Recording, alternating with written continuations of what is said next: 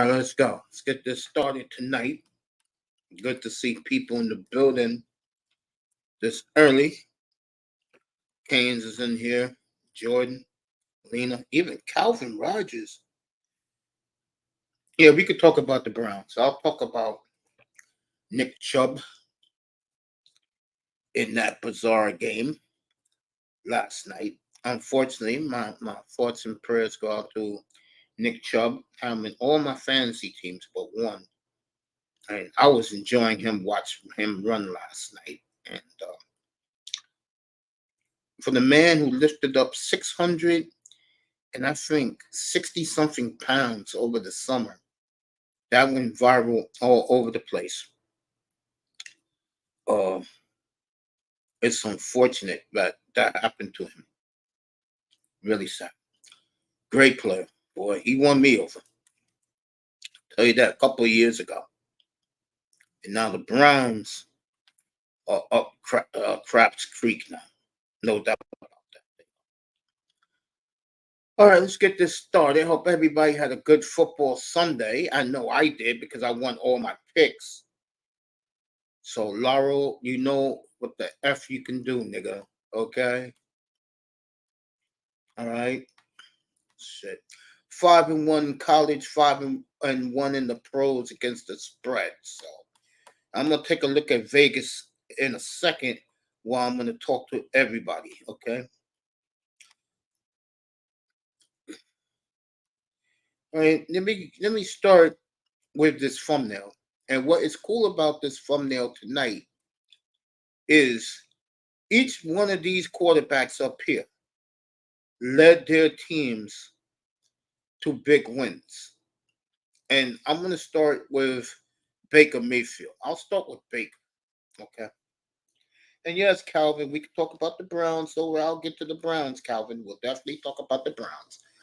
We start with Baker Mayfield, who is beginning to quiet down Mike Evans and winning the Buccaneer locker room over. What a weekend he had, okay? And Tampa now is 2-0. Yeah, you heard me. Tampa Bay is off to a 2-0 start. And let me tell you right now, I'm thinking about it, but I'm not going to do it. Eagles go to Tampa Monday night. That's a big game. That's a huge game. That's a very big game.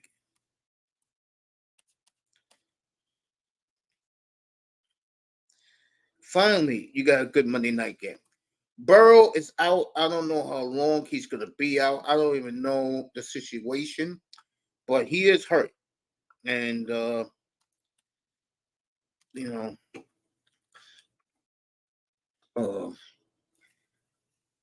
who knows with the Bengals? I tell you, everything went south for the Bengals the second they announced they was going to pay T. Higgins his money. Isn't that something? Let me start saying hello to everybody in here. Beginning with the beautiful Miss Melina, who I know is shocked and surprised how good her Dallas Cowboys are looking. I'm not. I told you guys Dallas was going to be this good. So we'll talk about Micah Parsons after I do these four teams and the dream matchup, which I told people, especially these Dolphin fools out here, who's talking about Buffalo and the Jets, Kansas City. What America wants to see now, Christmas Eve, Dolphins O against Parsons D. That's what the world wants to see. It is the glamorous matchup the N.F.L has been dying for over 50 years. This year, as long as Tua and Micah stay healthy, they're going to get their dream matchup. Dallas at Miami, Christmas Eve. See, I've been following football for 53 years. I know what the league likes and they don't like. And they would love a Dallas-Miami not only Showdown Christmas Eve, but Super Bowls. The other one they would like is Niners Pittsburgh. They would like to see the Niners and the Steelers go at it. I'll tell you, Baltimore off to a 2-0 start. They haven't played their best yet. But I'll tell you that Lamar connection with the Kid Flowers is looking pretty nice. You know what I'm saying? Molina in the building, everybody. That's looking like a nice combo. Baker Mayfield, I'm going to get his stats and show you why. And I'm going to give out game balls tonight. I'll do that after I do all my monologues.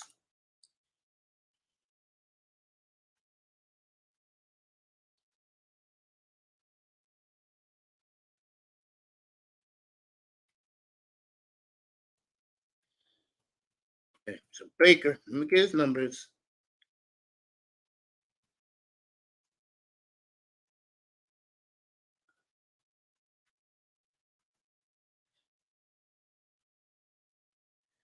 Go get his numbers for Baker. And like I said, I think Mike Evans, now after seeing Baker Mayfield, I think Mike Evans is staying quiet about his contract a little bit. Kane's in the building.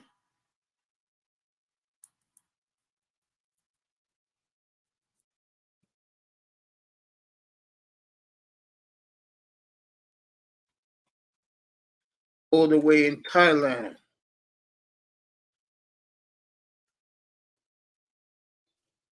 Make sure I'm spelling his name right.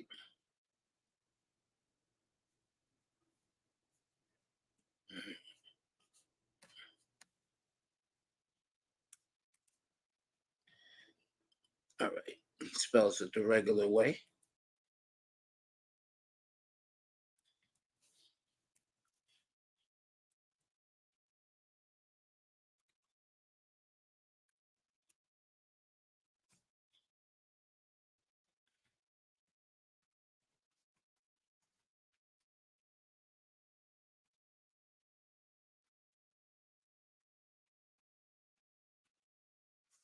Alvin Rogers and his Cleveland Browns, as they used to say in the introducing the Browns back in the 80s. What's up, fam?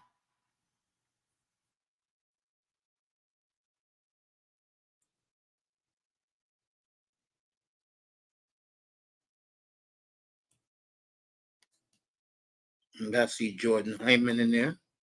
Let me say what's up to him. Oh, tomorrow we're gonna have a good one. The Flyers not up yet. It'll be up tomorrow around, I'll say, 6:30 Eastern time. I'm gonna push the show back a half hour. This is gonna be a good one. Dion and the Colorado Buffaloes. I'll get to that after I do all these monologues. Let me get Baker's Mayfield's numbers for Sunday.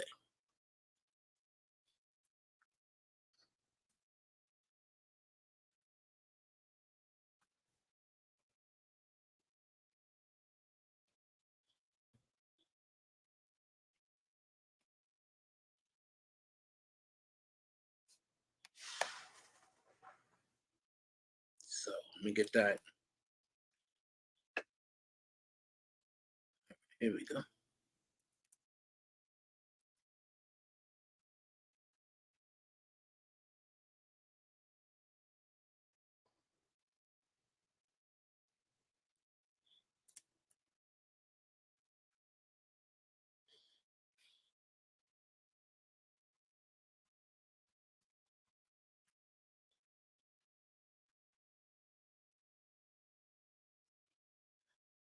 It's all off.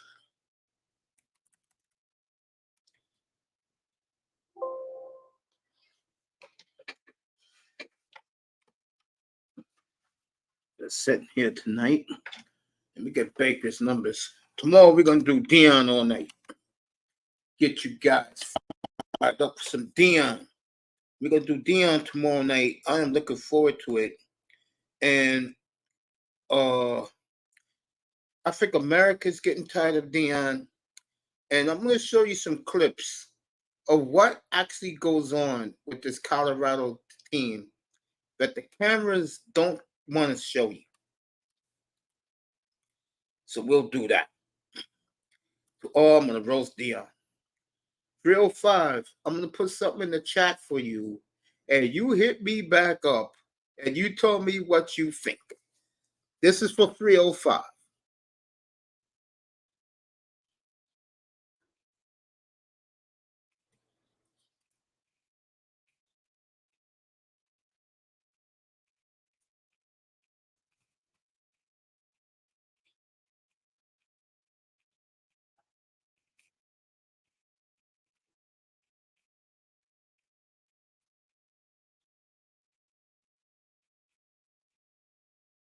Oh, 305 is going to get pissed off when I'm about to hit him up with.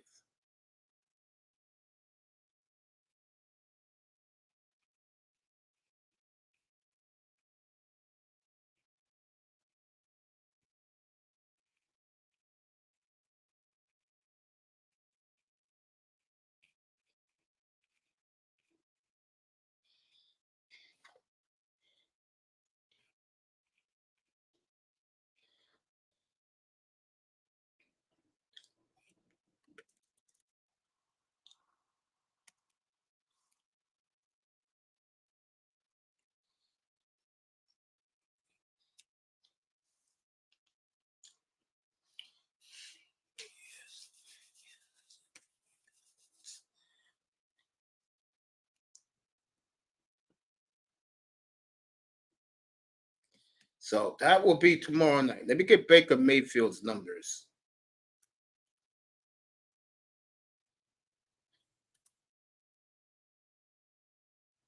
N.F.L fans unhappy with the doubleheader last night, and I don't blame them.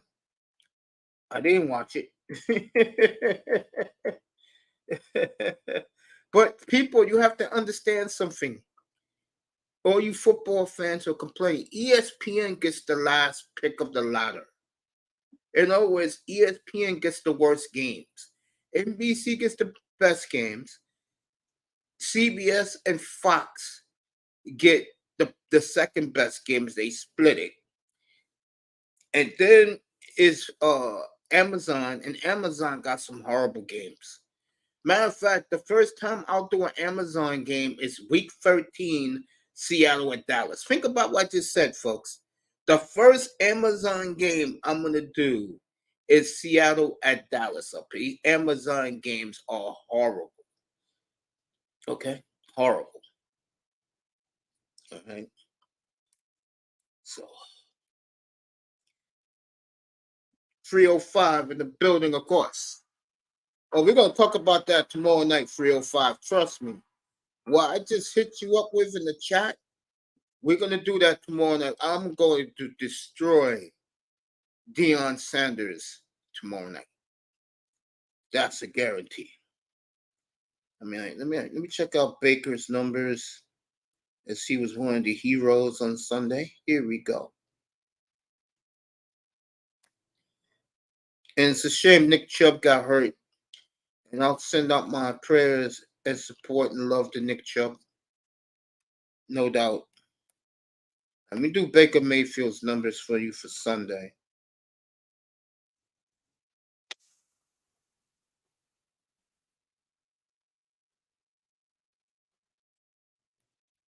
Let me see. All right, Baker. Damn good. 26 of 34 for 317 and a long touchdown bomb to Mike Evans. So that was his numbers for Sunday. Baker deserves all the love he's getting. Tampa Bay off to a good 2-0 start in a very winnable division. I'll see Tampa Bay week 15 in Lambeau against Jordan Love. So that's when I'll see Tampa Bay this year. Next, great start for the Buccaneers and Todd Bowles. So next, Washington was down 21-3. Okay. And then, as usual, the Broncos collapse. And I'm gonna tell you right now, Denver, you better get on your knees that Waddle doesn't play Sunday. Because if Waddle plays Sunday, it is gonna be hell on earth for you going down to Miami on Sunday. Okay, it's gonna be hell on earth for you Sunday in Miami, and that will be our game Sunday up here. From there, will be up tomorrow night.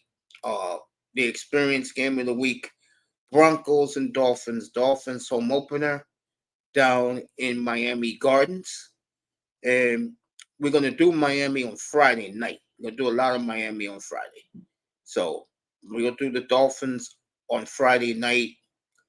So for the EMs of the world and all you guys, not all of you, there's a couple. I hope EM pulls up. We'll do the Dolphins on Sunday. Uh, Sam Howell, this is terrific. 27 of 39, 299, and 2 touchdowns.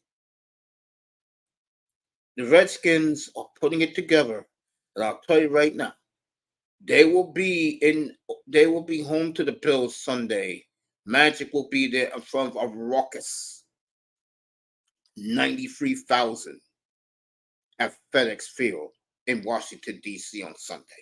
A raucous 93,000 in Washington on Sunday when the Bills comes to town. And I'll tell you what's scary about the Redskins, what I saw was they finally put it together on offense against a very good Bronco defense. And I'll say it again, if Sean Payton don't win this game this weekend, I don't see him winning in Miami. No way in hell. It is going to be a long year in Denver. He can get rid of Wilson.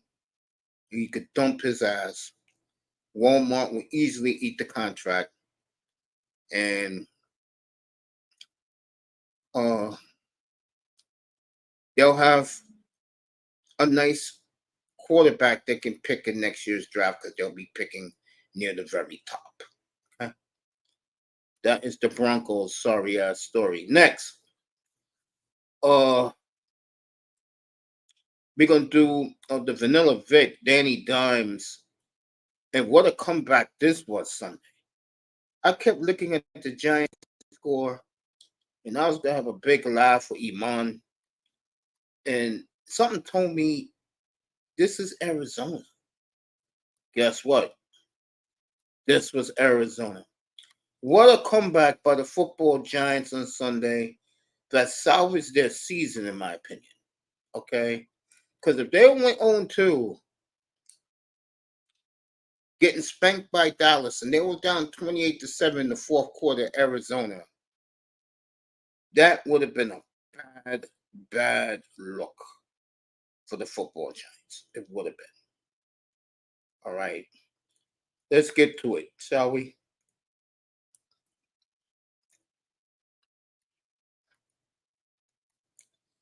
Danny Dimes, 26 of 37, 321, 2 touchdowns, and 1 pick. Before Saquon went out, and he ran for a touchdown. He has 59 yards on the ground and ran in for the winning touchdown. Barkley is out for the next 3 games. I told that to Auntie. And he ran for 63 yards in the TD, but Barkley is out. And he won't be back. He's gonna miss the Miami game, by the way.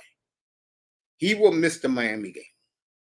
So that will be an excuse that the Giant fans will use. But what a gutsy performance by the football Giants on Sunday, down 28-7. And the Giants now, if they salvage their season, now they can pick up the pieces, get over the after effects of getting destroyed by the Cowboys 2 weeks ago. You could say that now.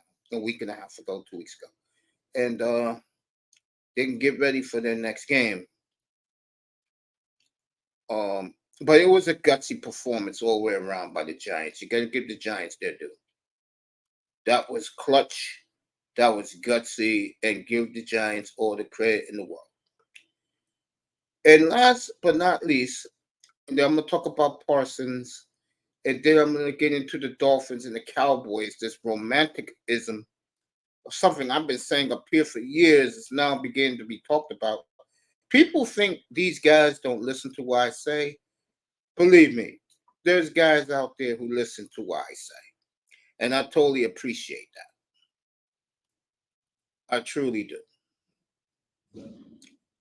All right, Seattle came back and they won this game on the backs of Geno Smith and the young new Legion of Boom, 32-41. Gino, 32 of 41, 328, two touchdowns, including the game winner in overtime. Both his touchdowns to lock it. Even though this kid I don't trust, Walker had two touchdowns and they picked off one for their other touchdown. The guts that Geno Smith showed on Sunday was unprecedented. Unprecedented by Geno Smith.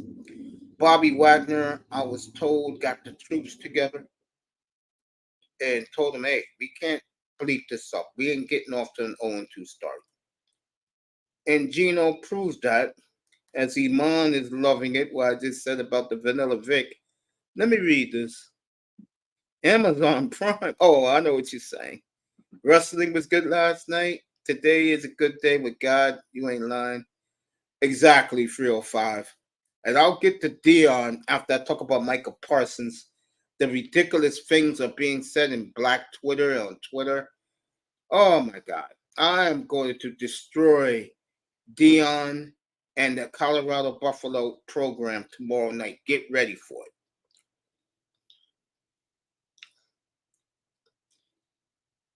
Russell Wilson's going to be on the list on Sunday. Trouble definitely in paradise out in Denver. Russell Wilson's going to be on the list. Iman says, what's up? Nick Chubb out for the year. That was horrible. Oh, man. Yeah, I'm going to get to that right now after I talk about Michael Parsons. Oh, man. So, Seattle and the Giants saved their seasons. And I promise you, Seattle will destroy the young kid out in Carolina. They're going to God's Palace, which is Quest Field for me. I don't know what they call it now. And I don't know who the Giants play this week. I know they got Miami in 2 weeks. Saquon out for 3 weeks. He will miss the Miami game in 2 weeks. So there'll be no Saquon for. Yeah, you're right. The Dion shit is like a movie. You're right about that. I'll get to that. Next, Michael Parsons. Stay tuned. I'm going to get to Dion to give you a prelude to tomorrow night's show. It's going to be all about Dion tomorrow night.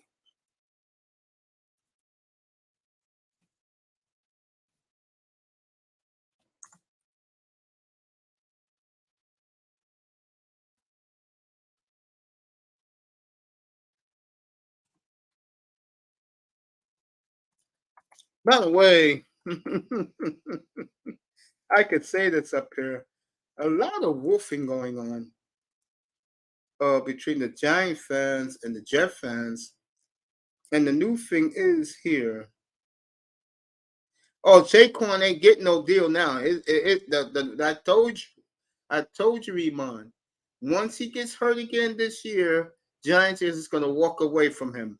Unless he carries you to a championship game this year, he will be on the new uniform next year. 2 is 5-0 against Belichick. Warren Moon, 5-1. Elway 4-0 against Belichick. Marino was 4-5. Nick Foles 1-0. Okay. All right, let me get to Micah Parsons, but let me finish with these four quarterbacks. All of them led their team on Sunday, and a couple of people up here are going to get game balls, so stay tuned for that. Manning 2-0 against Belichick. I think Manning's like 4-1 against Belichick.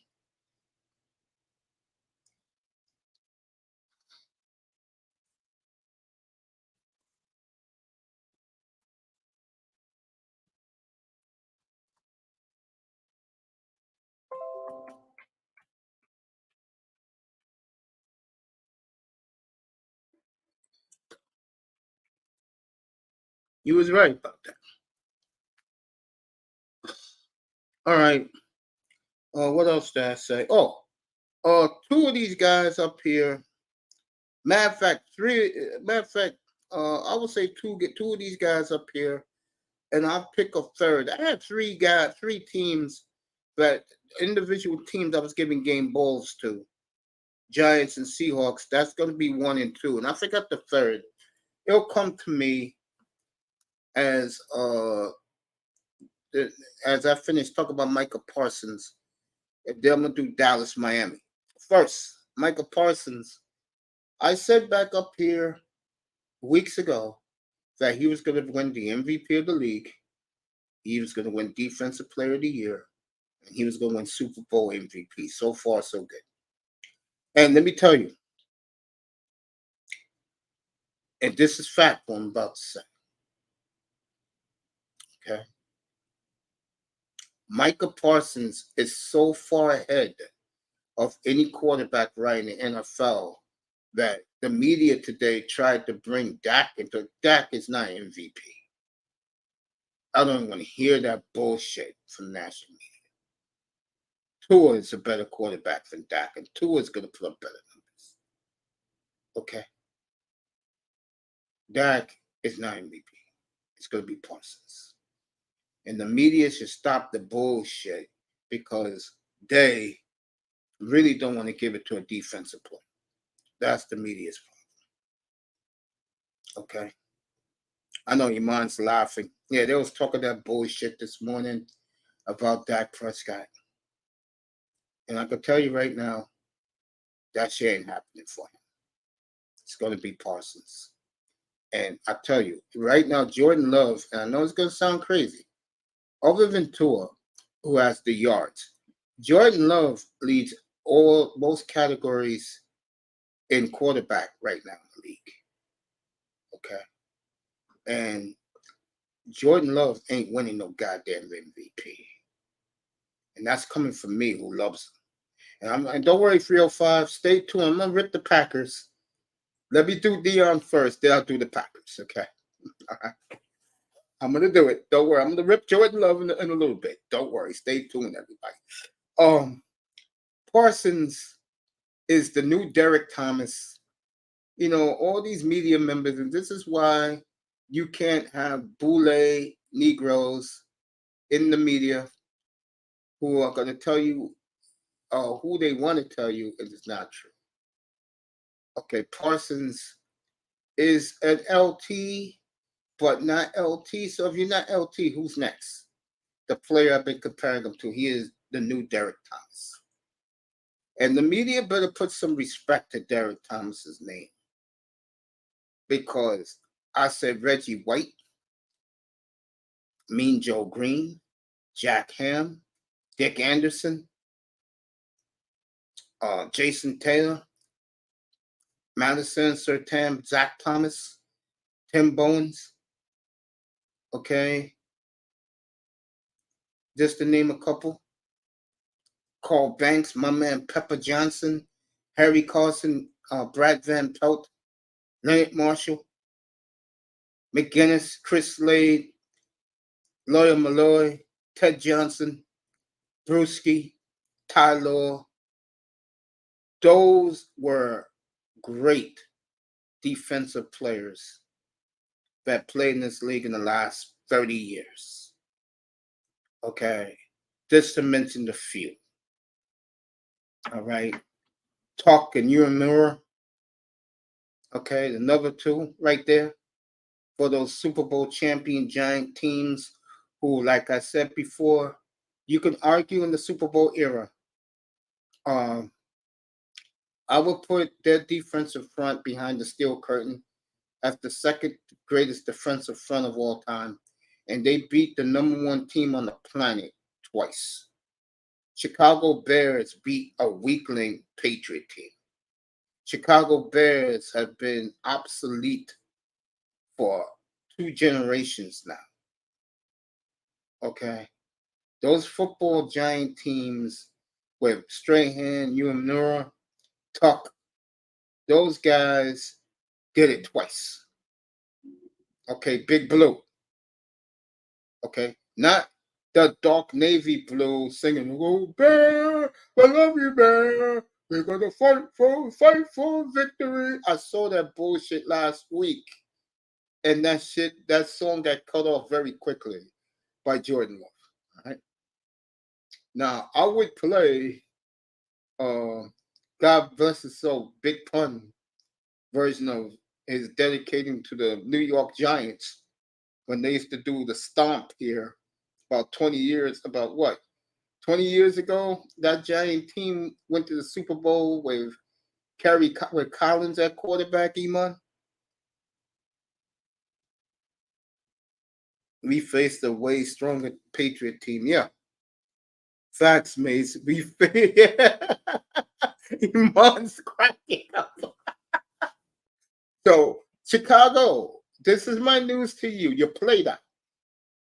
Okay, no one cares about Rex Grossman and Peanut Tillman and Erlach and Briggs. Man, they were some good players, though, folks. I ain't gonna lie. Not Grossman, but the defensive players. And I love who was the running back then for the Bears? The kid from Tulane. Oh, did I love him, bro. One thing about the Bears, Peyton, Neil Anderson right after, tremendous running back from Florida. And the kid tell me the running back, Mr. Miami, from the Bears. He went to Tulane. He was a second-round pick, I think, back in 2008. Look that up for me. Oh, what a tremendous play. He ended up with the Jets for a cup of coffee. But my point is, when I hear all this bullshit about, no, Parsons, Fred Warner in San Francisco, I never thought I would say this, even though I love the player, Van Ginkel down in Miami. Those have been impact players this year. Okay. No, not Thomas Jones. He was the other guy, not Thomas Jones. He did I know he does some TV in Chicago. Let me look him up. I'll look him up. And I'll tell you who he is. Now, I don't know much about the Giants defense this year. I don't see any resemblance of that great Super Bowl front line that they had back in the late early 21st century in 20 let me put the years between 2006 and 2013. I don't see the Giants resembling any of those great players from that team. I don't see it. And they have some potential there. I will say that. But they have to do it. I know the kid last year from Oregon was pretty good. Giant fans will tell you that. What the hell am I doing this? Let me see that. Let me change it.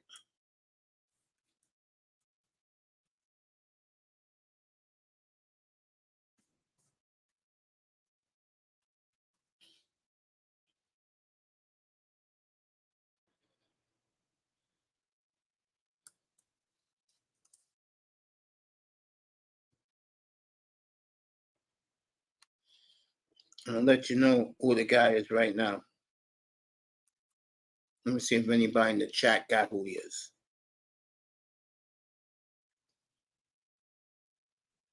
We do have a young team. Most are in their first and second. Okay, I'll give you that because the Dolphins had that 2 years ago and last year. They have a young defense.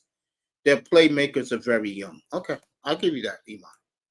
You know me, I'm fair. There you go. I found him. What a running back, and he's underrated. Matt Forte was. Oh, Matt Forte was a great N.F.L. player. He can do it all, man.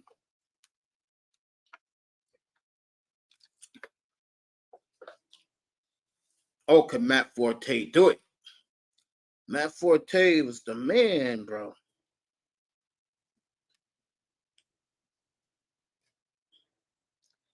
Boy, was he the man. So, Matt Forte.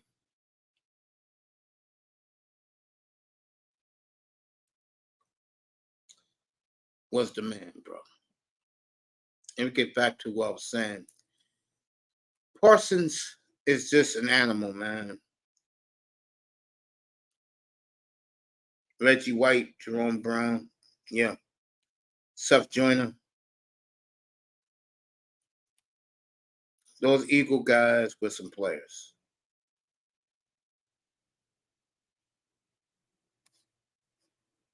Okay. So Parsons right now is in the clubhouse leading by plenty over whoever else. You know, Christian McCaffrey comes to mind first because he's produced in two big games. And San Francisco got the Giants in 48 hours from now. I will not be here to do that. Okay. Uh, and no Saquon. Saquon will be back week 6. Whoever the Giants play week 6, he'll be out 3 weeks. So I did that. I did the 4 teams up there. I'm gonna do the game balls. All right, let me get to the romanticism the NFL is having right now with something I said to the Dolphin fans, and you know how these Dolphin fools are. Anything I say, they're like, it's old man on his place. Old man knows the fuck he's talking about. Okay, you guys in that picnic channel haven't even seen them win a playoff game. Speak of that. Thank you, 305, for sending me today the last Dolphin playoff win in 2000, Lamar Smith. I will watch that after I go to the gym tomorrow morning. After I take my walk, go to the gym for about an hour and a half, work off some fat, and then I'll come home and eat me something that I enjoy to eat after I work out. Of course, it's a little protein bar with 2 protein shakes. So 305, one love, man, for doing that. Dexter Manley and Charles, man, don't forget, uh,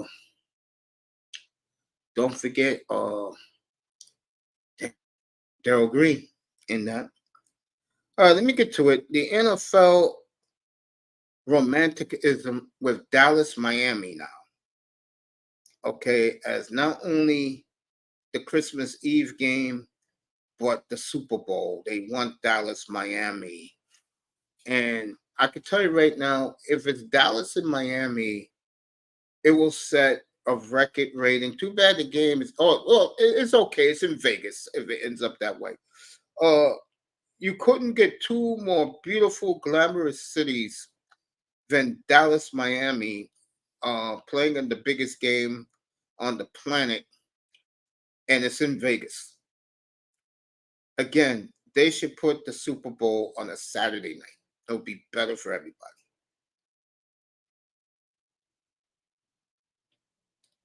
Mr. Miami thanking me for saying one for him hitting me up with that playoff game. I'll watch it tomorrow morning after I come from the gym.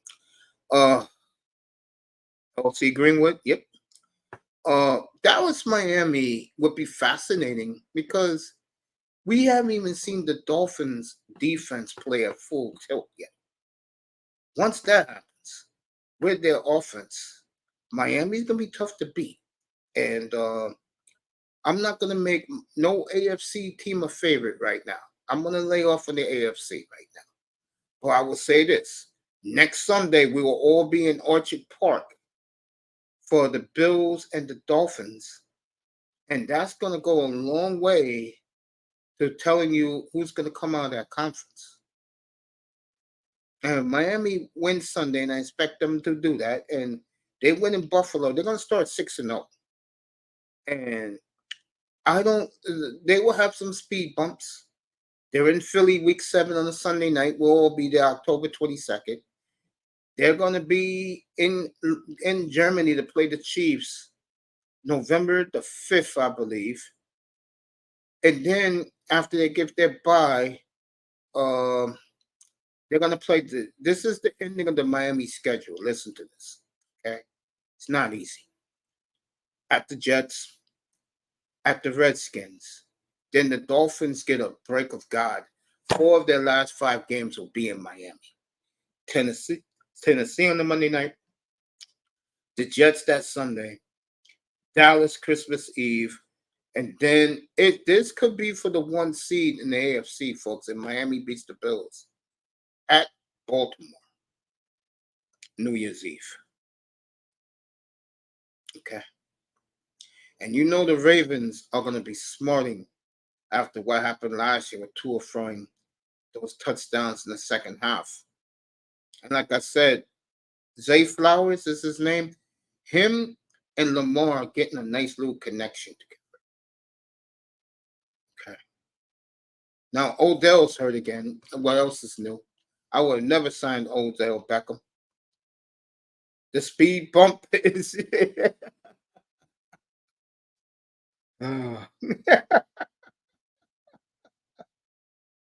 Oh, man. So Miami's last 1, 2, 3, 4. 1, 2, 3, 4. Last 7 games is not going to be easy, folks. So if you're a Dolphin fan, get these first 6 games out of the way. Then you got at Philly, New England, and Kansas City before your bye. Then you got the Raiders when you come back, and then we'll see the last 7 games of the year. And I can tell you this, folks. You want to talk about big game nobody's talking about yet? I'm telling you, I will have an eye on Washington and Buffalo on Sunday. Or I should say Buffalo going down to D.C. on Sunday. Because if the Redskins win that, wow. I warned you guys about the Redskins. If they get just a little quarterback play, they are going to be tough. They are going to be tough. And so far, so good for that kid Howell. It's getting better for him. The play calling by Eric Bieniemy Sunday was so good that even the assistant coaches was giving him pumps. Every player went up to him and was slapping his hand. Watch out. So I'm saying. They win that game. Watch out. Aaron Rodgers said that he is not going to go see the Whales. He'll be on. Oh, he was on today with Pat McAfee. So I'll watch that tonight. He's going to be on every Tuesday. So. All right, Moss talking about Champs Liga. I don't know about that. Rest in peace, Patriot fan Dale Mooney, who passed away after a fight. Oh, that's what happened? Blue Jays up in the Yankees 4-1. That's what happened? That guy died over a fight? Because according to the Boston Globe, he died of a heart attack. No one mentioned the fight. Wow. The Moss in the building. Salute to him. And like I said, Dallas, Miami.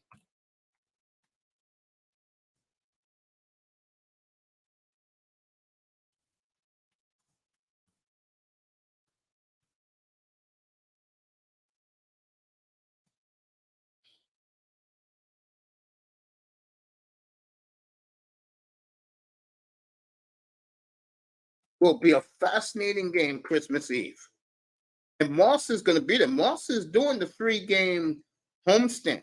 He's going to be there for Tennessee. He's going to be there for the Jets, and he's going to be down there for the Cowboy game. So Moss did a power move by getting tickets to all 3 of those games. Congrats to him.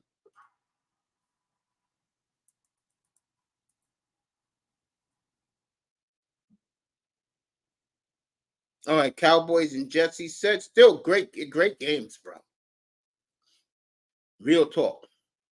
He's going to go to the Jets and the Cowboys.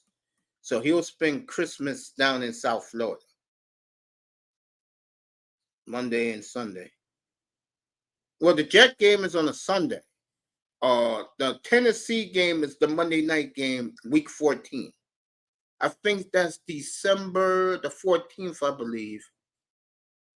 No, it's not. It's December the 11th, that game. December 11th, week 14. Tennessee at Miami is the Monday. It's the Monday night game on ESPN. The Monday night game on ABC is Jordan Love here. I'm gonna try and get some good seats for that one to watch Jordan Love live. Tear up Iman's Giants, and I'll win my bet.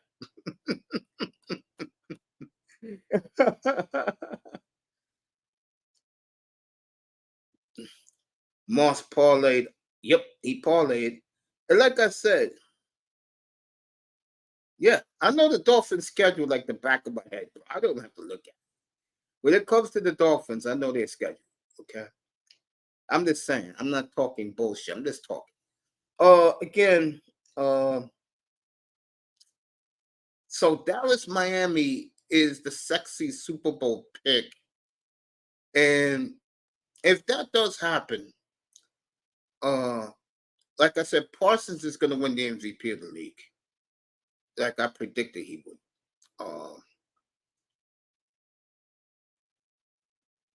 You got the Giants for Thursday. I haven't even looked yet. I'm gonna look at it right now. Matter of fact, Moss says Tannehill, maybe Vin are done. I think Tannehill will not be playing. Yeah, no Rodgers for the Jets. Yeah, and Dallas. That's gonna be a whole different animal with the Cowboys. Herbert, welcome to the Miami Dolphins penitentiary lockdown. See, that's why I love 305. 305, as he is a Dolphin fan, but for me, he makes me feel like a kid again because that's the way he loves his teams like he's a kid. I'm not like that no more. But if there is one team I would be that way, if they were good again, it would be the Running Rebels. So the Running Rebels all of a sudden got good all of a sudden. I'll feel like I'm 11 years old again, and I will be. And you have to forgive me for it. I'll be very biased up here. I'm not gonna lie. If they are good again, I'm gonna be biased because I love them to death. People don't understand. I miss college basketball. It's no fun when your team is not good. And if you couldn't tell from me by now, I am loyal to the cause. Next week, Inferno on South Beach. Earthquake in Portland. We'll do that next week. Earthquake in Portland as that disaster continues to roll on out in Oregon. And the lies being told by their media and their front office about Dame is ridiculous. All right, this is the games this week. Iman's taking the 10. He's taking the plus 10 against the 49ers. God bless you, Iman. That's why I love you, bro. I'm gonna leave the Vikings alone. They'll pick them. That tells you both teams are inept. The Browns are a 3-point favorite over the Titans. But the running back backing up Nick Chubb is pretty good. The Jaguars are 8.5-point favorite over the Texans. I'll think about it. Patriots a field goal over the Jets. I'll think about it. Packers 2-point favorite over the Saints. Again, I'll think about it. Miami is a 6.5-point favorite over the Broncos. I may take that game and take Miami winning by a touchdown. I love what I've seen on Miami, and Miami's looking real good right now, folks. I told you guys they were.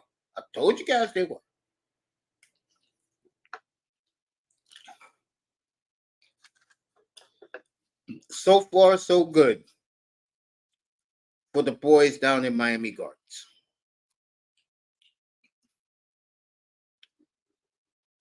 Wow. The Bills are 6.5-point favorite of Washington. That may be one of my picks. Lions 3.5 against Atlanta. I should take that out of spite. I don't know Richardson's situation with his health. Ravens 8-point favorite against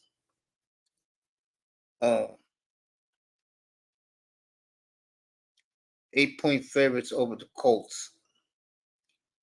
Seahawks 5.5-point favorites over the Panthers. I'm thinking about it. Dallas and the Cardinals. Cowboys are a 12-point favorite. I'll lean a little bit. Wow. Chiefs 12.5-point favorite over the Bears. Could be a possibility. Steelers 2.5-point underdog to the Raiders. Wow, nobody was impressed. All right, this is a good one on Monday night. Eagles 5 over Tampa. I'll talk about that game over the weekend on Sunday. And we don't know if Joe Burrow is playing, but right now the Bengals are a 2-point favorite over the Rams. I may leave that game alone. Okay. So right now, I'm looking at taking the Redskins to cover, taking the Dolphins to win outright.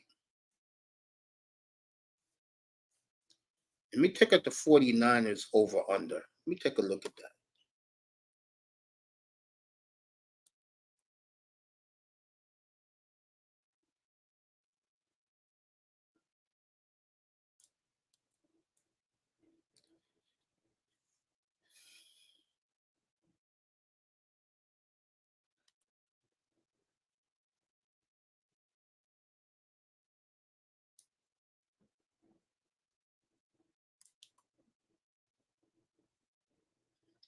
All right, they don't got the money line yet.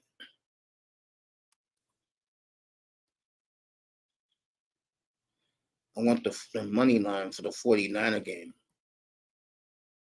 I want the over and under. That's what I really like. Let me check out.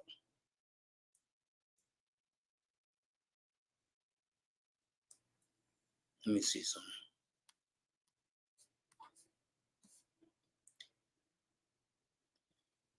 MGM, Jamie Foxx representing them.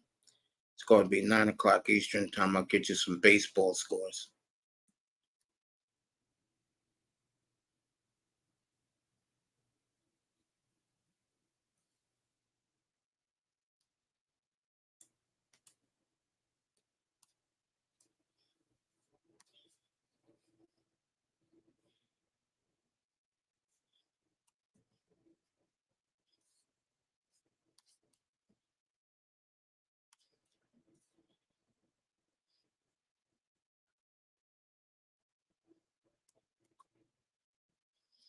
They're not going to give me the money line. It sucks. Chargers and Vikings of 53. That doesn't excite me. I need a 49ers money line for this week.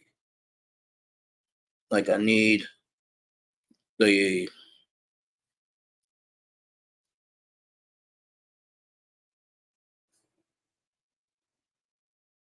let's see if I get it here.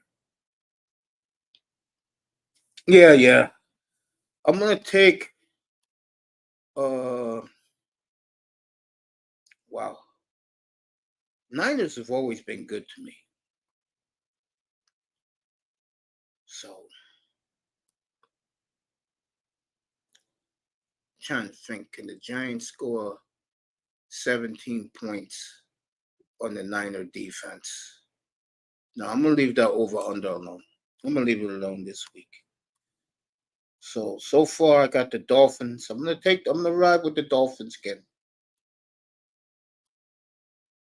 I'm gonna ride with the Dolphins. I might as well ride with the Packers. So that's 2 picks right now. Let me check the chat room. Manzano's in the building. I know it's crazy. I've been watching a lot of football people on YouTube, and they're saying at the same point of his career, Parsons is way better than Lawrence Taylor. I gotta see a little more of that to observe. Cleveland unlucky, not best. Steelers and lose. Chubb. Yep. Jalen Phillips might play Sunday. What's up, Brian? Will Manzano said if two teams end with the same record, which I don't think happens often, who gets the first overall pick of the draft? It comes down to a winning percentage. That has happened before. Alba sacked Russell Wilson on Sunday. Wilson is going to be on the list. Mozart got lots too, and everyone wanted Dalvin Cook, this and that. Yep, you ain't lying about that. Oh my God. A certain concept creator, the day when Dalvin Cook made his decision, was quoted, quote, "We're about to get him. It's a lock." And when it didn't happen, I wrote in his chat room, "Oops." Man, I need fantasy counseling a little so that I show as Chubb.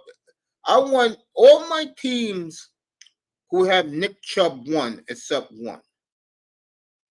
Okay, I won this week except for the team with Nick Chubb and he got hurt. I lost that game. I should have played TJ Hawkinson. I will correct that shit. So right now, I got Miami winning by a touchdown this week. I got the Packers -2. Let me see the over-under on the Redskin game.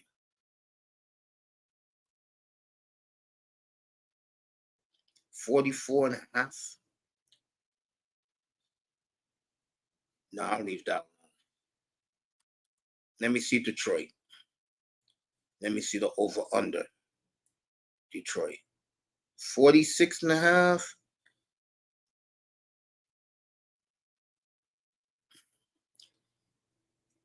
I think Jared Goff on that Atlanta defense can put some points up, but something in the back of my mind said don't do it.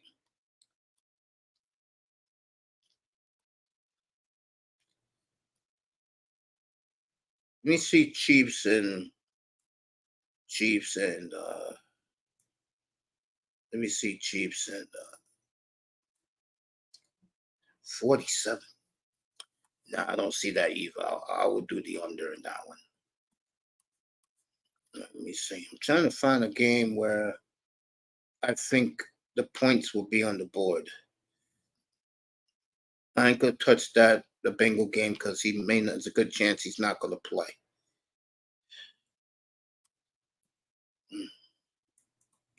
See, if Saquon was playing, I will take the over on the Niners and Giants. But because Saquon's not playing, I'm not going to touch that game.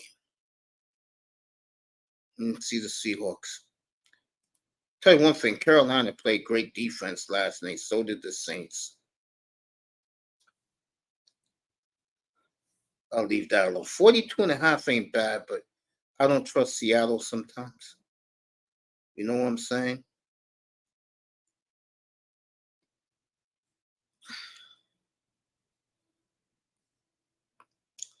All right, I'm going to take the Dolphins. I think the Dolphins will turn up the O this week against Denver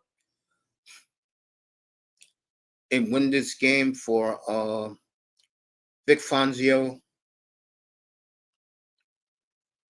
I like Green Bay this week. They'll rebound.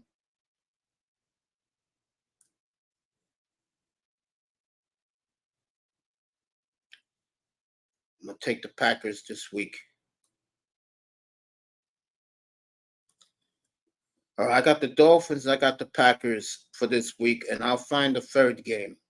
If Saquon was playing, I will take the Giants and Niners over. But I don't know how the Giants are going to get points against that defense with no Saquon. I don't know how that's going to happen. Take a look at the Ravens.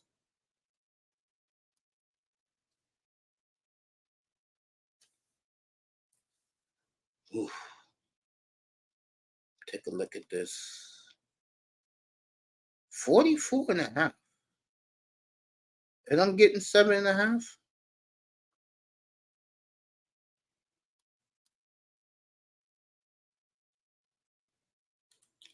But Garner Minshew could put points on the board, so I'm going to leave that alone. Colts had a good week last week. Good for them. Richardson's out. I don't know how long he's going to be there. All right, my last pick is going to be either between. I'll do it later this week. The Redskins and the Bills, or I may take Atlanta. Got to lose sometime. They ain't going no 3-0. I may take the over under with the Lions and the Falcons. I'll wait and see by Friday. But right now, I got the Dolphins minus 6.5. All the Dolphins have to do is win by a touchdown or more at home. Their home opener against the Broncos. Miami's 2-0.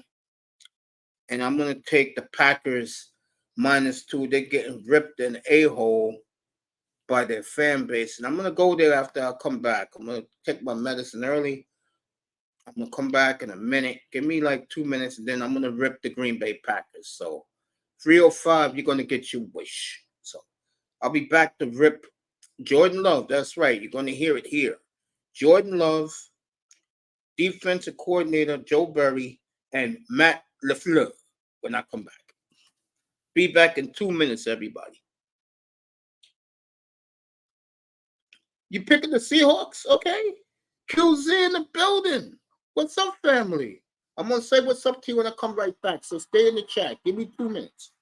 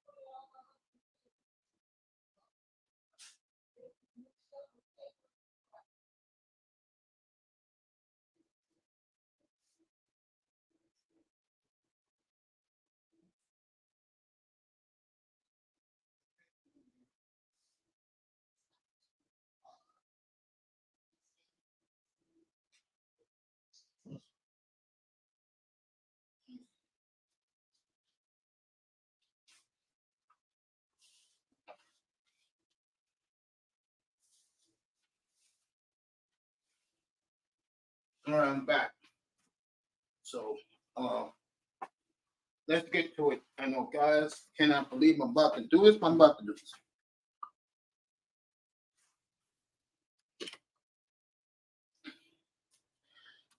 All right.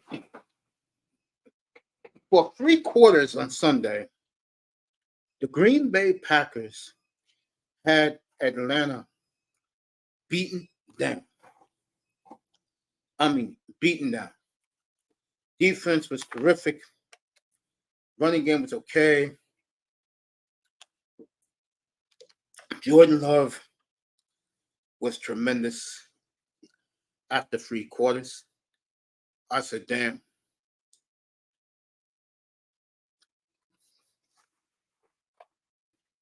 My man may have 5 touchdowns today. Because that's the way it was looking. Okay? All of a sudden,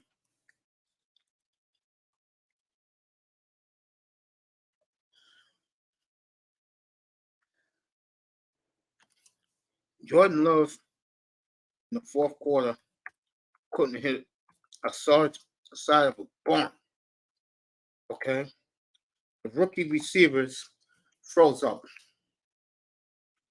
They froze up like they was stage fright. And the defensive coordinator, Joe Barry, was getting ripped right now in Green Bay. Didn't have a clue how to stop the RPO of the Falcons. And I swear to God, when Love went 4 and out on the last possession of the game, he had 57 seconds to get the field goal range with 1 timeout to win this game. Instead, I took that water bottle I had a 48-ounce water bottle of Evian, and I threw that shit right out my window. And I said, I cannot believe this shit. Okay. I'm going to start with who I blame for this collapse, and that is defensive coordinator Joe Barry. He has been under fire there for a while. Okay? And this goddamn guy can't call a defense to stop the run if his life's depending on it. And this damn clown looked absolutely lost on the sidelines on the 4th quarter Sunday in Atlanta. Okay? 2, I blame Jordan Love. That's right. You heard me say it. I blame Jordan Love. How the hell do you look like, Aaron Rodgers for 3 quarters, and then in the 4th quarter, you look like Jamarcus Russell? Are you kidding me? Are you effing kidding me, Jordan? That was a pathetic 4th quarter that you played. And I was very disappointed in you. God damn it. You should have went out there, young man, and threw at least another touchdown, or at least got us the field goal range to win the damn game. And instead, 4-0. Okay? That's on you. Because you are supposed to be the new leader of this franchise, right? And yeah, you're putting up nice numbers for you. But when it came down to winning that game Sunday, you was a goddamn no-show. And I'm going to tell you right now, little boy, you better come out Sunday against New Orleans, guns a-blazing, in your first home game in Lambeau. Because if you don't, I'm going to rip your ass again on Sunday afternoon after the game. Okay? That was this pathetic performance by you in the 4th quarter. Absolutely pathetic. Let me go back to the defense coordinator, Joe Barry, again. Bro, after what I saw of you on Sunday, now I can see why Packer fans want your ass ran out of Green Bay. Okay? I can see why they want your ass out. Bro, you have no clue what's going on out there. No clue. Absolutely no clue what was going on. Next, I blame the gutless Packer defensive players. In the 4th quarter, they showed nothing. Like, You letting Atlanta do you RPO in the fourth quarter? Okay. Are you effing kidding me? For 3 quarters, you look like Superman, and then the fourth quarter, you absolutely disintegrated into that stupid ass dome that you was playing. That was a gutless, absolutely gutless performance by the Packer defense. And last but not least, I don't go away from this without giving a gunshot to Matt LaFleur, who just stood there lost on Sunday. Lost. And I'm going to tell you right now, that Saint team is not a bad football team. Them be coming to Lambeau to take names from you on Sunday. Yeah, I did the Commanders and the Buccaneers already. That's why they're part of the thumbnail. I better see improvement on Sunday. I better see 34 points on the board. And this defense better rebound. Okay? Now get the hell out of my sight.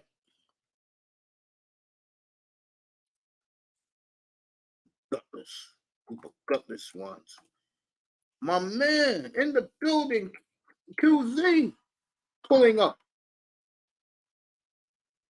Good to see you, family. Yeah, I did the Redskins. I gave them a lot of credit, and that's why I may take the Redskins as a cover in that third game on Sunday. I'm thinking about it. Making them my third pick on Sunday. I got all week to think about it. Right now, I got Miami -7, and I got Green Bay -2.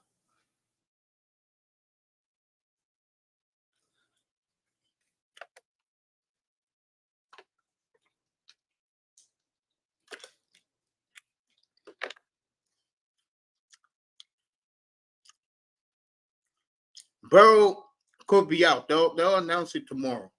Will he be playing on Sunday? He re-injured his calf again. So it's a good chance Burrow's not playing Monday night against the Rams. And the Rams look pretty good.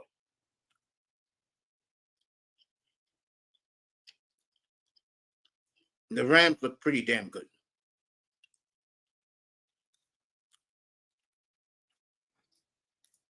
But I'll be off on Monday.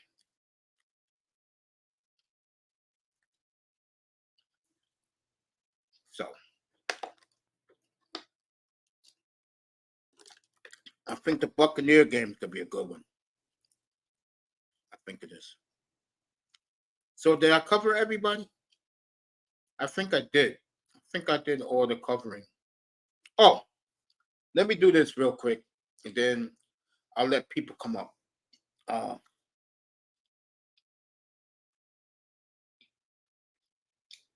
I'm hearing on Twitter that all of a sudden these people on Twitter, and we're going to kill Dion up here tomorrow night, I promise you. Thumbnail will go up tomorrow evening before I come on here. We will kill Dion tomorrow night.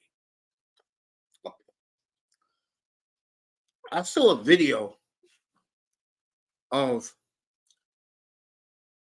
what happened Saturday before the game and what happened Saturday after the game.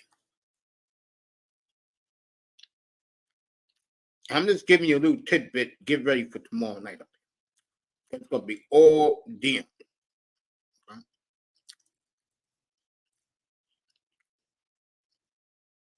First of all, before the game,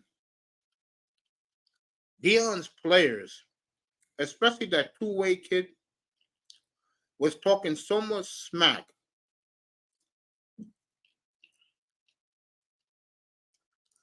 to the Colorado State kids.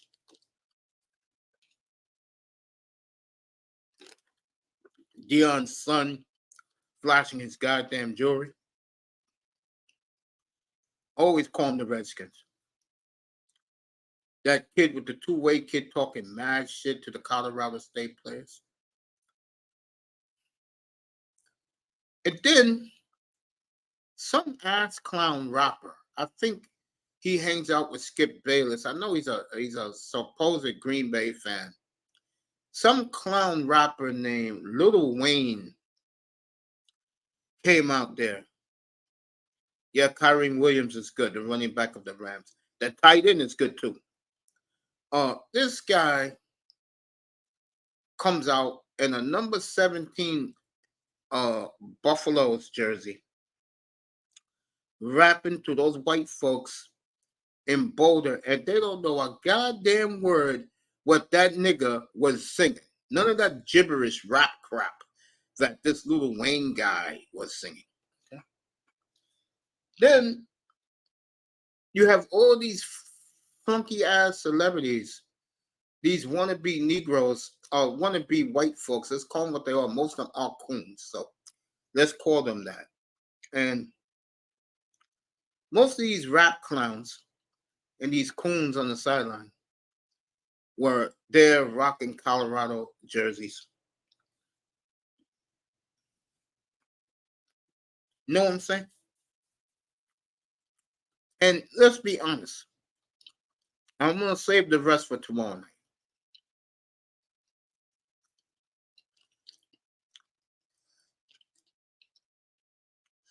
The way the media and these moron fans who couldn't tell you 10 players, that's Mpuka Nakua and Tuta Adwell, all doing pretty good. Yeah.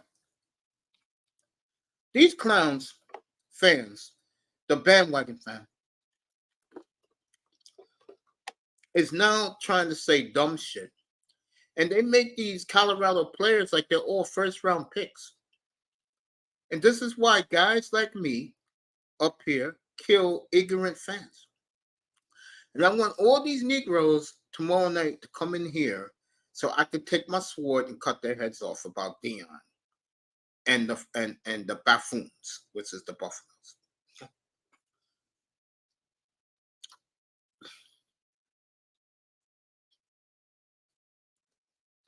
That Dion Colorado Love Fest is going to end in the next 2 weeks. They're going to lose this week in Eugene. Yep. Skip Bayless a clown. They're going to lose in Eugene this weekend. They're going to get slaughtered next week in front of their fans.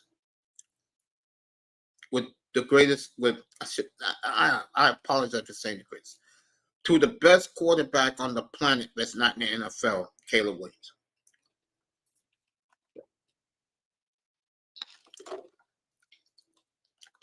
And you know the sad thing is, I like Dion. I do. I love Dion. But this shit is going over the line. And wait till I tell you what happened in the locker room after the game. I'll tell you that tomorrow night.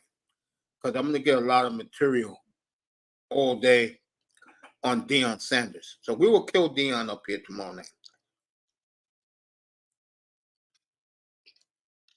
It's a slow sports day. I'll give you the injury report in the NFL comes out tomorrow.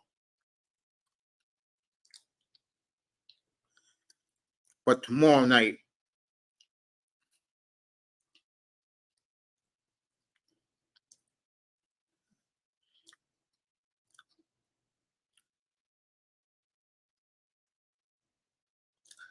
I will destroy Dion.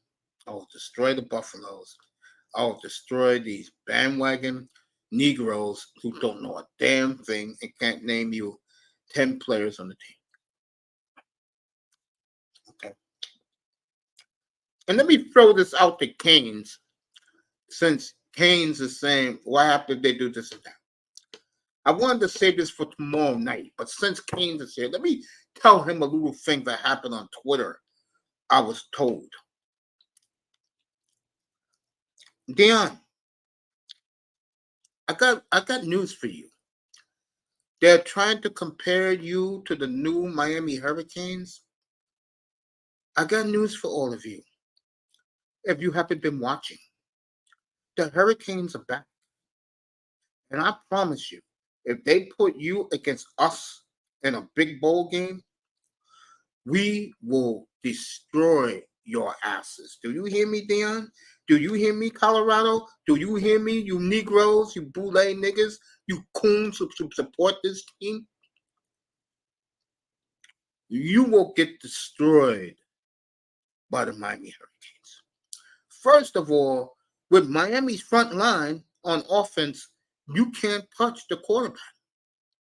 Number two, Miami will wear you down with their backfield because you have a small defensive front. And on defense, we will sack Shedeur Sanders.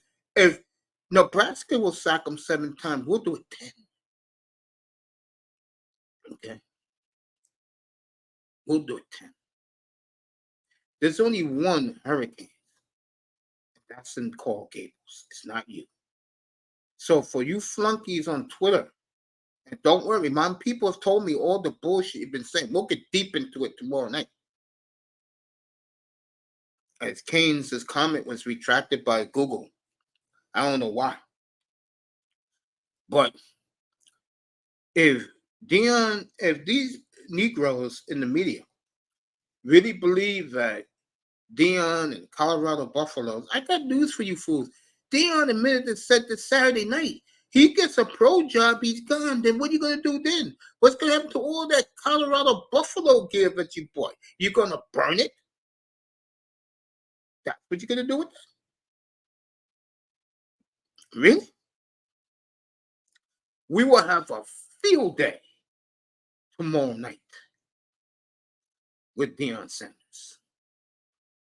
You hear me? We will have a roasting of roastings of the bandwagon fans, the celebrities, this clown named Lil Wayne who was rapping for him. Okay, before the game, and then wait till I tell you what happened after the game. Okay? So we'll be doing that tomorrow night. Special time, 8:30 tomorrow night.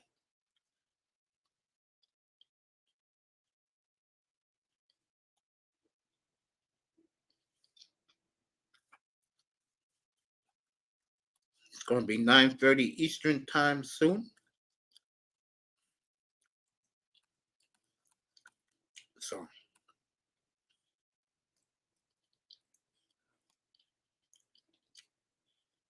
let me get this, what you call it, open.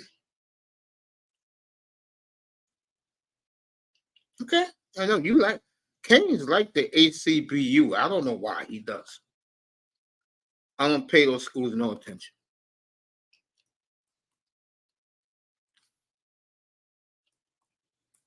Okay. All right, guys, to pull up. Thank you for giving me almost an hour and a half of monologue talk. I can't believe. Oh, there's more. I'm just going to save it for the show tomorrow night.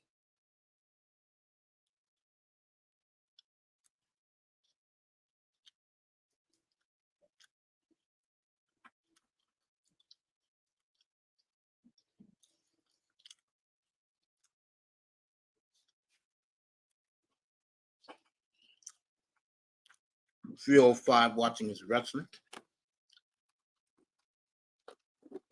While that is happening, let me give you some baseball scores.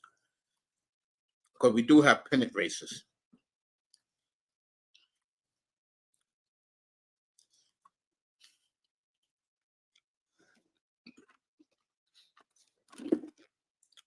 Sad way Shohei Ohtani is leaving the Angels. I mean, I think on the Angels side, it's very classless. So,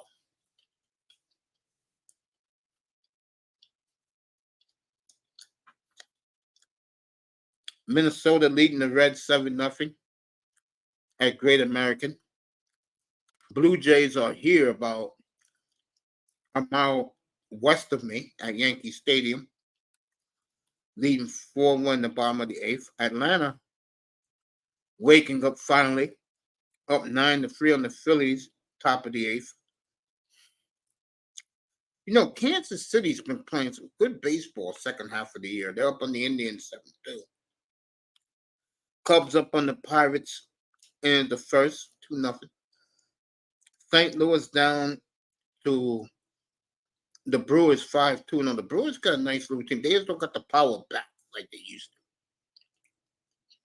And they used to be the Brew Crew, and they had those monster power hitters in the lineup. Boston leading Texas 3-1 bottom of the fifth. The Orioles again.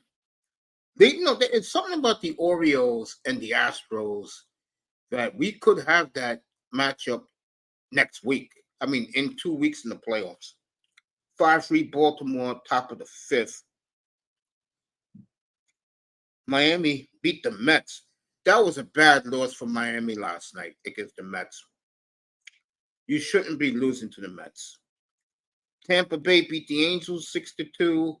Washington, the White Sox 4-3. Nationals, Arizona in about an hour. They play San Francisco. That's a big game for playoff seeding.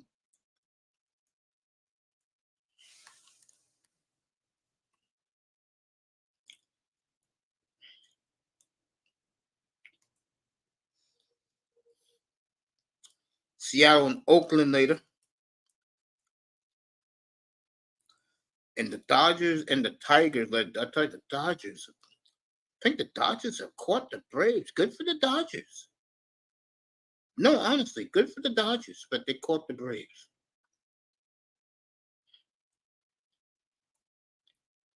Let me see. Yeah, they caught the Braves.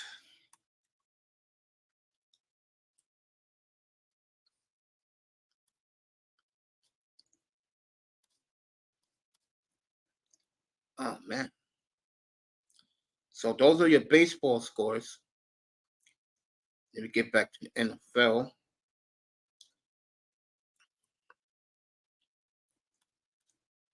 So right now I got the Dolphins minus 6.5 on Sunday. And I got the Packers minus 2.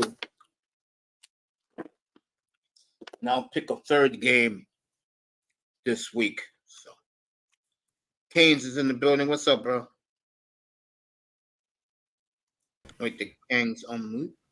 So, Mace, how are you guys? I'm good, man. I'm gonna go all in on Deion tomorrow night. I did not know some of these things they're saying on Twitter. What Jason Whitlock showed last night on his show was going on out there with Deion, but he will get roasted by me. What? Also, get this. Huh? There are Miami Hurricane fans on Twitter, and I'm gonna kill the South Florida fan tomorrow night, who are saying out loud, should we root for Colorado because The Rock and Michael Irvin? You can't get more stupid than that. Wait, what are they saying? That they should support Colorado because The Rock and Michael Irvin is supporting them too. I can't do it. Mm-mm. What's up, EM? What's up, I EM? can't do it. I can't do it either, bro. I just can't do it. God damn. Oh, we're gonna roast Deion up here tomorrow night. I'm happy for Deion and Colorado. It's just all this BS I can't stand for. Like, if you're a Canes fan, you stay loyal Exactly. to Miami. Exactly. Now, if the former players or former coaches want to have a job and support Deion and Colorado, then that's them. Stay with Miami. Oops. Let me do this to EM. I'm sorry, bro. I forgot about the what you call it. You are absolutely correct, family. And that's the point I'm going to say tomorrow night. And for the media to say that they're the new Miami Hurricanes, God, I'm going to kill Deion tomorrow night. Oh, I'm going to kill Deion tomorrow night, bro. Oh, God, I'm going to kill him. And you know what the sad thing is? I really don't have nothing against Dion, but hearing this shit just bugs me the hell out. And you I know know. what I think is behind it? What is it? Some of these Dolphin fans you see doing these rooms, you know why? Guess what's the new slogan now? You're not black if you don't support Colorado. Gee, didn't I What? hear that? Didn't I hear that about Chris Greer? You're racist if you say anything bad about Chris Greer? Yeah, something like that. Yeah. Yeah, got to be kidding me. Oh, that thumbnail should pop up around 6:30 tomorrow night. Come on in for that. Okay. Okay. Yo, EM, if you're in the building, pull up, bro. We're gonna talk about some things. If you're in the building, EM, I dropped the link. Pull up. Talk some Dolphins with him. And we will do the Dolphins Friday night. So, we will do the Dolphins up here Friday night. Tomorrow's Dion. Thursday, I'm off. Friday, we'll preview the Dolphins. We'll talk about the Dolphins, how good they look so far. Everybody talking about uh, a dream matchup of Dallas, Miami, which I've been saying up here for the last 3 years. I mean, NFL gets that not only for Christmas Eve, but Super Bowl. It'll be the highest rated Super Bowl. That Super Bowl will do a 75 on the I forgot what they call that shit. The Nielsen ratings. It'll do a 75. Dolphins, Miami. No question. That will be a grand slam for the NFL. And like I said earlier up here, Parsons right now is trying to put Dak Prescott in this hells to the effing no. No Dak Prescott. Parsons, these are the candidates for the MVP after 2 weeks. Parsons, McCaffrey, and I don't know who's going to get more, Tyreek or Tua. But I'll tell you one thing, and I've been saying this for a long time, and people are now talking about it around circles. What a difference this Dolphin franchise has been since Tyreek Hill's been here. He's the face of the franchise. He's the spokesman of the team, him and Coach McDaniel. And again, what a difference. Again, I've been saying this for a while to Miami Dolphin fans. The problem with the Dolphins is one of your best players, Dame to the Raptors. I don't know. I can't think about Dame Lillard. Who was up here earlier? And it was today when Sean texted me about Dame Lillard. I'm like, bro, I mean, just get rid of his ass. I don't care where he goes, because I'll say it one more time. Miami and the rest of the East ain't beating the West. So they can get Dame. I'll tell you right now, Denver whipped their ass last year. Okay. What do you think a team like LA is going to do to them? Okay. But I will say this about LA. Spoelstra, and I keep saying this about the Lakers, I really don't want to talk NBA up here tonight. Their key to success with them is Austin Reeves. You take away Austin Reeves, you have a chance, but you have to have that legitimate big man to counter Jokic. And if you don't have that in the East, and the East only has one guy, and that's they got two. Robin Lopez, he got robbed from Defensive Player of the Year. And you got Embiid. You know Embiid will get up like a lion to play 7 games with Jokic, but I don't see Philadelphia making the finals The East have no chance against the West. The East is like, how can I put it to you? The East is regular season television. The West is all year television. This depends on who you like in the NBA. You know, I mean, this year with me, I'm gonna be watching Wimbayama growth. This year, I'm gonna be watching that.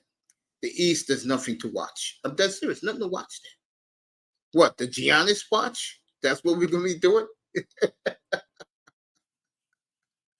Speaking of Giannis, Jimmy Haslam is devastated tonight, and I know that one of his boys, which is Nick Chubb, is out for the year. My heart goes out to Nick. My fantasy team is dead now because Nick Chubb is out. And you know me, I'll find a running back somewhere to replace him. You have to just pick through the garbage can to find something. I'll do that tomorrow morning before.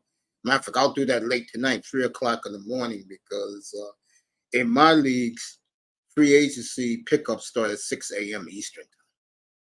So after I finish this show, I will be up all night trying to find me a running back to replace Nick Chubb. But back to Lillard real quick, and then I'll get back to Dion.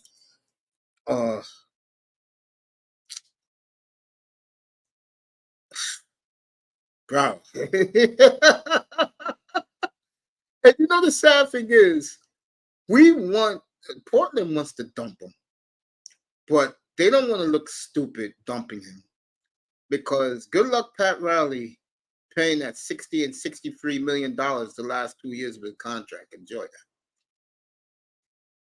I would have, I hate to say it. Forget Tyler Hero. I'm not fucking with that. I would have been got rid of him. I would have traded him wherever I wanted to do it. But Aaron Goodwin, that liar, and I'm glad Adam Silver the other day called him a complete liar, which is the agent. I think what's going to end up happening is this. Because the NBA hates Miami, I get the feeling that Adam Silver is going to tell other glamorous cities to get involved in this. That wouldn't surprise me. You're looking at two things here. The Heat wants to get them for cheap, and the national media is going to kill the Heat for that. They're just waiting for the trade to happen, especially if he gets traded somewhere else. If he goes somewhere else, Riley will get roasted again because the NBA hates Riley. They hate the Heat. And in Portland's side, what you're seeing is their general manager don't know how to general manage. And that's why Adam Silver is scared to sell the team to Nike because Nike is right like 5 blocks from the arena, the headquarters. He's scared to do that. And you know why he's scared to do that. But something I told Auntie months ago. If Nike control these players where they go, it ain't happening with Jimmy Haslam. Plus, with Giannis' situation, I don't even know. Let me find out when Giannis is supposed to sign that extension, folks. Look at that. The little audience I had left because I'm talking NBA. I'll get back to this.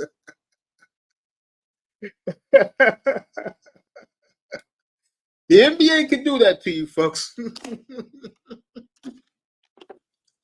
Oh, man. Let me see something real quick. Then I'll finish with Dion. And then I'll give game balls out to who deserves game balls. Okay. Well, we'll roast Colorado up here. We'll have a good time doing it too. All right.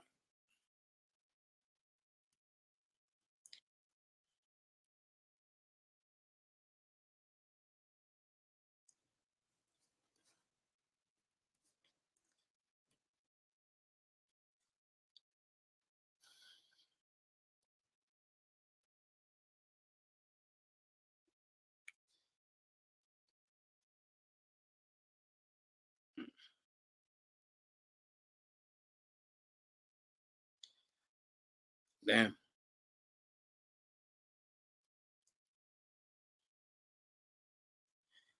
All right, a lot of people.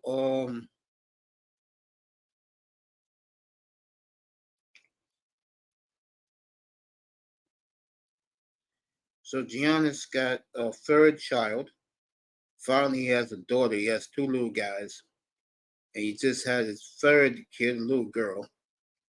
Congratulations to Giannis. Bucks desperately looking for a backup point guard. The Bucks are going to be very interesting this year. They are, because I think the Bucks are on their way down. They had their window to win 2 titles with Giannis. They haven't came close. So, see what Keynes is doing right there. Glad we kept Potel. Yeah, he's a good player. Dylan Brooks, Anthony Ananube, good defensive players. Where is Dylan Brooks? Now he's in Houston, isn't he? Let me see what Keynes like. Joe Crybaby and B, get him a bottle and blanket. National Bullshit Association. National Foolish League. I think the N.F.L is crossing their fingers right now. They get that Dallas Miami Super Bowl. Let me see. 5 minutes behind. Defensive players. Yeah, Patel. Giannis to Toronto rumors. Let start him. Chubb has so many trying to get his forward. Appreciate that as his replacement. I think Ford's going to be wiped up. So, you know who's available in my league? DeAndre Swift. And that's what I put in my league. I'll take him. You know, Philly's going to run the football. Warren, he looks maybe better than Najee Harris. It's getting to that point. I'm going to have to go pick up Warren. I agree with that. And then next week, we'll do. Well, you know what? I'll wait and see what Giannis goes. If he goes to Miami, then I'll put something like, "You better be lucky that Portland is standing up." And then we'll do Volcano in Portland. We'll do that. Yeah, you're right about that, Moss. You're right about that. Oh man, yeah, you're absolutely correct about that. So tomorrow we'll kill Dion and all the stupidity being said on Twitter about what these bandwagon Colorado fans. Boy, I cannot wait. I'm not even going to watch the game on Saturday. I'll be watching Hurricanes and Temple on Saturday. So I don't have time for Dion. Okay, my team is 3-0 also. And I promise you this. My coach can recruit just as good as Dion. Okay. So I'm not worried about Colorado. Let that be the bowl game. I wish Keynes was mic'd up right now. Let that be the bowl game for Colorado. See what happens. No, thank you. I don't want that garbage. You don't want to play Colorado? Nope. I want to play your Ohio State's, USC, Alabama. I don't want no little dog. Damn, Dion's team, a little dog? Little You are dog. right. To me, they are a little dog. Yeah. They're not ready yet. Next year, when they go to the Big 12, I promise, they'll be ready to roll. But so will Miami next year. Yep. People don't realize that. Yeah, all Colorado is Deion Sanders' former players. They followed him up there. Yeah. And I must admit, they are doing a good job of their coming from a small HBCU school. So they are doing a good here's job. the problem with them, though. And I've been saying it. This week and next week, they will get a taste of what And Colorado State had them. It wasn't for the refs, Yep. But like I said, next week my problem with them, and it's going to happen. How the hell are you going to stop USC running the football and throwing the football? This week, the Oregon coach told his players, don't say a damn word about Colorado. And then when you give Colorado no ammunition, Deion's going to come up with the bullshit. Oh, they don't respect us. No, they never said a word.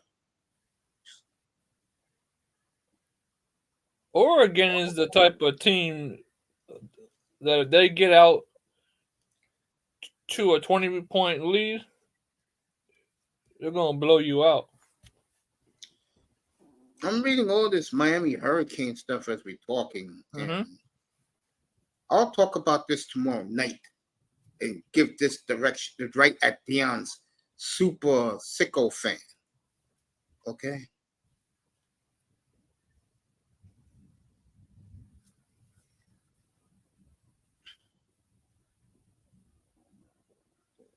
All right, you're getting your wish. According to this bold guy named Mark Shawback, he's the guy that uses the computer. Yeah. He feels that the Orange Bowl this year will be Miami and Ohio State. How beautiful would that be? Yes, sir. Oh, boy. Wouldn't that be something? Yes, sir. I mean, the last time we played them was in Columbus, and we beat them.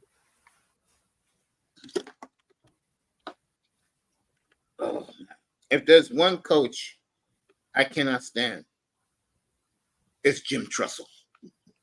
Same here.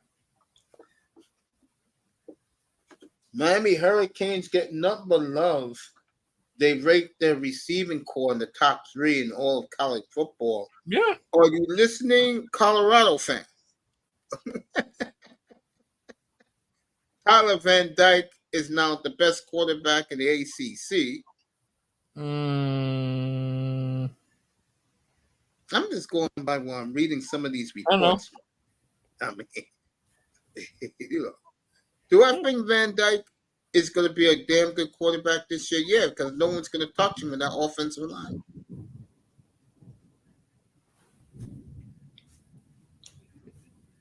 He might lead us to the playoffs. It's a good possibility. Yeah. But I don't want to jump the gun yet. No, I'm not either. But I'm just saying right now, they're looking at a 9-win season,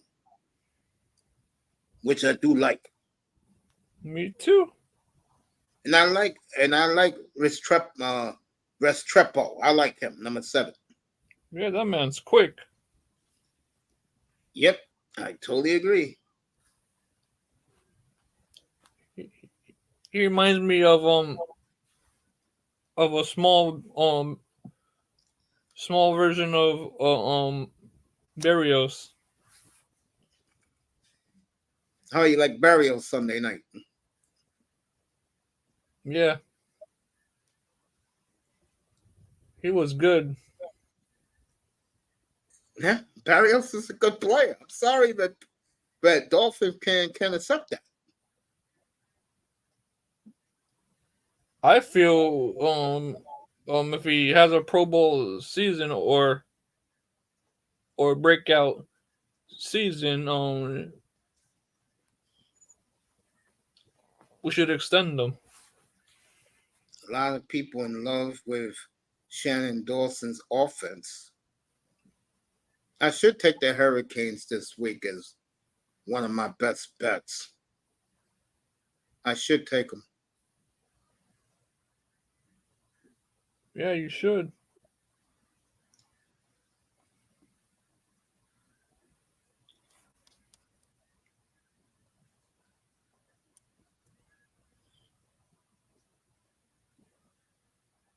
It's still raining here, man.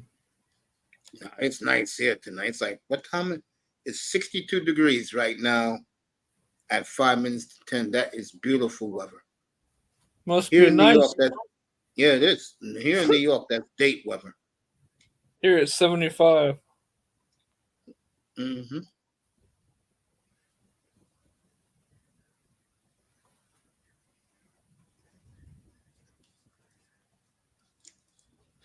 I know you can't wait for November 11th. What's that? FSU? Yep. Yes, sir. Let me do the college football since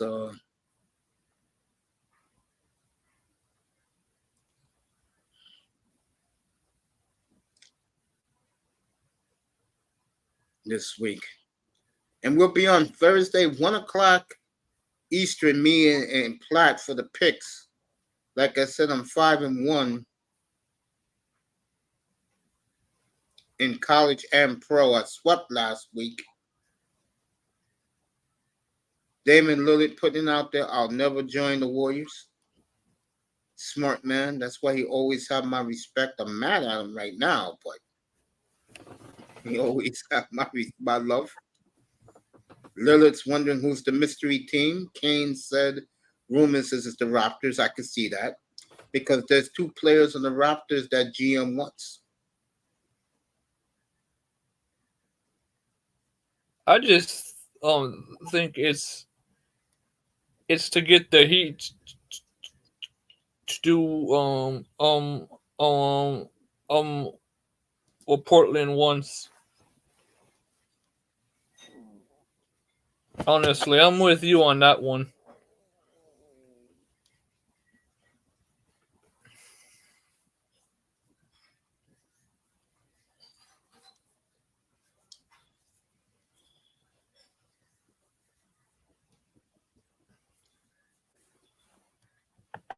Yeah, I can see that. 5 most underrated teams in the NBA. I know one of them I love this year. Definitely love. We're gonna be doing NBA over and unders. That's gonna be a good one.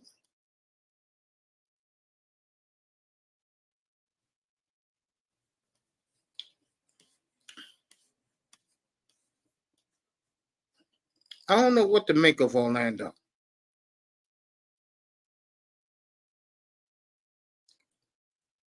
What do Wizards, you I do mean? like a little bit. I do like the Wizards. I love their moves, getting rid of all that cap space. I think The Orlando's Mavericks, probably going to be a playoff team.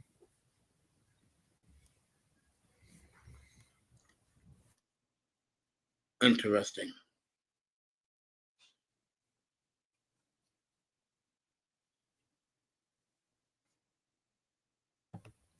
All right, Malcolm Brogdon very angry at the Boston Celtics for not getting rid of, not trading him like they wanted to.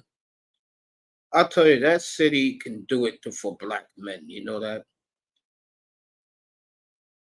These guys wanting out of it. You know what's funny about Boston? You know, Jason Tatum,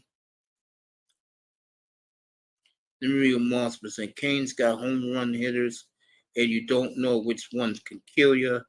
Jay's up on the Yankees, 71 bungles, wait and see on Burrow.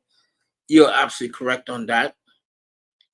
They are petrified in Cincinnati right now. And I said before, I said it to what's his face? I said, watch, there'll be a fallout. Watch the T. Higgins situation closely. And right now, on two. Higgins had a big game Sunday, by the way. Speaking of that, let me go take a look at my victories this week. Wow, get 305 up here, and then we'll start rolling. He should be up here in about 5 to 10 minutes. I wanted EM to come up here and talk about the Dolphins. I'll get him up here Friday. I'll get him up here Friday night and talk Dolphins. I'll get him up here Friday.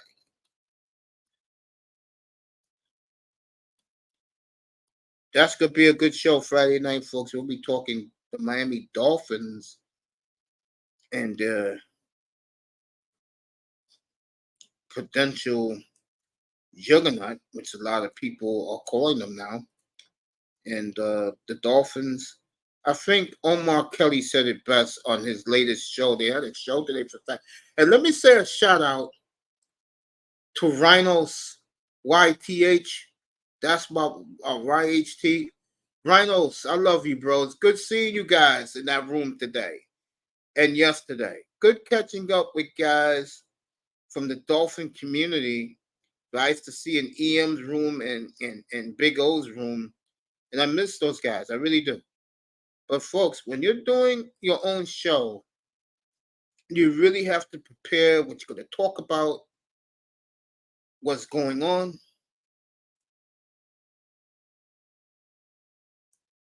And it's not easy doing your own platform.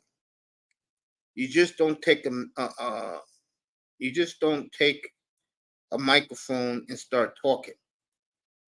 It's not easy. So shout out to all those guys. It's good seeing those guys. And it was great. I mean, there was a few of them in that room today and yesterday.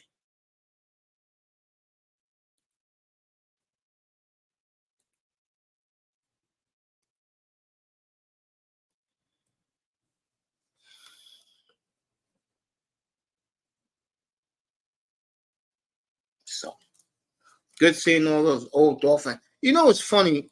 I've been killing the Dolphins for a long time, but I guess me following Jordan Love's journey, the one thing I can honestly say from afar, it is so far enjoyable watching the Dolphins. And like Omar Kelly said today on his broadcast, but Elaine Pupar, this is the coolest grown-up group of Dolphin players he has ever covered on one team. And the Dolphins got veterans, they got young players. These guys are about football, and it comes from Tyreek. Like they were saying, that Tyreek is the big leader here. And I know a lot of the Tua-holics don't want to buy that, but he is.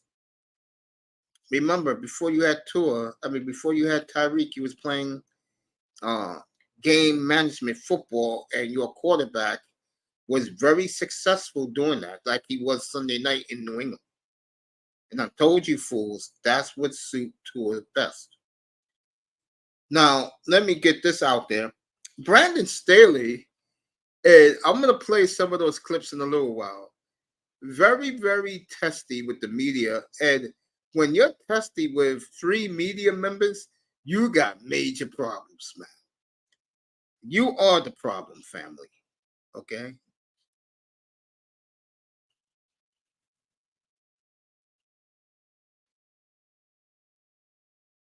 You are the problem.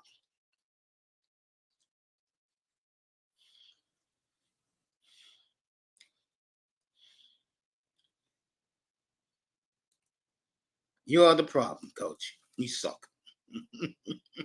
The bottom line. Now, I think it was what night was it? Friday night, and I had sound problems. Everybody up here was telling me you don't sound good. You sound freckled, frazzled. Well, I got some new microphone wire, and I will take care of that for Sunday's football show. I'll hook up the new wire over the weekend, and hopefully, I'll sound so much better. So than I do right now, believe it or not. So.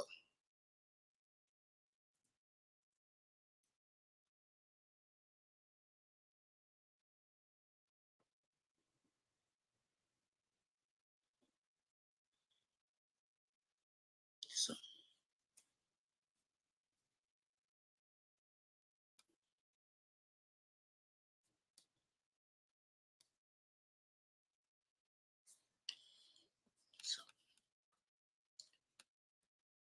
So it was great seeing some of those guys in the chat room.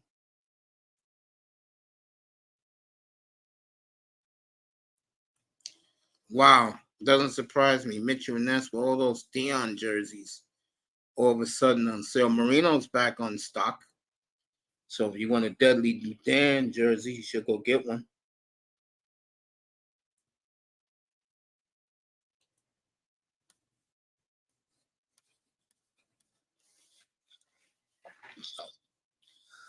Wow. So, and I don't know who the hell is cooking bacon this time of the night, but somebody is. Smell that bacon from my window. What a beautiful night it is here in New York.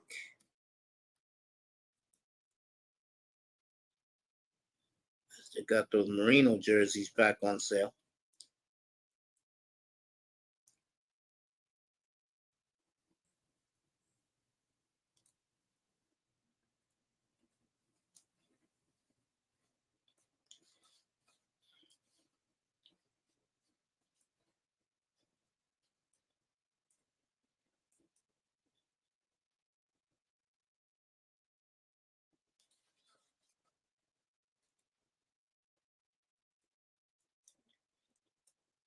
Cannot wait to get that Kareem jersey on Thursday. You know, he's one of my all-time favorite. He is my all-time favorite player in any sport. It's him.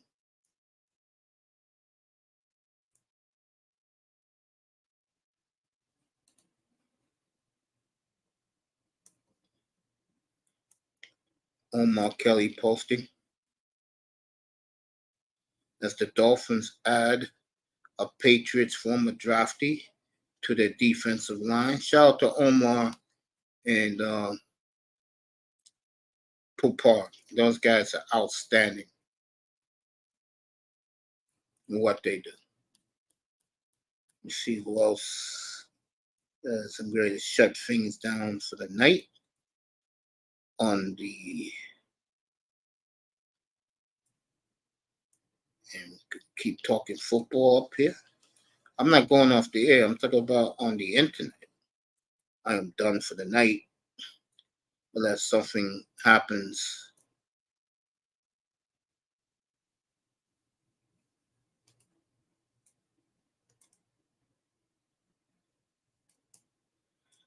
I will definitely get that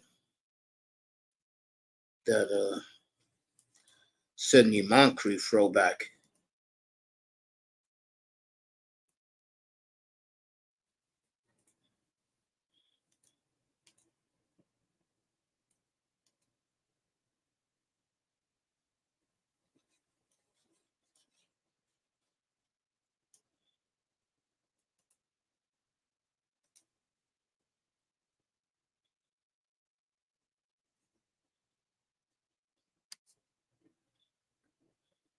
All right.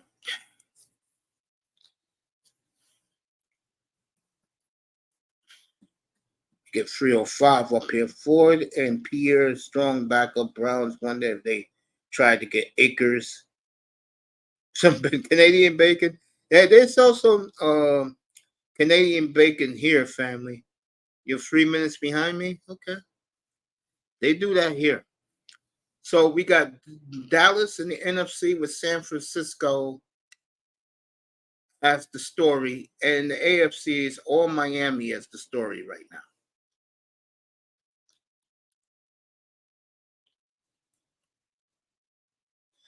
Boston's a very racist city, and it's not easy playing for the Patriots or Celtics because the fans of both teams can be very nasty and disrespectful. Well, you saw them boo the Patriots off the field on Sunday night.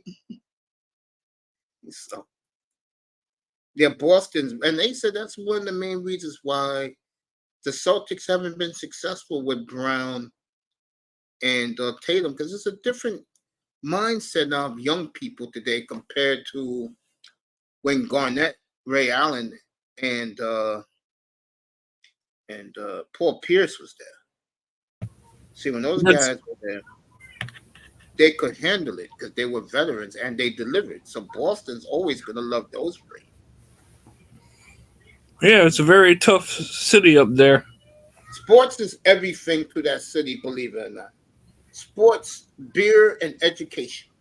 Yeah. It's the three things that is Boston's all about. Yeah, Boston discriminates against their own, believe it or not. Very racist, segregated city. The Italians live here. The Irish dominates the town. It's basically Irish, you know. 49ers, Eagles, Cowboys, best NFC, Dolphins, Chiefs, Ravens, and the AFC. Yeah, you could say that. But I think Miami, though, and I said it, something special about the Dolphins right now. And like I said, it's better for me to stay away from the hysteria and follow Jordan Love's journey than to be there always looking in at the Dolphins. And it's nice to see the Dolphins 2-0. I expect them to go 6-0. I expect them to win that big showdown next week in Orchard Park. Let me put it this way. The Dolphins will be no less than 5-1 going to Philly week 7 on Sunday Night Football.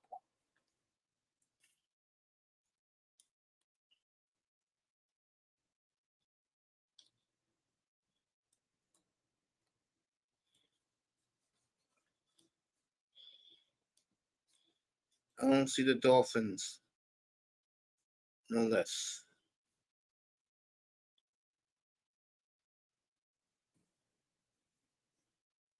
than that.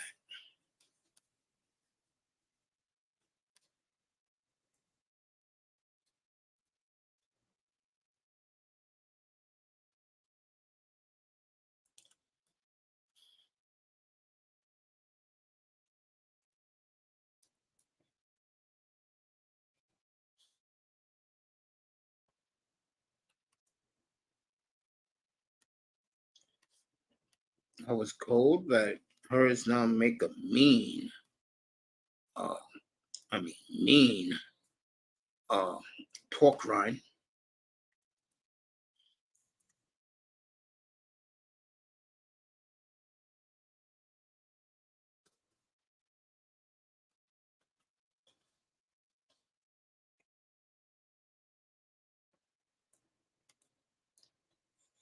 Let me see if they got the original bag of chips.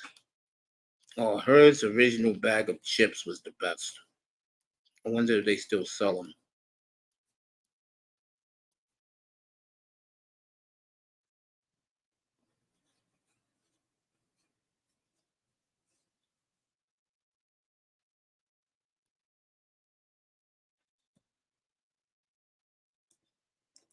Damn, you get 84 bags for $75 now.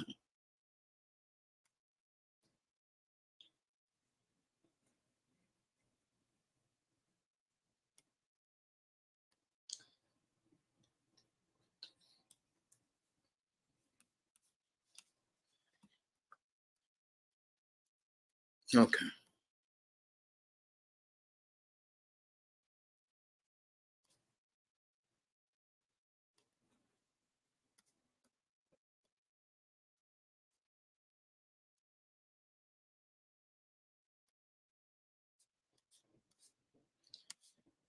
It's a damn shame.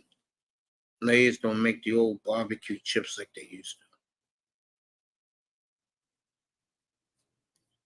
to. You kidding me? I'm not spending no bag of potato chips like that. Hey, they still have the barbecue.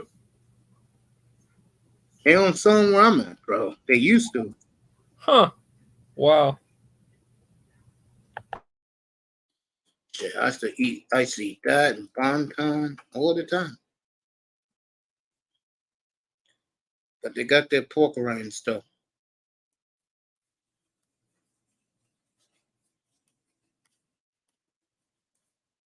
I got I got to calm down on the pork rinds. Let me know in 305. It's in the back. Okay. Yeah, I'll get EM here Friday night. We'll have some fun up here. Talk about the Dolphins Friday night. Should be good. Is this not a spot where Mitchell and Ness is not selling all of Dion's or Dan Marino's jerseys?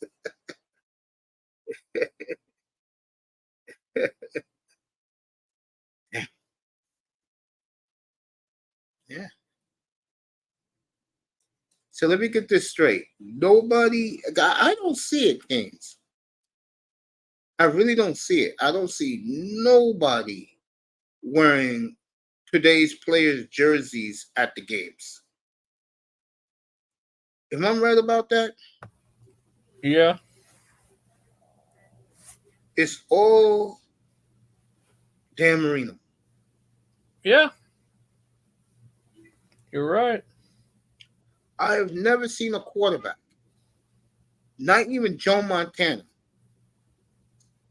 impact a franchise like Dan Marino has.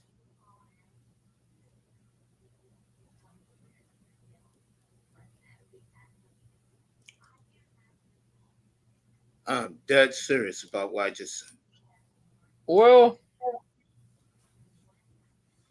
in my opinion, a Merino jersey is more popular than any of the current um um Dolphin players? yeah. I totally agree with that. I agree with you. And it's no disrespect on this Dolphins um roster. It's just Marino has has still done more than any Dolphin on this team. I would agree with that. And that shouldn't be argued, by the way. I mean, I mean, yeah, we got Mr. Tyreek, but to me, he'll always be a Chief. Unless he wins a Super Bowl here. And the If he same wins thing, a Super Bowl in Miami, uh huh. like Paul Warfield did, uh, Tyreek will be uh, nationally as the regular football fan. He will get nothing but love the rest of his life in the NFL by regular football fans if he wins in Miami. And give the Patriots credit, but they're making sure he wasn't getting they're making sure he wasn't getting no 200 yards on Sunday, but Miami still won again. The running game, me and Moss have been preaching it. Run the football, Dolphins, and good things will happen. And Coach did it. I'll tell you one thing what made me laugh, Canes. Hmm. You too, Moss. Boy, was Mike McDaniel laughing on the sidelines on Sunday. Yep.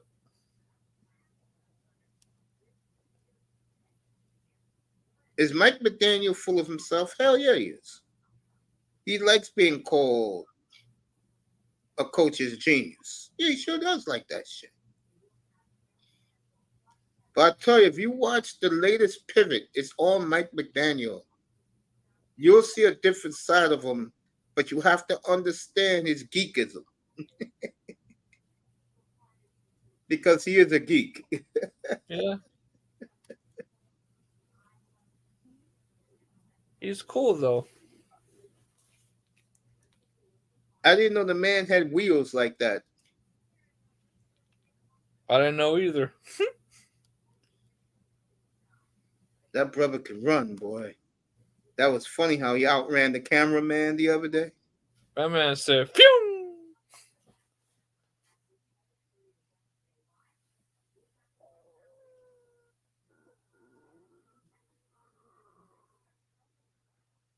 I agree with that. You know, for all these people who say, I hate my squad, you crazy. I mean, I gotta see more from them as a team. well, like I said, they're going to start off 6 now. Speaking of that, I saw something today which really caught my eye. Hmm. And if you don't think because of the new generation of foreigners in this country, it doesn't matter. And I'm glad I'm looking at him right now. I saw about 6 or 7, and they wasn't American kids. Mm-hmm. 6 or 7 young kids today. I'm talking about 17 years old, 16 year Right. old, all wearing Messi jerseys today. Oh, that's cool. So those clowns in the picnic at the picnic table right now, that room. If these guys really believe that, if they really believe soccer doesn't matter and what Messi did, I don't know what they're thinking. I'll tell you this: if my grandmother asked me what I want for Christmas, Yeah, I'm asking for a Messi jersey. there you go. That or a Merino.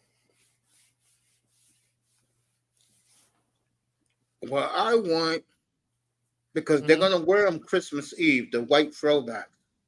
When those bad boys go on sale again, I'm gonna get me a Paul Warfield in it. Nice.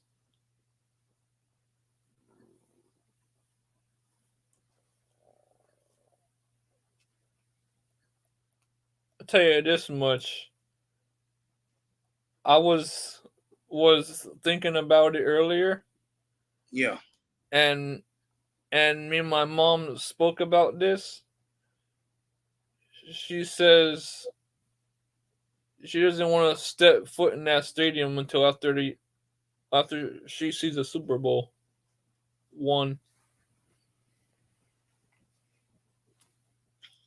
and I agree. you agree with mom? Yeah. All right, I run by 3 touchdowns this. No, I run by 5 touchdowns in one of my leagues this week. Check Oh, it out. nice. Finally back on the ball. They gave me the worst draft ranking, and yeah, yeah, he said, "Oh man, wonder what my Yeah, draft man. ranking." I just can't do it.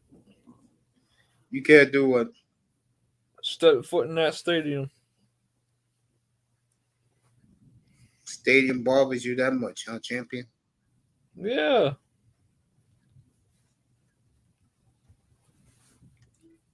It's not the fact that it bothers me. It's the fact that they haven't won nothing in over 50 and 20 years.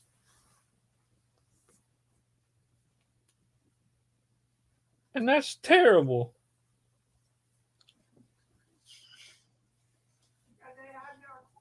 They was talking about that this morning on ESPN. Hmm. It's like, for me, it's pretty sad how Mario Cristobal comes in. He gets his statement win in Hard Rock. Yep, sure did against And A it's and M. like, what has McDaniel done there? Nothing. Miami is backstage, miss.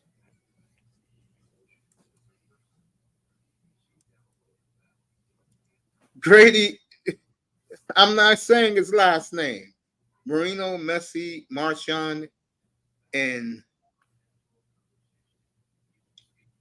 Martin Degarde, Vladdy Jr. You could tell that my brother, 50 years ago, we was baby. Mm-hmm. Go away, Astros. Blue Jays won again, Yankee Stadium. 305 said, how about the Marlins? Moss says it feels nice owning Belichick. People still wear Tua jersey at Dolphin game, but bro, I see mostly Marino, bro. Am I right, Kings? Yeah. I see Marino everywhere. when Hey, it comes to the Dolphins. Let me ask you a question, Mace. Yeah, go ahead. Let me see. Would you consider the Dallas game a statement game for McDaniel? Yes, for the whole franchise. Yes, Okay. All right. for both franchises. Okay. Yes, to me, that is a big game for both of those franchises. All right. They are, and it's good. And someone said it on TV again. It's good to see the Dolphins relevant again. It is. They're getting there. Yeah. Slowly but surely, yeah. It's because I think again, something Omar Kelly said today. He said this is the best group of Dolphin players he ever covered.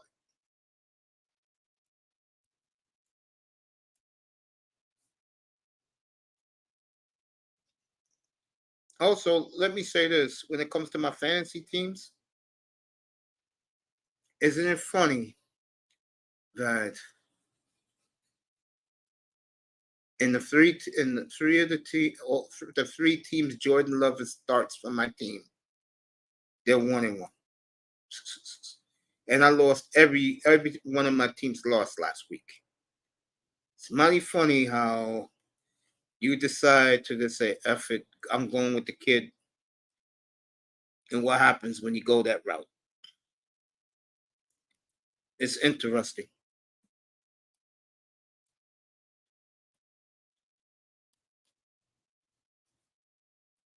Yeah, man. I'm 0-2. Yeah, man. In my leagues, man, I thought it was gonna be easy. Man, I was wrong. Yeah, Woo-wee. glad to tell you, bro. I got the best I can get. I mean, I took 4 of your suggestions because I saw them available, and I'm still struggling.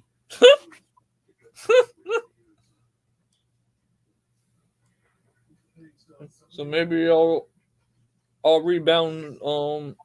This week. Yeah, And I said, if you got Mahomes, you should because they're playing the Bears this week.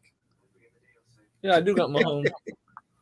Yeah, I think you'll rebound this week. Okay.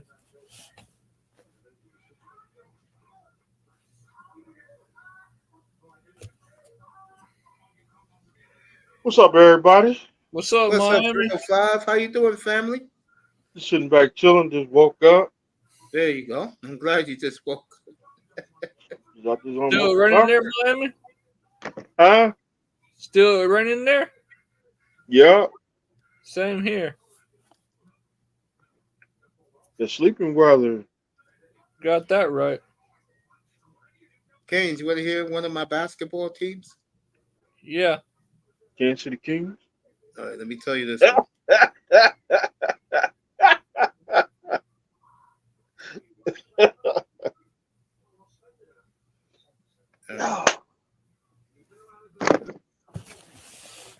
Trash. Here you go. Hey, put these little sorry back on. Jokic, Shea, Gilgeous Alexander, Booker, Anthony Davis, Pascal Siakam, Jamal Murray, DeAndre Ayton, Bradley Beal, Alpreen. I love this kid. Alpreen Sigun, that's the center for the Rockets.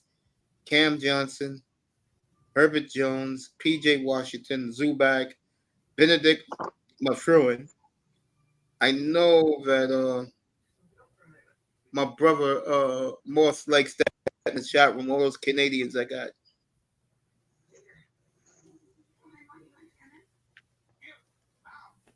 That's a good squad, Mace.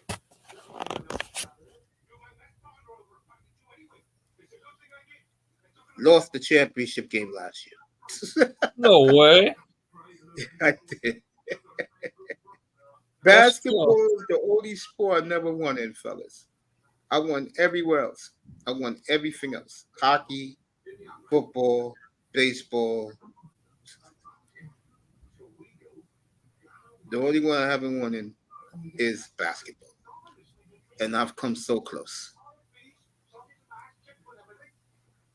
Well, it's not easy. No, it's not. And that's the beautiful thing about it. It's not easy. Because you gotta be into the baseball and the basketball and the football and the hockey every night. Yeah. Moss knows he plays the hockey.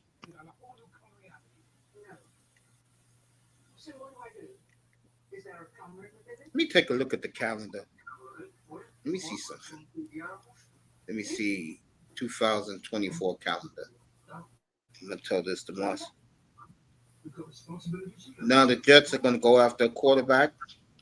Now that Zach Wilson couldn't handle Micah Parsons and company.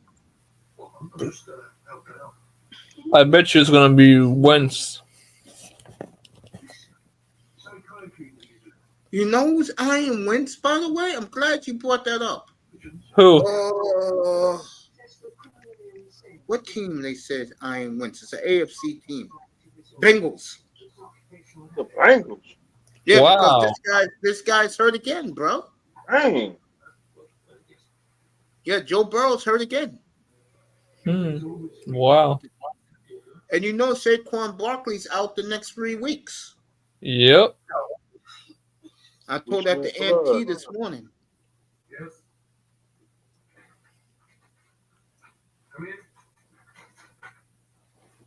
All right, Moss, here's the date of the draft for next year. Let Moss see this. It's not going to be the draft, but this is the day I'm going to put it in. Because it's already paid for. It'll be put in June 1st. I'll put it in that Saturday. And it's going to be the same rules I had this year, which was going to be fun, bro.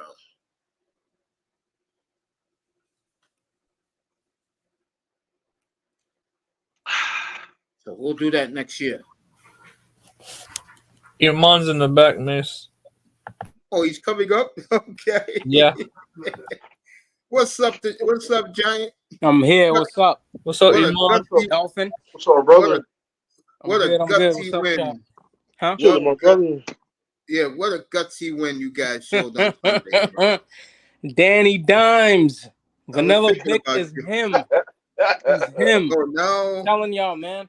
now these white guys here are sticking it to Jet fans. Hey, coach. Oh man, yeah. Yo, white dudes love when they see like another white dude come. Yeah, bro, coming they're out. loving this shit. They love that shit, bro, because they What- think in the league. Because I think it was you or somebody else posted that, right? You said somebody posted. What was it? 14 starting black quarterbacks. Yeah, Week 1. Yeah, they love this now.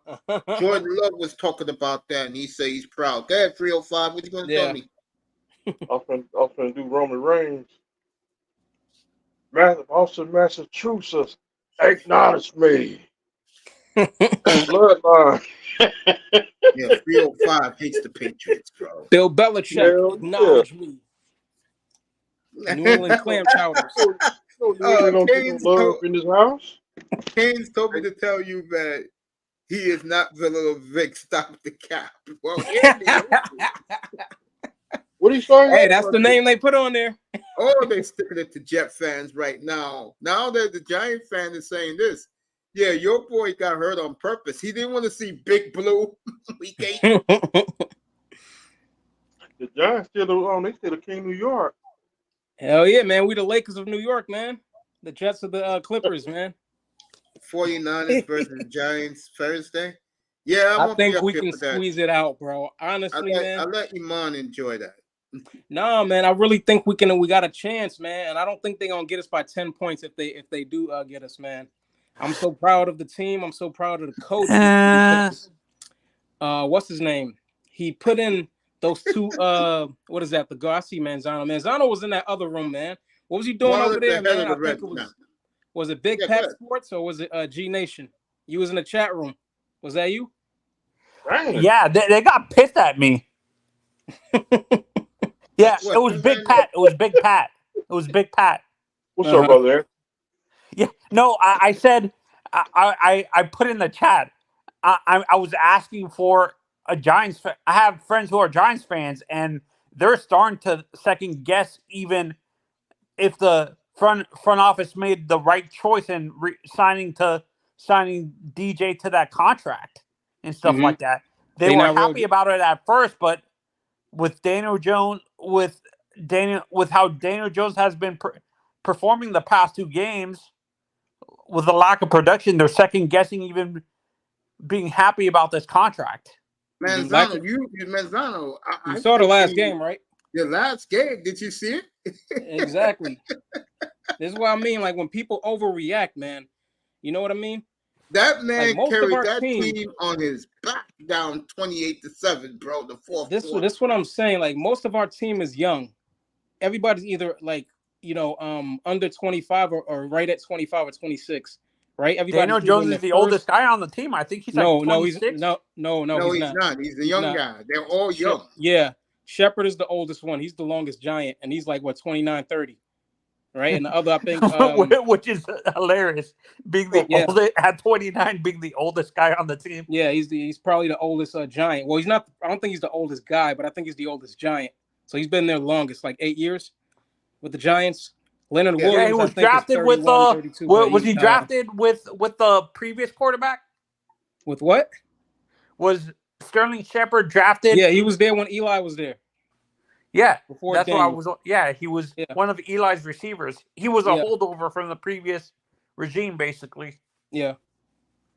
Yeah, no, but what I'm saying is like, so you think my friends who are Giants fans are overreacting just a little bit? Yes, they're overreacting. A lot of people are overreacting.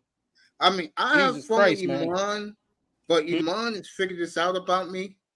I am fair and give people their due when they deserve it, and Daniel Jones definitely deserves his due on Sunday. Oh, hell yeah. I think they're going to get blown out by the 49ers. I don't think the Giants really have a chance. Look what they said. They said the game was going to be close with the Cowboys, and the Cowboys, you guys barely scored against the Cowboys. You didn't even score. Yeah, I went to sleep. But I could have told you that was going to beat the Cowboys.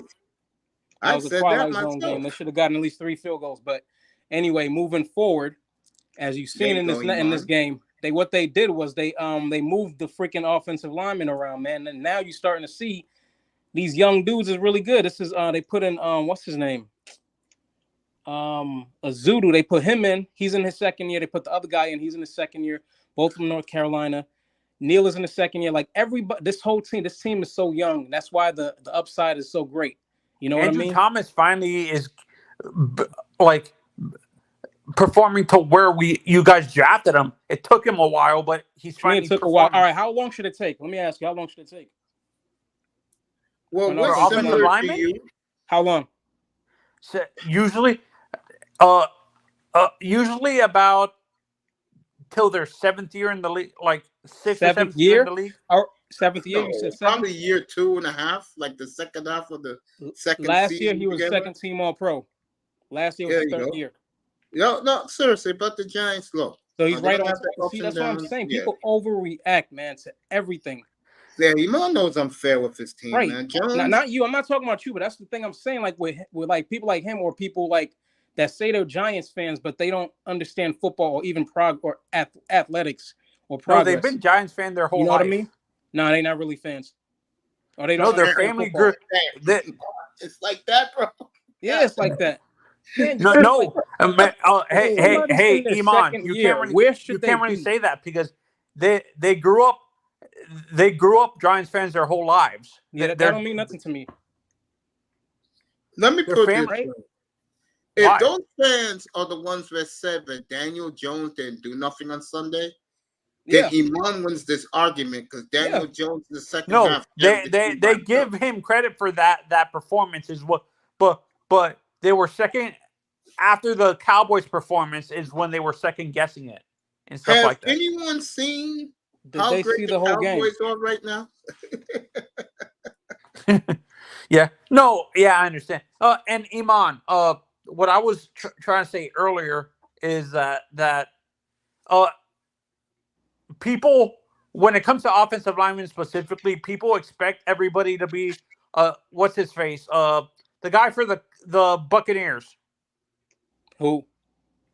Tristan Wirfs. That he came out like gangbusters as an elite tackle. Not every tackle can be like that. Like, you have to be patient with offensive linemen. The one in Detroit, who I wanted the Dolphins to take 2 years ago, right now it's on a Hall of Fame pace. Yeah, Zach Martin came out swinging. That doesn't happen for everybody. Yeah, that's what I'm saying. That's football fans need to be patient in general. That's why I wanted him, and I wanted Parsons over Waddle. And Iman, did you like? Let me ask, how old are your friends? How old are those guys? Most of my friends are like 3 or 4 years older than I am. They're like in their late 30s, early 40s. The Giant fans are in their late 30s? Yeah, late 30s, early 40s. Do they coach football at all? Have they played football? Yeah, they're high school and semi-pro coaches. I love you, Iman. All right, I'm just getting a feel. I love you, bro. No, so they know football. So they know football because they coach. So they've seen the performances. What's their success rate on the semi-pro team? I'm just asking, what's the success rate on the semi-pro teams? Are they head coaches or what? They're offensive coordinators. All right. What's the record of their team? Their semi-pro team right now is their season is in the middle of the season right now. So their team is 6-1. 6-1. All right. What's their overall career record? Just coaching in general. No, that's their overall record. But I mean, they've been coaching for years, right? No, the most of them are second and third year coaches. Second and third year coaches. All right. Have they won championships yet? No, not yet. Not yet. But I mean, what's taking so long? They're supposed to happen in 2 years, a year or two, right? No. Damn. I'm just saying. Wow. I'm just asking, mate. This has nothing to do with me, folks. That's what I mean, man. This stuff takes time. Yeah, no. But what I'm saying, and when you look at that's football fans in general. There's a lack of patience with football fans in general that they don't want to wait for players to develop. Right? They think players are going to be performing out of the gate really well when certain players are either late bloomers in the league. The perfect example of this is Wes Welker. How long did it take Wes Welker before he became the good or great receiver that he became when he was with the Patriots and the as soon as he got Cowboys? with the Patriots? It took a few years. As soon as he got on the Patriots. So you're talking 3 years. Yep. Because he was with Miami, right? For a little bit. And it's easy to be a great slot receiver when you have Randy Moss in his prime. Exactly. Opening up everything. Software. It's all about the system too, and where you are. Let me say this, and this is stunning. What I'm about to say. You want to know how much Alabama has fallen, folks? Alabama, CBS usually has a doubleheader. The third or fourth. This year's the fourth Saturday night of the college football season. Alabama is the undercard this week against Ole Miss on CBS. and that could be a blowout. And Iman, it's crazy. Alabama, Bubba and the boys are calling for Nick's head, asking him to be fired after this season. What's Alabama record? 0-3? They're 2-1, but they look horrible. All right. All right. They got to be in if they lose one more game, they won't make the playoffs. Really? Yeah, no, and people, Alabama fans are delusional. Like me and Mason. Yeah. Go ahead. Bama fans are the most delusional fans in college football. They're calling for their most successful coach in their history to be fired after he's won them multiple championships. Yeah. The past, they've been dominant, and after one maybe mediocre season last year, they're already saying he should be fired. Dang. Yeah, they don't fuck around. They don't fuck around the South in general. It's like I told Manzano the other day. The reason why they're angry is Alabama's no longer the story. It's Kirby Smart. Can he free-peat? Yep, it's Kirby and it's and Dion. Hey, man, I know you're going to talk about Dion tomorrow, man, but, man. I'm going to roast Dion tomorrow. Get ready. I just got to say this, man. This shit is like a movie, man. I saw it the other day. It was like I think a commercial or something. Like, they were showing, like, highlights. Mm-hmm. Man, they got The Rock there. They got rappers there. Man, they got this old lady that was like been a fan for like 95 years, bro. Oh, hey, by the way, Mace, did you see Alonzo Highsmith attacking the? Yeah, bro. Man. Did you see Alonzo Highsmith in an interview recently? Got mad at Michael Irvin, Dwayne Johnson, and I think it was Andre or someone, another famous Hurricane player, for supporting Dion. I know they're doing it. I told that to Canes earlier tonight. They are doing it. I can understand why Alonzo's pissed, but going on the media and voicing your opinion went a little bit to the extreme. Do you agree? Disagree with you. You on SmackDown Friday night. You're supposed to be loyal, bro. And like I said, I would love nothing more this year with the way Mario got the boys with that awesome offensive line. I will play Colorado any way they want in a bowl game. That's the whispers. You want to be the new Miami Hurricanes? You talking all that shit on Twitter? Play the real Miami Hurricanes in December. Okay? Damn. And I got news for you, Dion. You do not have a defensive front that's going to put pressure on Van Dyke. We will put 80 on your ass. Okay? We will put 80 on their ass. Where's Canes at? Mace, did you see they said that that Colorado game had the highest rating, I think, in like a long time for for college sports in general, for like any college football game. It was like 9.3, I think, going to like 1, 2 in the morning, man. That game went off for 2:10 in the morning, bro. Yeah. Man, I was done with that game, bro. I will destroy Deion Sanders and that program tomorrow because Jason Whitlock showed what happened before the game and what happened in the locker room after the game. Well, too late. Platinum here. He's gonna destroy him. Oh, I can't wait. 8:30 tomorrow night, folks. If we're gonna go all in on Deion Sanders tomorrow, Colorado. What's up, Platinum? Yeah, it was Dion, and I think Travis Shador Sanders and Travis Hunter that got in a fist fight in the locker room. Really? That's who it was. Travis it was Hunter, after the game. Wasn't he in the hospital? Huh? Travis Hunter, wasn't he in the hospital? No, they got in a fight before that. He got sent to the hospital. Wow. Damn. They said that one kid that had the illegal hit on him, they've been sending him death threats. That's going a little bit too far. Really? They are getting death threats, bro. They do that in Tuscaloosa too. They are getting death threats, bro. No, seriously, they are, bro. That's a bit extreme, though. Like, I understand you're mad that the player got injured, but sending a player a death threat like that? Dang. No, I'm talking about Colorado in general are getting death threats. Oh, Jesus. Oh, hey, Platt, hey, you ready, bro? Hey, Platt. Before you go, Platt is muted. Yeah, go ahead. Hey, Mace, did you see it? Did you see? Apparently, people are predicting that Dion might leave Colorado and go to the NFL and be a position coach or something. No, he's going to coach. He ain't going no position coach. He's going to coach.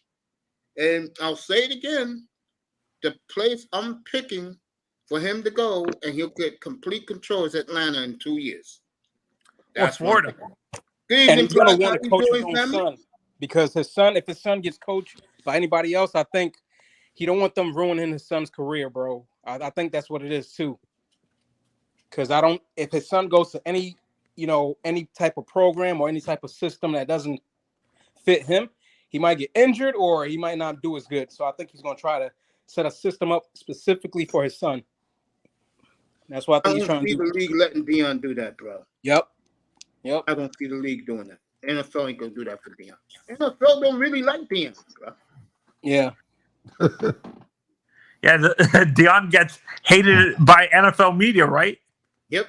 They cocky as hell, man. I'm like, yo, man, the way they talking is like, y'all got to go undefeated, man. No, don't worry about it. They're gonna get 2 L's in the next 2 weeks. So I'm not worried about them. Yo, Flat, what's up, bro? What's going on, man?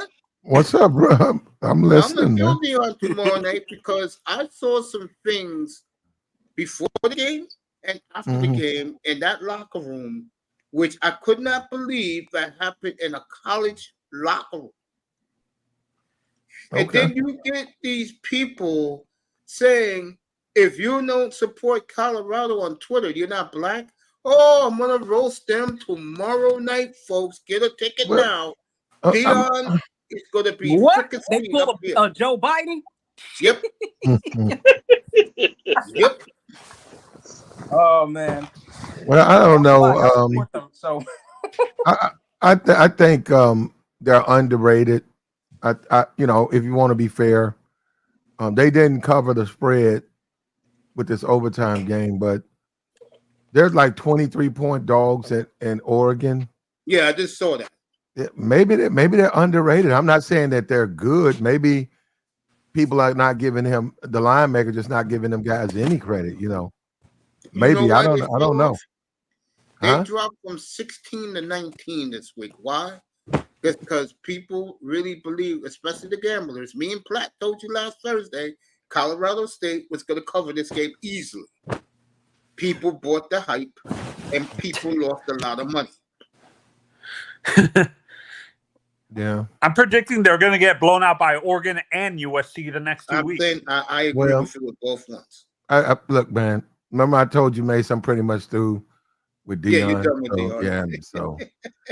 But my opinion, man, until it happens, you know, let's just let it happen because I don't. You know, I could come up here and say, "Oh, he's gonna get smoked by Oregon next." You know, yeah, they go in there and beat. But I'm telling you, that doesn't change my opinion about. See, that's what people. This is what people think. They think that changes my opinion. I just don't think he's a good coach, man. I just don't. I'm sorry. I just don't think he's a good coach. I will also say this. There are critics now coming out at them, and something I just said. People are beginning to see what I've been saying all along. Now they're going to be going up against the real big boys with defensive fronts that's going to penetrate that small offensive line. And big offensive lines like USC and Oregon that are going to protect their star quarterbacks are going to be high first-round picks this year, and they're not even going to be able to touch that. Well, and he's been at home for 3 games in a row, and now they're finally on the road. And I said it against Colorado State. I think he gets a lot of home cooking. I think you got Rock on the sideline. Mm-hmm. Now, I can tell you that. I can say now, not Offset, not those guys, but the Rock. If Rock's standing on your sideline, man, them referees, they're gonna give you some flags. And they sure did for them. And I'm going to say this also, what Platt just said. What happened with Colorado State, it didn't really happen, but let me put it this way. Don't you think these Pac-12 teams play wide open offices every week? Those teams are going to be prepared for those wide receivers. That guy, whatever his name is, the guy name? They're in love with some of the two-way player. Travis Hunter. He's out the next 3 games, so he's out for this one. So. It wouldn't have mattered anyway, but I think Bo Nix and I know Caleb Williams is licking his chops for next Saturday in Boulder. I'll tell you that right now. That Colorado defense is horrible. Yeah, because they're HCBU players. They're not Division I players. I think a lot of people probably, okay, look, man. Platt, go ahead, speak your mind, bro. Deion's Deion. We know who he is. We watched him do his sportscasting. He was arrogant when he played two-way player. He was arrogant when he got drafted out of Florida State. Mm-hmm. He's an arrogant dude, man. So that offends a lot of people. A lot of people don't like guys like that. He's just at JSU. he was arrogant. Now I know everybody knows he deliberately he got that second year he was there for 2 years, right? Yep. That second year he wouldn't play nobody. So Deion did not bring money to that university because he didn't play anybody. He could have got the home and home. He could have got it. Probably not without. I think Deion could have got. I think Saban would have did it for him. And also the ratings. And let's talk about this. Like Colorado, I don't know. They said they don't have no money, but they're making money this year. Who next year won't play him? Who? Name one team that said they'll say we ain't gonna play for the money. Anybody get anybody he wants now to come to Colorado or home and home. The Boulder, they'll come, yeah, because they're gonna get 100,000 the seats, yeah. Yeah, he can get Notre Dame. He can get anybody. I'll tell you one team ain't going there, and that's Florida State. They ain't making that trip. For the money, they might. I don't get the Florida. I haven't been keeping up with them. You know more about it than I do. I don't get the Florida State thing that Deion don't like them and they don't like him. I think it's the image. What you're seeing right now, Florida State don't want some clown rapper. I guess his name is Lil Wayne. I don't know this guy. They don't want him like they did last Saturday night. Yeah, Wayne was out. You're right. Wayne was out there rapping. He was rapping before the game to introduce the players. Florida State wants that little Indian on that horse with the fire on that spear, slamming the at midfield. They don't want Deion's theatrics, and that's why they don't want Deion there. And Deion's butt hurt because Deion fought because they were bad when Deion was interested 3-4 years ago. Deion thought they'll get on their hands and knees, and they took the coach that they have right now. And that's why Deion's bitter at Florida State. You gonna go in on them tomorrow, Mace? Oh, hell yeah. Okay, you do it. Yo, bro, I haven't even said 15% of the shit I'm gonna say tomorrow night. Oh, you guys wait. Mace, use that chicken bucket. No, I got a thumbnail for everybody. Don't be ready tomorrow. I think you're scared to use that chicken. No, I'm not scared to use it. I am tired. And you know what really pushed me over the edge? These media people, and I know these are the coons in the media, have the audacity to come. They're now calling the new you. Are you out of your damn mind? I'll say it again. Colorado. All you Deion's disciples, let's play a bowl game this year. We'll go play in Miami in the Orange Bowl. I promise you. Deion, you're going to be begging the Atlanta Falcons to hire you, bro. I'm saying Florida. If Billy Napier gets fired, he goes to Florida. I can see that. Right now. And Florida's got money, right? Hell yeah. Now, Florida beat Tennessee, though. Yeah, they got their win. So whoever this guy is that you say get fired, you think he's gonna get fired? I'll tell you right now, and I'm not joking. If they upset Georgia this year, that man will get a 10-year extension. I don't think if they do it, but really, I'm not saying they are. I'm just saying if he could beat Tennessee, which was top 5 this year coming into the season, okay. 7-point underdog, Mace. 7-point underdog. Yeah. Won the game. Black took that game. That was his lock of the week. He won with it. Black had a great week, by the way. Congratulations, family. We're going to do it again Thursday. We got more for you. We're making money, man. I hope guys need to listen, man. And I will tell you this, that Colorado game, I don't look. I go in on do your thing with Deion, but I have to admit, I think they're underrated. I think 23-point dogs. I'm saying the way he plays, the way his kid plays, he keeps those. They stay in the game, man. Black, let me tell you right now, seriously, Vegas is gonna get all the money on Deion and watch Oregon run them out of Eugene, bro. All the money's gonna go to Deion. This Tuesday, bro. You wait till Saturday morning. Oregon plays defense. Oregon plays defense. Yeah, that spread is going to go down to at least 16 points by Saturday morning, bro. They are betting Dion. They are begging you to take Dion. They are 23 points. You're right, and they might get that from me because that seems like easy money to me. You know the game that I cannot believe. Yeah, this Ole Miss Alabama game. I think it's 8 points. Ole Miss, Alabama favored by 8 over Lane Kiffin.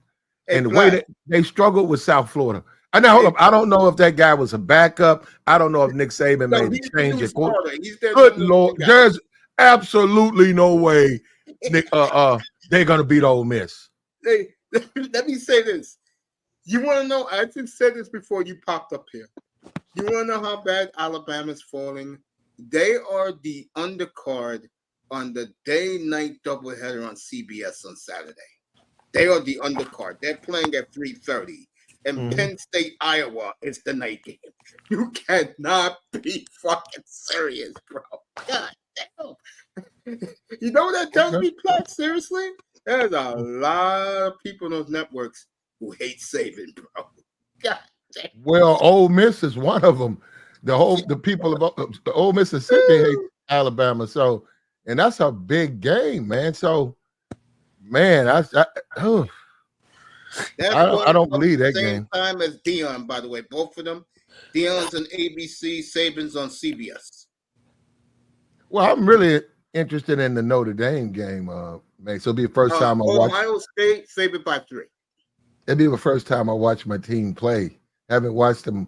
I haven't watched the. I saw the Marvin Harris Jr. I saw the touchdown highlight, but I haven't really watched him. And man, that's scary, man. Because you want to take Notre Dame. Yeah, but this is a big game for both programs. I think they're both going. They're about to go in different directions. I think the Irish is rising. Platt's right about young Freeman, their coach, and I think Ohio State's lost right now. I do. They want to run that guy who's there right now out of town. Hey, Platt, I have a question for you. When you look at Marvin Jr., does he play anything like his father? Is he a good route runner like his dad? He didn't play. He didn't play like his father. I mean, he seems like I don't see nothing special about him. I mean, just a good, like a quality wide receiver. Yeah, because people kept on saying he's a carbon copy of his dad when he was being recruited, like when he was coming out of high school and stuff like that, and his first year. Hey, Platt, you're gonna look at LSU this week, 17.5 against Arkansas. Am I going to probably not play it? But I mean, I wouldn't be against it. Like if somebody wanted to lay you, what are you going to take, Arkansas? I'm thinking about it because they got the best quarterback in the SEC. I'm thinking about it. I'm seriously thinking about it. But the game I'm looking at right now is the Ohio State game. I may take Notre Dame in this one. Yeah, you know what, Mace, and I don't know. I might be right with you on that. But I think they might be setting us up, Mace. And knowing Marvin Freeman, I don't think Notre Dame likes the fact that they are beneath Dion right now. And the people out they're not, Mace. They're not. They're not. Nobody's talking about Notre Dame. Hold up. You want to talk about team Dion won't play? He won't play Notre Dame. He'd have to put some shoulder pads on the rock if they dare play Notre Dame because they wouldn't stand a chance playing Notre Dame. How about Michigan? Georgia is 6 touchdown favorite against Alabama Birmingham. I'm gonna leave that. Dang. Well, they didn't cover against South Carolina. You know, and Mace, you called that one too, Platt. One of your big winners. Yeah, I got you. But a lot of those teams, Mace, you got to understand. Just like with Ohio State, you got to be, and like with Michigan, they're just trying to win the game. They're deliberately holding back on their plays. Mm-hmm. They're not seeing their full offense. Now, you could say that about Alabama. You could, say that about them. But maybe that's what they're doing. But because they certainly did not play well last week. But Ohio State, I want to take them, but I think they're playing possum, man. Because they blew out that whatever that team was. Yeah, they blew them 63-10. Yeah. Yeah, and you put your money on Notre Dame, bro, and next you know, they're just scoring. They're just Go ahead, scoring. Tony. So Platt, should I take Michigan on the points or stay away from Michigan? go to Michigan. Go. I think the team that you could rock is Michigan State. I think we might have a full implosion. That's why I said they're going to lose every week because of that scandal. Yeah. So a lot of those players, a lot of those recruits, that guys, the coach is not there. Mm-hmm. And I've done that. It was years ago. Iowa State. They had a quarterback named Flynn, and good Lord, he was terrible. And I could not believe they stayed with him. So what I started parlaying. Every bet I made, I put I just connected it to Iowa State, and I was winning. And that guy kept getting sacked. He kept throwing interceptions. He kept fumbling. And I don't know who. I said, good. I said that they letting him play. I say that quarterback, Flynn. It was Flynn something. And I guess they didn't have nothing. And the coach got fired in the season, and the coach took over, just was letting the guy play. And he was losing because he was throwing pick sixes, he was fumbling, and the coach wouldn't bench him. So, by the way, go ahead, Black. No, I'm just saying. So I just was like. By the way, Manzano, since you're interested in Michigan, they're 24-point favorite against Rutgers. Yeah, some of these big should you, when you're doing bets like that, if Vegas predicts those large point spreads, should you stay away from them? No, but you'd have to see what Rutgers been doing. What is Rutgers? Who they played? What they've done this year? And then the thing about Michigan is he comes back next week, right, Mace? Yeah. Yeah. See, we don't know if the coaching staff is just, and you can just, when you got a good team, you just be basic. You say, okay, all we're going to do is just, sweep, and they got a good running game. Just sweep, run up the middle, throw a couple of outs. They really ain't game plan, and they said we'll just keep put our base defense on there and beat them, and win the game. And they run the clock, win the game, because our coach comes back, and that's when he's been putting plays together, and then he implements offense, and he has the attitude. Let's blow out a team. So you do run that. He comes back this week. They're gonna blow Rutgers out of the building. And I'm already predicting this. I'm predicting this. Once Mel Tucker's gone, I think the guy they bring in is the coordinator. I think they're gonna hire Bill O'Brien as the head coach at Michigan State. Well, let me add to that, since you said that. Michigan State usually hires in-house. They don't go outside the program to hire. Which is kind of stupid. I don't know why. They're pretty successful. They don't play for championships, but at least they get 8-9 wins a year in Spartan country. Platt. Bill O'Brien, though. I don't see that. Yeah, man, come on. I think Bill O'Brien. I hope so. For Notre Dame. Notre Dame will be good for him if something happens, but he's going to ride with. Who? Bill O'Brien? Notre Dame. Platt, he's Irish, first of all. It gets him in the door. Well, that's about all he is, because they ain't gonna win with him. Hey, Platt, I'm taking Florida State this week. I'm taking the Seminoles this week. FSU been killing, man. Walk against Boston College. They will go to Clemson and win outright. I'm taking Florida State. You know what we're gonna find out, though? Yeah, we're gonna find out if Clemson is if they're dead in the water, or if they figured out their problems. Because see, that's the thing, Clemson. You don't want to bet against certain teams. Like it's Alabama, Ole Miss. I don't bet against Alabama. I don't bet against Notre Dame.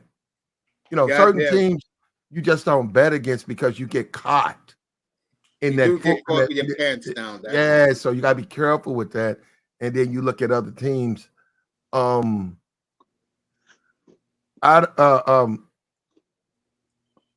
Man, Clemson. I don't know, man. I take FSU though. I'm rocking with FSU. Yeah, I am too. I'll take Florida State -2 at Clemson. That's one of my picks this week. At Clemson. Honestly, I'm thinking Clemson is playing possum till this Florida State. Even though they've won, besides Duke, they won the last 2 games. But I think they're playing. I think they're going to beat down Florida State at Clemson. I'm gonna go with Florida State because, like I said, you beat LSU the way they did in the second half, and they spanked them. Okay, that's impressive enough for me. Is Miami playing this week? Yes, they're playing Temple, and the Hurricanes are 23-point favorite. I'm thinking about taking the Hurricanes. I'm thinking about it. Don't do it, Mace. Don't do it. It's weird. The Hurricanes never cover. You're right. They had a 48-0 lead last week and didn't cover.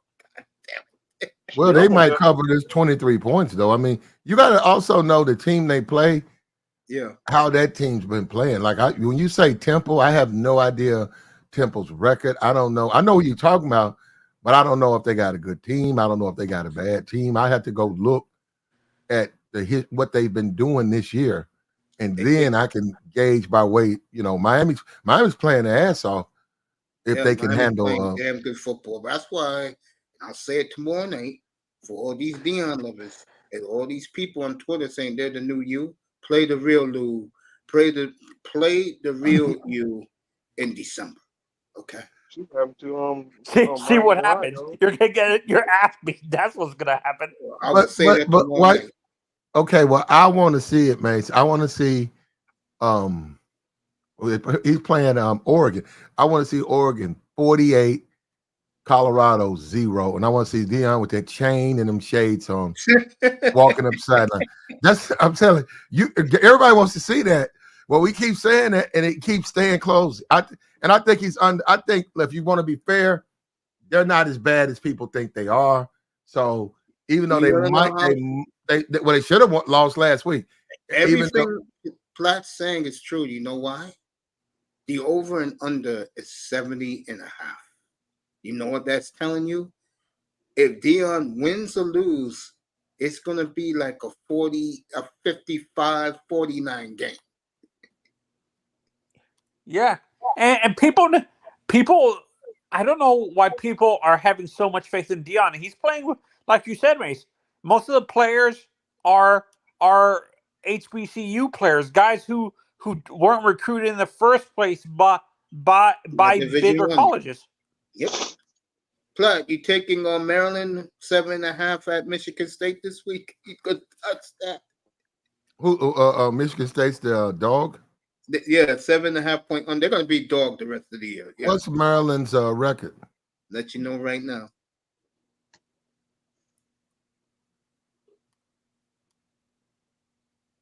Maryland's 3-0.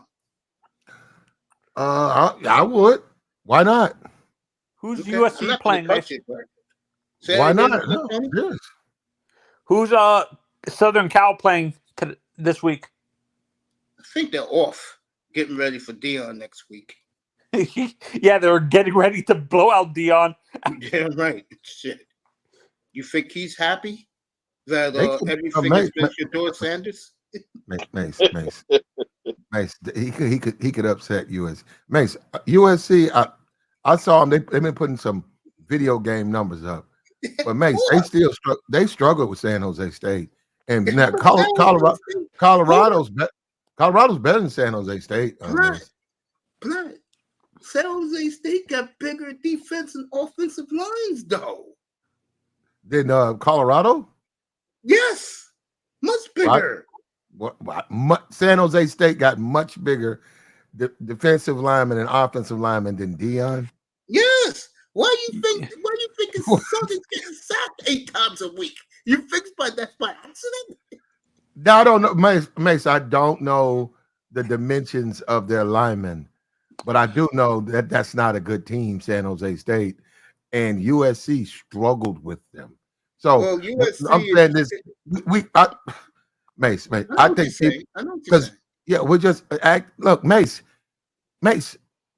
Look, Right. I mean, I don't think he's a good coach, but Mace, Yes. nobody's beating them. They haven't lost the game, and they keep throwing these 23 and 21 point spreads. And look at the game. They should have lost the Colorado State game. They came back and won the game. But they didn't cover, and that's why they dropped 3 slots. No, that ain't why. Well, they did drop because they didn't cover. That's part of it. No, Mace covered. That's part of it. Mace, they don't acknowledge gambling. I'm gonna leave that alone because if the NFL acknowledges it, why can't college football? NFL don't acknowledge gambling. Of course they do. No, they make money off it, but they can't. Okay, all right, Mace. What did the NFL do before every game?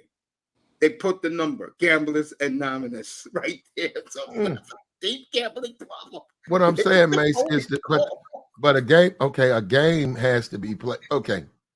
When you look at a guy like Nick Saban, okay, I'll tell you somebody. Yeah, okay. Who does Bill Belichick. Oh, yeah. If he can cover, he will. If he can, he'll cover. Because we've seen him do it. We've seen him go 30 seconds left. Instead of taking a knee, pitch left, pitch right, and get the touchdown. I remember on a Sunday night football game in 2007, they played the Bills. And on the last drive, he could have took a knee. He told Brady, go out there and put the nail in the coffin. And they beat Buffalo that night 52-0. They covered. There you go. USC is a 5-touchdown favorite at Arizona State. I'm going to tell you right now, take Arizona State because USC is going to, take it easy because next week is Dion. Okay? Yeah, and to be honest, Mace, like these, with USC specifically, they struggle. Their defensive coordinators, Alex Grinch is horrible. That's their coordinator.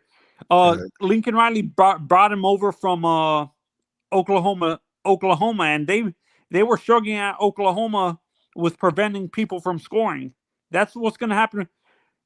He needs to get fired before they go into the Big Ten because there's no way in hell a guy like Alex Grinch can coach in the Big Ten as a DC.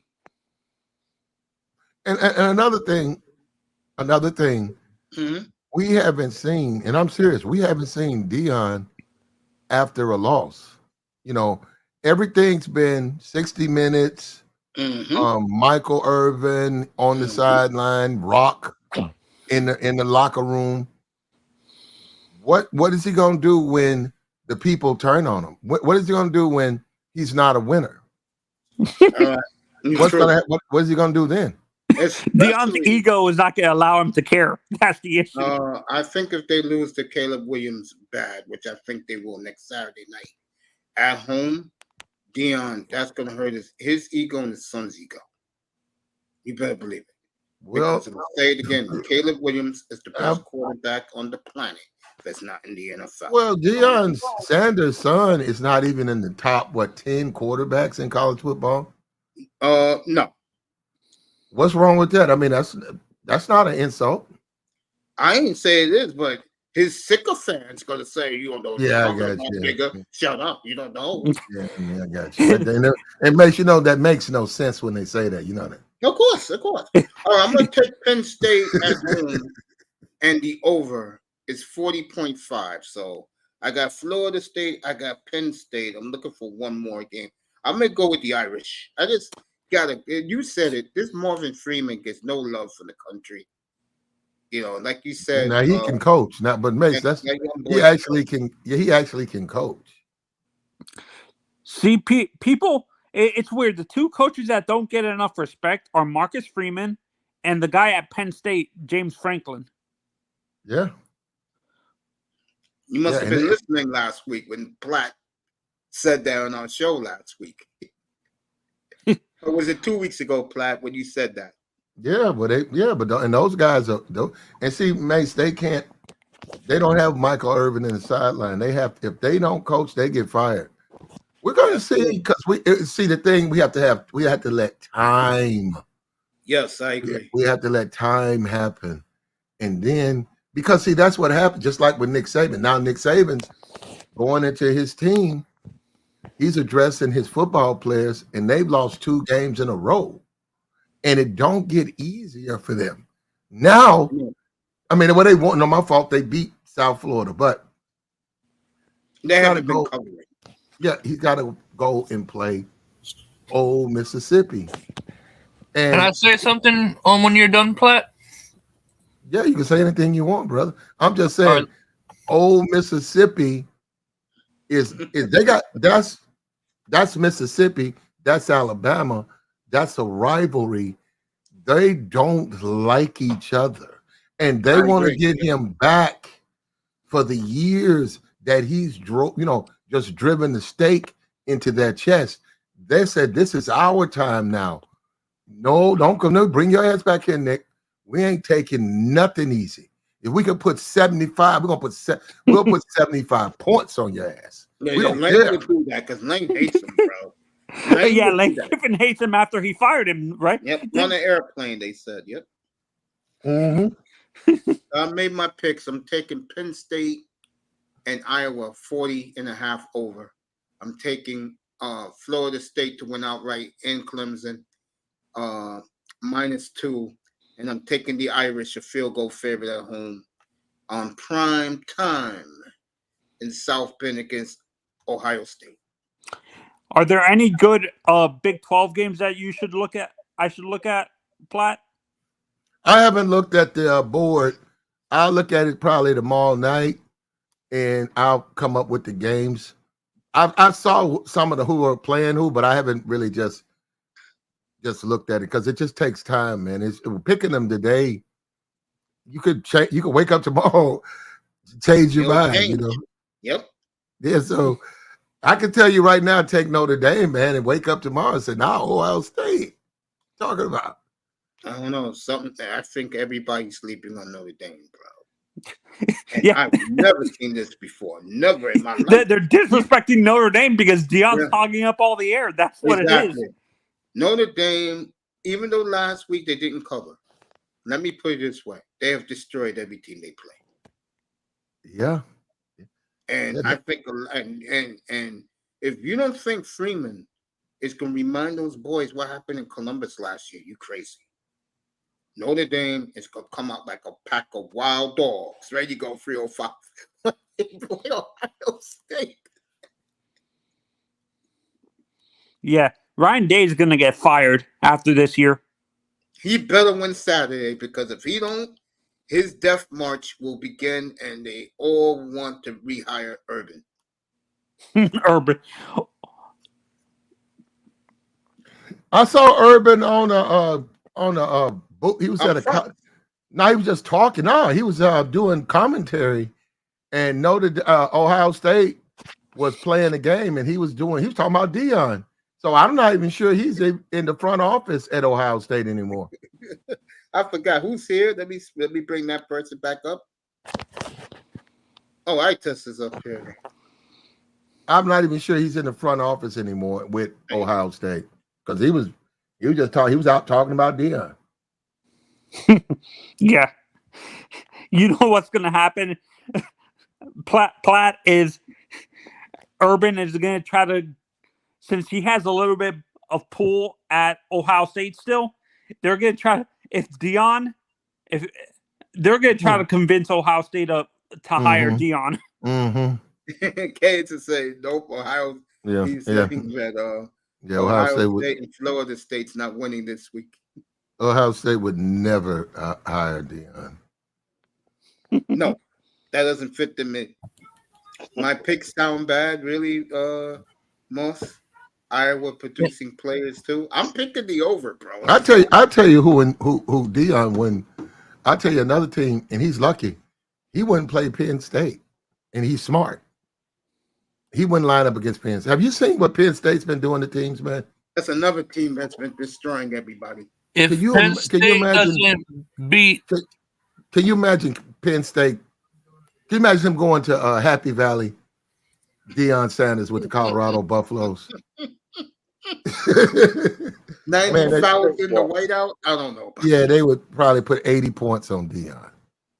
That's gonna be a cakewalk. Yeah, we'll be on Thursday, 11 o'clock in the morning, your time, bro. Oh, by the way, Mace, I was just on ESPN2. They were showing the, what is it called? The 50th anniversary of Arthur Ashe versus Billie Jean King on ESPN. You mean Bobby Riggs?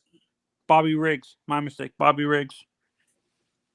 I don't know. Yo, Canes, you said you wanted to say something, family? Yeah. When it comes to Penn State and James Franklin, the reason why he gets no love is because he hasn't beat Ohio State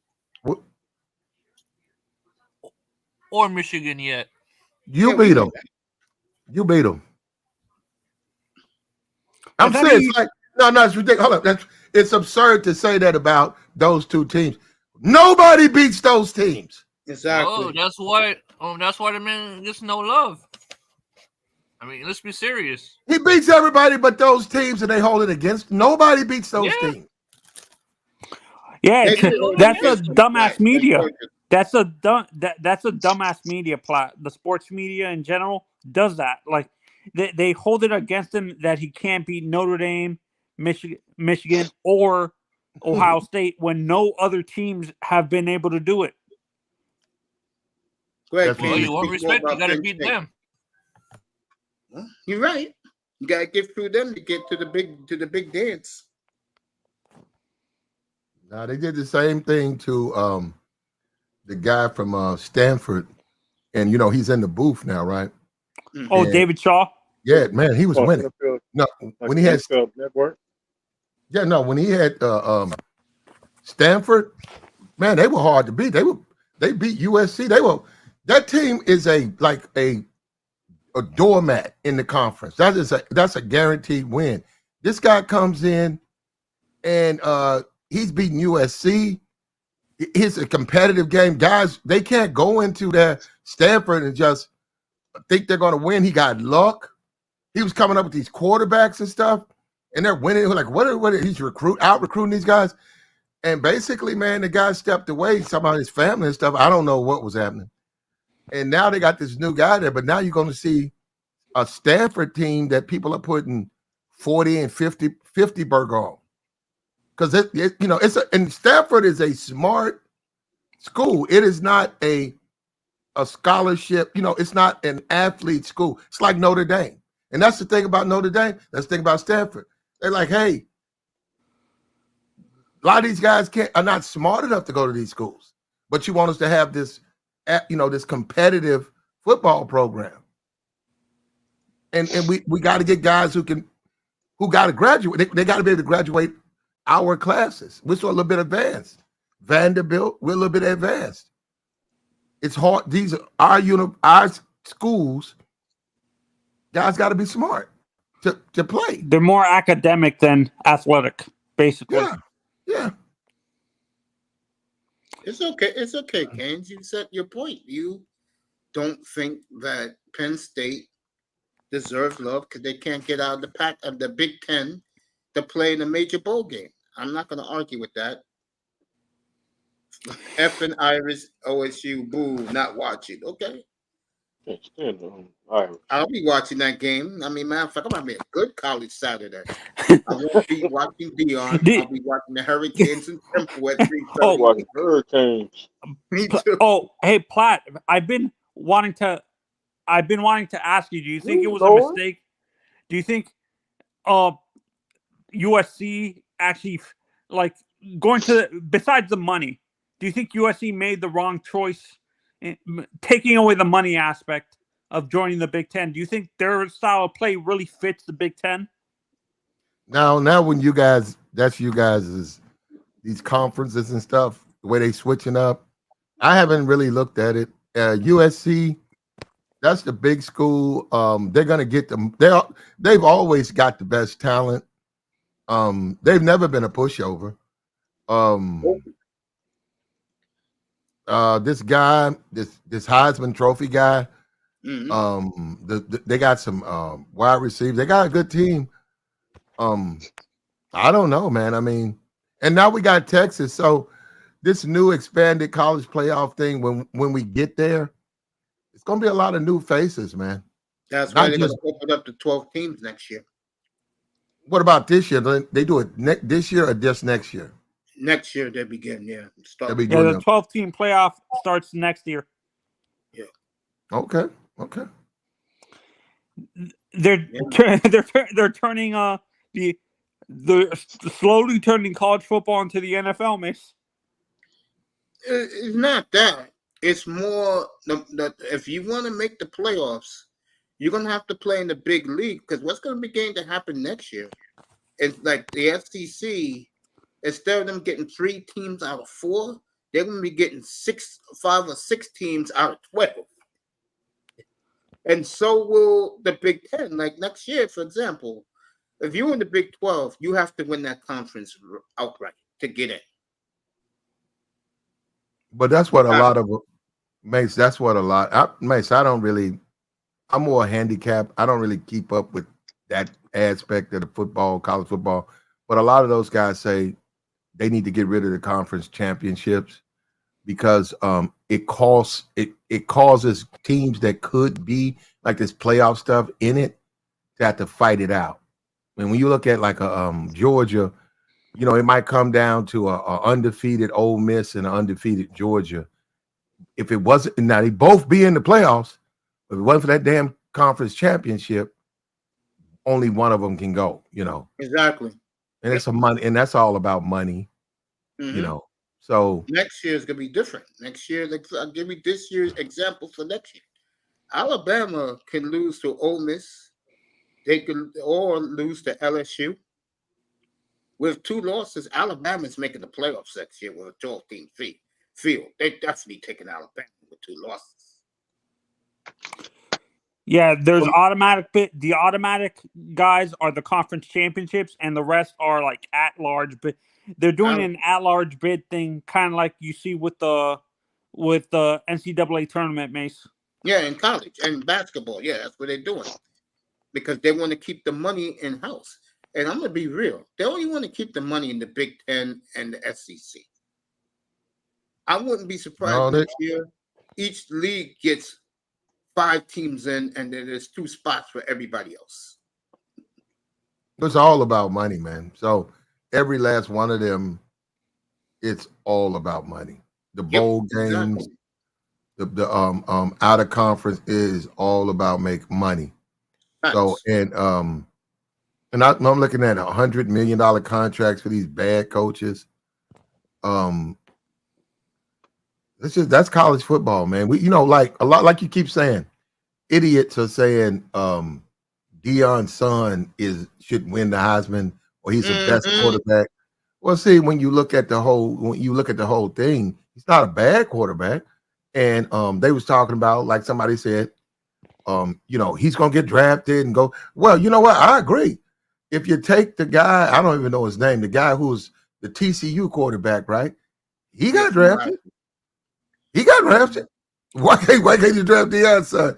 I mean, he wasn't good. He's able to running back, but he got drafted. Max Duggan made it. So if you draft Max Duggan, you might as well draft Shedeur Sanders. So I agree with all that, but the way they're trying to make it seem like, okay, he should be the Heisman Trophy winner, or if he's not, y'all hating on Deion. Mm-hmm. And that's my problem when they do that. I'm going to address that tomorrow night up here. Yeah, you hating on Deion. So if you say it's ridiculous. Yeah, Deion is not, man, Deion should be coach of the year. I mean, I think you're going a little bit too far.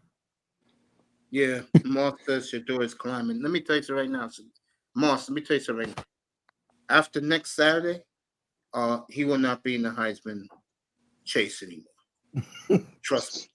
The man that's going to repeat is going to make sure that he knows that there's teams tanking Arizona, Chicago, in the N.F.L. to get him. Okay? And Arizona's tanking for him. Shit. Didn't they? Oh, they almost won though. You don't blow 28-7 leads in the fourth quarter against a team that just lost 40-0, bro. Hey, Mace. What did we say? Eric Bieniemy, Mace. Eric And look what Bieniemy Bieniemy did on Sunday. Yeah, he goes to the Commanders, right? And Yeah. I'm gonna give Rex. What's his name? Rex Rodriguez. What's his name? Rex Ryan. Oh no. Riverboat Ron. Oh, Ron Rivera. Ron Rivera. I'll give Ron. I am not trying to deny you your credit, brother. You got a 2-0 team, and you built that without Eric Bieniemy. But I'm saying, realistically, he leaves Kansas City. Pat's bitching about him at Kansas City. Sure was. He's in my way. He's just basically telling Pat, no, don't do that. Don't do this. And Pat, man, look, I watched Kansas City and they played Jacksonville, but Pat was struggling. Pat is not the same without Eric Bieniemy. And I'm looking at Eric Bieniemy in Washington, and sure enough, they're winning. And they're already acknowledging Eric Bieniemy has an influence on what's this Howell? Sam Howell. Yeah. And Sam listens though. He's at a team now who respects him and listens to him. He ain't got to worry about Pat Mahomes. And I like Pat bitching off because he's like, hey man, no, you need to do it this way. And Pat, I want to do it this way. Okay. And they're struggling, man. Kansas City do not look like, I don't know what's going on with Kansas City. I don't. Let me ask you this. Matt Nagy was a bum in Chicago, right? Yes, he was. Now you got him talking to Patrick again. How's the offense looking? Even with Kelsey last week, they look horrible against Kelsey got a unsportsmanlike. Kelsey took off his helmet. He was kicking it up and down. He was having a fit, man. And what college did Eric Bieniemy play for 30 years ago? Colorado. There you go. Yeah, he was under Lavelle Edwards, wasn't he? No, Lavelle Edwards was BYU. Bill McCartney. Oh, McCartney. That's old ass Lavelle Edwards. BYU, bro. Yep. Well, anyhow, I don't even know. Anyhow, I think that we'll find out. I think Andy Reid and Pat Mahomes made a big mistake. I agree. When they ran Eric Bieniemy out of there. He should be the head coach, and Pat should have listened to him. I think that because Andy, if it wasn't for Pat Mahomes, Andy does not have a history of winning. I'll tell you right now. No, he won big in Philly. He just couldn't win the big one. Well, he couldn't win the big one in Philly. Let me say this. On Sunday, you want to think a group of young men changed their ways about Eric Bieniemy? Back in August, they were bitching. He was too hard on us. You want to know what happened Sunday when Washington took their 35-21 lead? And remember, they were down 21-3.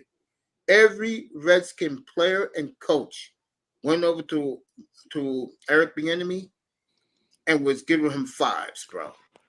Yeah.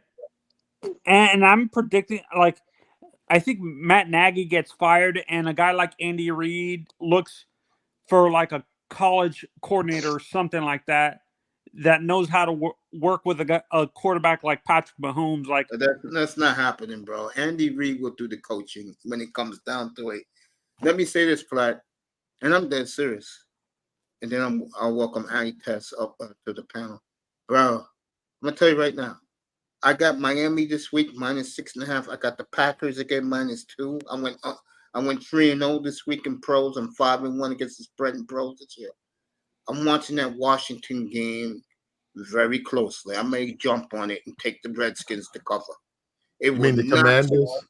I always call them the Redskins. It will not surprise me if I'm watching that game Sunday at 3:45 Eastern time and Buffalo is up 21-17 with Washington driving to take the lead late. It would not surprise me, bro. Well, first of all, Mace, I'm not calling this, but I wouldn't be surprised if they beat Buffalo.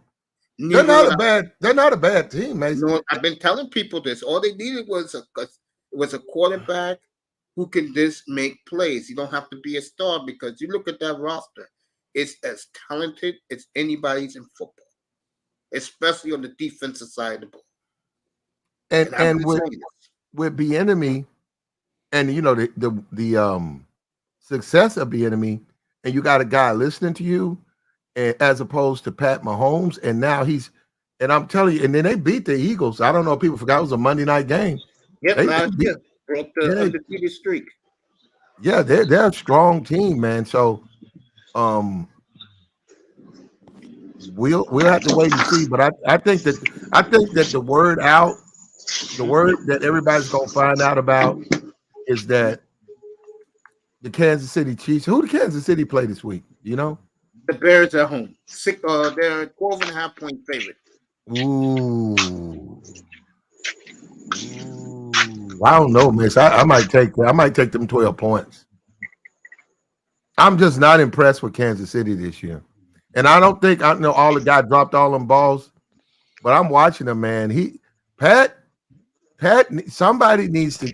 Patrick Mahomes is the type of guy, he needs somebody there to get in his face. And by him, let me tell you something. This Nagy, he's not listening to this guy, Mace. This Matt Nagy guy. Are you joking? You think that he's gonna listen to Matt Nagy? No, I saw it the other day when they played Detroit. Matt Nagy trying to talk to him. He didn't pay no attention to him. Yeah. Are there any veteran coordinators that are available that you think Patrick, besides the guy that just went to Washington, is there any veteran coordinators that Patrick Mahomes would listen to and respect enough to actually pay attention? Not Pat. For Pat, the success has come so quick, and unfortunately, look, man, Andy Reid has spoiled. Andy Reid it's really Andy Reid's fault. He's created a monster. Sure has. Yeah, the kid's half white kid. He's like Andy's son. Andy knows that. Andy wasn't good with his own kids. No, if you want to be for real, look at his own kids. Andy Reid was not. I'm not gonna take it that far, but I'm just saying that's like Pat is like his son. So he's for that guy. And guess who the outsider was? Eric Bieniemy. He was trying to do his fucking job. Yeah. And they basically told him you're in the way. Yeah, basically. Yeah. Yeah. So now he's down there watching it, and they're gonna win. And that's how you hop. Mace, you're right. Take them points. I think Washington is gonna be a winner this whole year until the public catches up with them. It's gonna be a while before they catch up with them. But yeah. I agree. Yeah, I think Kansas City. I don't know about Super Bowl. I think Kansas City gonna go through a lot of struggle. I agree. When you got Travis Kelce since training camp getting personal fouls and he's frustrated, that says a lot. You trying to be like Gronk? Mm-hmm. And plus, you know who he's fucking with now, right? No, we don't know his personals. He finally went back to the white side, and what's her name? This singer named Taylor Swift threw him a bone. God, he's dating Taylor Swift? Yeah, long leg. You know him. That's money too. White boy. Kelce is the white nigga, as I call him. Well, you know what? After he threw that, Max, I have to agree with you. After watching him throw that tantrum, yeah, that's what I thought with that fade. Yeah, I said this dude's a pookie. What's up? Yeah, he is a pookie. Mate, that's something nicer. Yeah, bro, because that woman, the singer, what's her name? Swift, I think her name is. Taylor Swift. She made that nigga beg. That's the word on the street. She made he got it though. Beg to get a date with her, bro. For how long though? She probably she ain't, but she don't date guys like him, and she dates a lot of goofy white boys. And this guy right here, this now for him and her, I can see that's a match made in heaven. That's the closest thing to a black man, Kelsey, that she probably feels safe with. Of course. So she got her a black man. White nigga, but this and he's gonna have a bad year. He's gonna have a bad year. They're gonna have a bad year because Andy. I think what's gonna happen. And I know you said he won in Philly. What's gonna happen is you're gonna see the old Andy Reid. Yep. And they're gonna go back to being the Kansas City Chiefs that never win anything. Oh, you mean the years of Marty Schottenheimer? Yeah. Dick Vermeer. Oh, good. Poor Dick. Poor Dick gets the shaft. What was that Buffalo's head coach? What was his name? Mark Levy. Mark Levy used to be with the Chiefs. Yeah, we talking early '80s. That one, bro. I'll go even further. The Chargers coach with. I killed him earlier tonight. I'll get to him again. I saw Bill Belichick's son. He's a linebackers coach, right? And I said, and that goes back. Let's talk about like Deion. And now I disagree. I think criticism of Deion is fair. I think black people are unfair and they're sensitive, and I think they're unfair because they don't want anybody to criticize Deion. But I don't have a problem with Deion and his kids getting his kids in the NFL. You got Bill Belichick Jr. I'm like, what the linebackers coach? You mean Steve Belichick? Yeah. I said, what the Bill Belichick Jr. linebackers coach? No, it's Steve. It's Steve Belichick. What's Steve up, Belichick? No, I'm saying he's got his son making money, and believe me, he's getting paid. I think Gruden, he is. Yeah, he's getting paid. Gruden had his son for the Raiders. He was the strength and conditioning coach. Nice little $250,000 a year position. Bob Gruden. It's like, what? Bob Gruden, right? So I said these guys take care of their kids, right? So I don't have a problem with Deion, green lighting his kids into the NFL. He's a former NFL dude. Yeah, both of his kids are pretty good. I like the safety. Kyle Shanahan. I mean, what the fuck? What? Kyle Shanahan is the first coach to get nepotism because of his father. Yeah. We ain't the first one, but yeah, go ahead, Platt. Go ahead. No, he's not the first one, but I'm saying it's all over the place. So people who say Deion is kid, I have a problem with that. Look, man. No, that's okay. I'm not gonna say nothing. I'm done. Okay, you can say it tomorrow night if you want to. No, Mace, you're not gonna use that chicken bucket. So that's telling me you pulling your punches. And you wait till you see the thumbnail. You won't use that chicken bucket. The chicken bucket? No, I got something better for Deion, man. You'll see it. Everybody will see it tomorrow night, 8:30 Eastern time. I'm gonna roast Deion.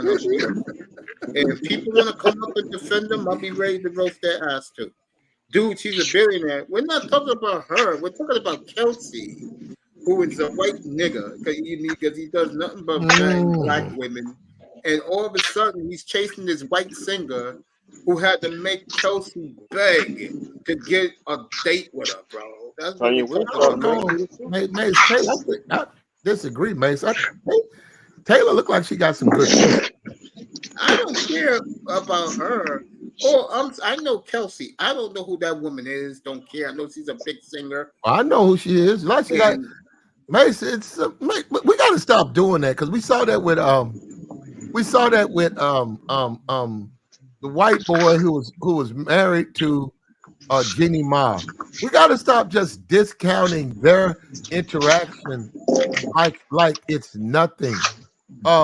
Mace, Taylor Swift got some good trim, bro. I don't know. All I know is that when a guy like Kelsey, who's a Pookie, who act like he's Mr. Big Man because these black hoes throw their ass out 24/7. When it comes to a woman of his tribe, that woman broke him so bad he had to beg for a date for her, bro. That's why. But he got the date, Mace. You know why he got the date, bro? Because he's a future Hall of Fame tight end with Super Bowl chips. Okay, if Vick was let's say my man Dallas Goedert of the Philadelphia Eagles, hells no, he don't get a date, bro. And Goddard is damn good. Taylor Swift, man, I don't know. I mean, I ain't got a problem with her, but I don't care for her. She's a big, tall, long, big old. That's what No, I'm saying. she's got long legs. Big.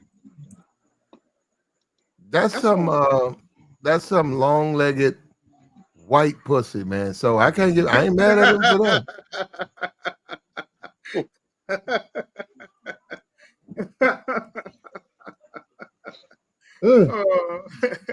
And Mace, she got money. Taylor Swift got a lot of that. Thanks, Tony, for pulling up. That's what I heard. I heard that she got my man Raven said in the chat she's a billionaire. Yeah. Did you hear what's wrong with that? Billionaires get horny too. Of course so they do. Bro, you know, did you hear somebody got to smash? You know, I heard they was talking about this, that woman paid her truck drivers who drive their equipment across country for thanking them for the tour she had here in the States. She paid the truckers $50,000 a piece, and she paid her dancers $2.5 million a piece, and her staff. Well, she's making money, man. Shout out to Taylor Swift. I don't listen to her. I don't care. But I will say this about Taylor Swift. Mace, I don't imagine. Why do black folks love her so much? Yo, Mace, she's a pretty good artist. That was up in the chat. But Mace, I think you're going too far with that. Mace, she has fans from all demographics. But Mace, I'm gonna be for real, Mace. Yeah, and it's more an age thing, Mace. I don't really think she makes music for you. Or me, Mace. Yeah, I don't think she goes in the studio saying, I'm gonna make a song that Platt likes. I don't think she. It's like that doofus who I'm gonna kill tomorrow night. Some rapper named Lil Wayne putting on a show to introduce. I'm gonna kill that time tomorrow night. Okay, I'm gonna kill him all tomorrow night. Well, it's gonna be more. And then somebody said something about BET Awards. They're going too far with it now. When they go to USC. Yeah, because everybody wants that screen time. Everybody wants to be, that little 15 seconds. USC gonna sell out. USC, they gonna sell out anyhow, but that's gonna be a game. Somebody's opening up. Okay, yeah, that's gonna be a game. The USC game, I can wait on it. I'm not trying to overlook. Can't wait for it. I can wait on that game. 23 points in Eugene. Somebody's opening up cupcakes or some shit, man. Yeah, I'll take care of that in a second. I'm just looking at something right now. Okay. No, the Eugene, Oregon game. Yeah. I got to sleep on it, but Mace, I'm telling you, my first inclination. Yeah. Is to take the points. Well, let me say this. Platt is 18-6 in 3 weeks of picks. I'm 10-2, 5-1 in college, 5-1 in pro. And I gave my college picks. I'm taking the Irish -3 at home against Ohio State. I'm taking Penn State and Iowa. I'm going to take the over 40.5. And I'm definitely taking Florida State over Clemson on Saturday.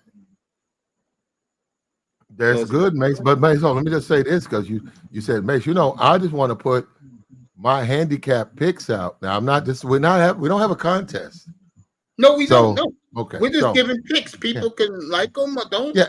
You're doing Mace. well. I'm doing well. That's all I'm No, saying. you're doing great, Mace. But what I'm saying, I just want guys to know, and you got to be because I keep trying to tell you, it's not about like Pittsburgh, right? Mm-hmm. Technically, I would be considered a Pittsburgh fan. Mm-hmm. I actually had them on Monday night, right? Yeah. Well, I was hoping they would win. I actually had Cleveland, but I thought that Cleveland would win. I just don't trust them, and they managed to win. Now, I've been noticing now a lot of people getting on Matt Tomlin talking about he needs to do better. Now, I said that before the season started, right? I've always said, this guy right here, Matt Tomlin. But when you talk about making a pick, you got to get out of all of that, man. You got to get out of your fandom. Yeah, exactly. I do. Yeah, all right, okay. I got you, bro. You know, I've been doing it, bro. I don't know. I'm off to another good start. Last year I tore it up, and you know, right we now, got to start posting these records too, Mace. So yeah. No, because we're gonna change it to week 4. That'll be Thursday. Yes. You're gonna have to. I don't know. I mean, like this is your channel, but you're gonna have to do something like a recap to let people know. No, you can do it. No, this is your channel. You need to do like a 3-minute, 5-minute video and just say, okay, this is the recap. We're winning, and let people know so that new people, this thing gets in the algorithm of the bettors, right? Yeah. And they see it and they're gonna be like, because a lot of them they don't want to watch nothing. They want a winner. Yeah, a lot of somebody got $500 at the casino. Yeah. They want to know, hey man, which way you going? You want to go? You going with Oregon Ducks or you taking Colorado? I don't want to hear that bullshit. Who you taking? They want a winner. That's right. You said, okay, well, I'm taking them. And here's the crazy part. Laura was up here the other night. He was talking all that dumb shit Saturday night. He said, pick a winner. The world could have told him Miami was going to cover the 3. And Miami covered the 3 very easily against New England on the road. Mm-hmm. You mean, some people, you look at them sideways, and that's why I ripped him an asshole before he left Saturday.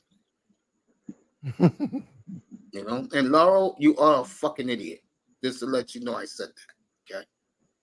Yeah, I have no idea what's going on with you and him. Well, me and Laurel good, but goddamn, if someone's going to give you a layup, which I did, Mace, and take the layup. Mace, right now, see, Mace, this is my thing. Yes. Because people don't pay me for my picks. I don't really care what they think about them or what they say. So it's irrelevant. Now, it'd be different if they was paying me. But if they don't pay me, if I give out picks and they don't take them and they win and they lose on their own, or they take them, man, a lot of them will take a lot of what you'll find. We're gonna do this season, Mace. Mace, this is week 4. Yep.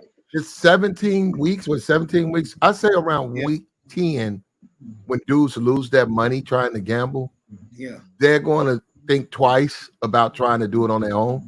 Yeah. And they're going to start listening to what the games that are put out. Yeah.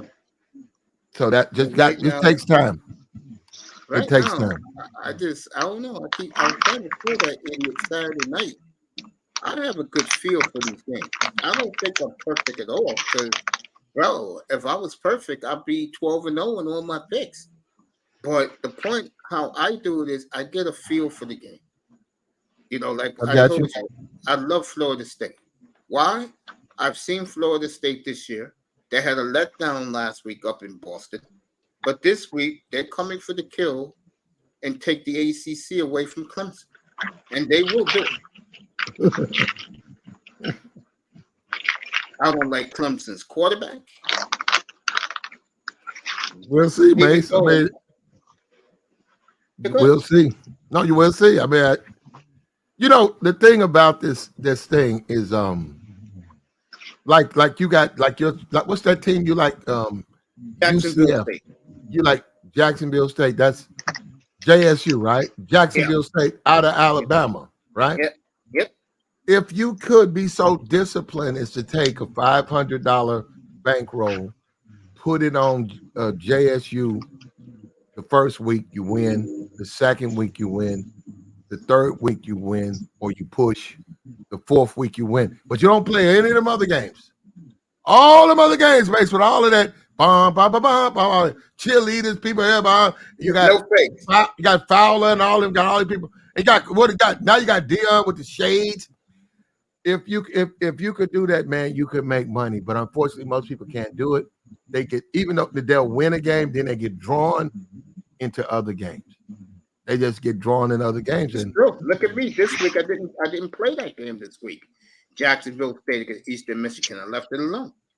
No. What I'm saying, people get drawn into more games. The big games, the big names, the big games. That day. And I know serious handicappers like this Ole Miss Alabama. They'll tell me ain't no way I'm touching that game. And me myself, I'm not a big SEC guy. I just don't pick teams out of the SEC. I had that Florida game, but I'm not a big SEC. I saw that. Missouri burnt me last week. Yeah, you can sort of see that. And then I don't like Missouri, Vandy. Well, South Carolina. Yeah. What? My team, my favorite team is Ohio State. Mm-hmm. Okay, that's my favorite team. Then I like Michigan. Then I like Tennessee, the Tennessee Vols. I like FSU. I like UCF, Central Florida. I love Central Florida. Those like when you talk about, I love Washington now because of the quarterback. Yeah, I have my favorites, but sometimes you have to find, and I'm saying it's hard. You need to find, like you got Notre Dame this year. If you would have hopped on them, they're undefeated against the spread. I think except the last game. They took a night off. They knew Ohio State was coming. And therefore, they played 4 games. And who knows who, Mace, I think we might see a Colorado Notre Dame, because, they don't have a conference, and they can do it. We might see a Notre Dame. If Deion can go 7-4 and be bowl eligible, I think we might see a Notre Dame. I don't know the commitments of the Big 12. He might have to, they might have already prearranged commitments based on if you're 3rd or 4th or whatever. But I think you might see a Notre Dame, Colorado. Yeah. That would be for the 3rd time. Bowl game. You know what, Mace?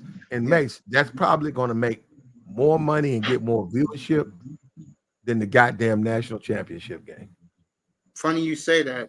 It was Colorado 33 years ago that won the national title. They shared it with Bobby Ross, Georgia Tech. But they had to get through Notre Dame to do it. And if they do play that game, I'll tell you right now, the Notre Dame faithful will come out in droves. Because Notre Dame that year really believed they were the best team, and they got robbed, their fan base. Remember that like it happened 5 minutes ago. Let me say this for college football this year. It's great seeing the Buffaloes back. It's great seeing the Hurricanes back. It's great seeing Florida State back. Just to name 3 teams that have really been impressive so far. Notre Dame's losing to Ohio State this week. I don't know, man. I think Notre Dame, they are going to here's loss. No, I'm glad that you believe in Notre Dame, Mace. I don't know, man. Today, this Tuesday. Yeah, Wednesday now for me. I don't know if I can take. I think they waiting on Notre Dame, and that's gonna be a game, bro. Yeah, that's one of your night. That is your main night game because I'm not taking Penn State and Iowa seriously Saturday night. Not doing it. And on Saturday at 3:30, I'm watching the Canes versus Temple. I'm not watching Dion. And again, for Alabama to be put on the afternoon undercard by CBS, that's a slap in Alabama's face, in my opinion. Well, they haven't been playing well, Mace. I know. Canes, I don't see them getting better. I don't see them getting better overnight. So if you ask me, I'd take Ole Miss. If I had to say, if you ask me today, yeah, I'll take Ole Miss. I'll take Ole Miss to win. Touchdown favorite, by the way, in that game. Yeah, I'd take Ole Miss to win the game. Okay. We'll do it Thursday night. I mean Thursday afternoon, bro. I'll be up here for that. We're gonna have fun with that this week. I call it Platt's Picks, and Yeah, I got you. I'm giving Platinum the big billing because it's him. We gonna hold. The picks. Well, yeah, that's why we're doing it, Mace. We're doing a handicap because I was like, hey man, let's do this right here. Like I said, Mace, once we do the handicap thing, it's like 45 minutes or whatever. Yeah. Then you do your streams all the time. You do your streams. If people want to come in, add their picks. If you want to discuss my picks, so we just do gambling or whatever, you know. I mean, you can do gambling over that like that. So hey, Platt, 18-6 college and pro combined. It's impressive. Seriously. Well, yeah, but I'm saying look, Max, you lucky to go 56 out of 54 because it's very hard to win a game. Oh yeah, it's the science. Yeah, so it's how much you play. It's if you play, you gotta play. You play $50 here, and then on the big bets you play $100. That's how you make money. But you don't make money. I'm gonna put all my money on this team, and it's got to win, and you can't. And they hope you do that because then they know they got you. Yep, but that's a whole different. That's money management. And that's a whole different thing. You got a lot of people. They don't even do like you got Bitcoin and all that stuff. They don't put their money in Bitcoin. They don't put their money in stock market. They gamble their money. Hell yeah, because it's short-term investments. But if you really keep up with it, or you got somebody who does, you can make money, man. Cordell Stewart, Eric Bieniemy, and something Johnson. I forget the kid's name. He was a wide receiver for Colorado. Charles Johnson. Charles Johnson. That was the triplets at Colorado. And Rashawn Salam was the backup, and he won a Heisman there. It's good to see Colorado, folks, but I have to rip them tomorrow night. I'm tired of bandwagon fans, and they're pulling they're pulling a Joe Biden. If you don't support Colorado, you're not black. Well, he's not the only black coach in college football. Yes. That's absurd. That's what I'm saying. Yeah, I'm gonna let them know tomorrow night I support the. And hold up, Mace, what's black about Deion? Don't you see? This is the truth. This is what kills me about black people in Deion. Do you even know? Have you ever watched his history other than some MC Hammer stuff? Deion don't really fuck with black people like that. Now he fuck with Michael Irvin. Yeah, of course. Now, obviously, now teammates. Yeah. We know he fucked with the Rock. Yeah, we know that because Rock was there. But prior to that, Rock didn't associate with Deion. Iman's loving it. I'm gonna roast his ass tomorrow night. It's not him per se. It's the chain, man. Yeah. It's the shades, the hat, the chain. That's what's sad about us as a people. It don't take much for us as black people to say somebody's black. If you wear some shades, if you wear shades and a hat, you're black. It's crazy. You got James Franklin. He don't wear shades and a hat, but he wins. You got what's the guy for Notre Dame, Mace? Marvin Freeman. You got him. He doesn't. Mace, when he comes out to coach his team, does he have on hats, shades, or chains? Nope. So now he's not black. He's not black. And the guy for Colorado State, somebody was saying he was a coon. Why? That was Laura who was saying that the other day. Why is he a coon? That's why I said to Laura, why is he a coon? Why? He told the truth? Oh, he disrespected Deion's mom. He didn't disrespect his mother. All he said was that you don't wear sunglasses and chains to a press conference. That's all he said. That's all that young man said. And they were killing him all night. This is why the Deion fans will get murdered by me tomorrow night. Well, let me say this, Mace. Yeah. To the Deion fans. Mm-hmm. I hope you meet him. I hope you guys get to meet him. Let me tell you, Mace is funny. Yeah, go ahead. It's funny. Wealthy people. Okay, can we agree that Deion's wealthy? Yes, no question. Wealthy people are extremely arrogant. Yes, they are. And Deion, You won't get 10 feet close to Dion is exactly the type of guy who comes to the club. Yep. And everybody got to get out. Everybody got to move. True. Yep. Yep. Facts. And all the women are going to go to him. Yeah. Especially back in his young days, 35 years ago, he was at Florida State. It's like I said. Dion don't fuck with black people. That's what they don't get. Y'all keep thinking because he wear a chain and a hat that somehow he's black. Dion don't mess with black people, man. You talk about the rock. You talking about the Rock? Dion don't fuck with black people. Y'all really think he like that? No, he don't. Look. Do I have a problem with the brother taking care of his children, getting them in the NFL? No. But you guys are joking if you think Dion is some corner nigga. He is not a corner nigga, no. Yeah, he's not even close to being like that. I remember my mother said it best 20 years ago about Allen Iverson. My mother said, do these ghetto people really believe that? I don't know that, man. No, let me finish. I think Allen Iverson lives in the projects. This young man has a mansion. He said, my mother said, this young man is living in a mansion. Do these people realize this? I think Allen is ghetto though. Oh yeah, he's definitely ghetto. Yeah. I'm surprised Mason Cameron hadn't got him on the show yet. One of his best friends in the planet is Mace.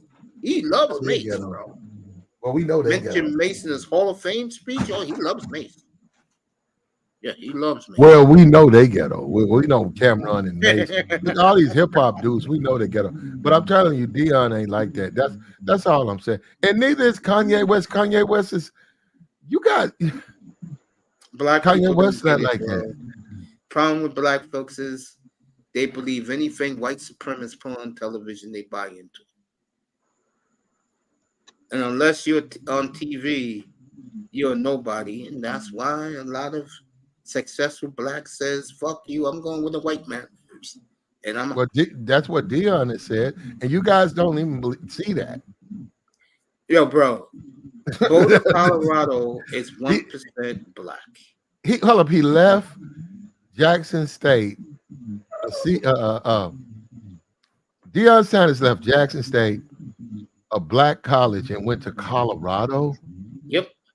And he kept saying at the press conference, if people paid attention, he kept saying, man, homes, green grass, my kid don't have to get robbed every 5 minutes.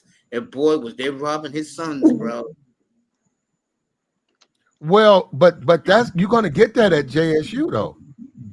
That's Jackson State. And then somebody said, and I couldn't believe Mace, it show you how just ill-informed people are. They said they didn't pay Dion. They don't have any money. Exactly.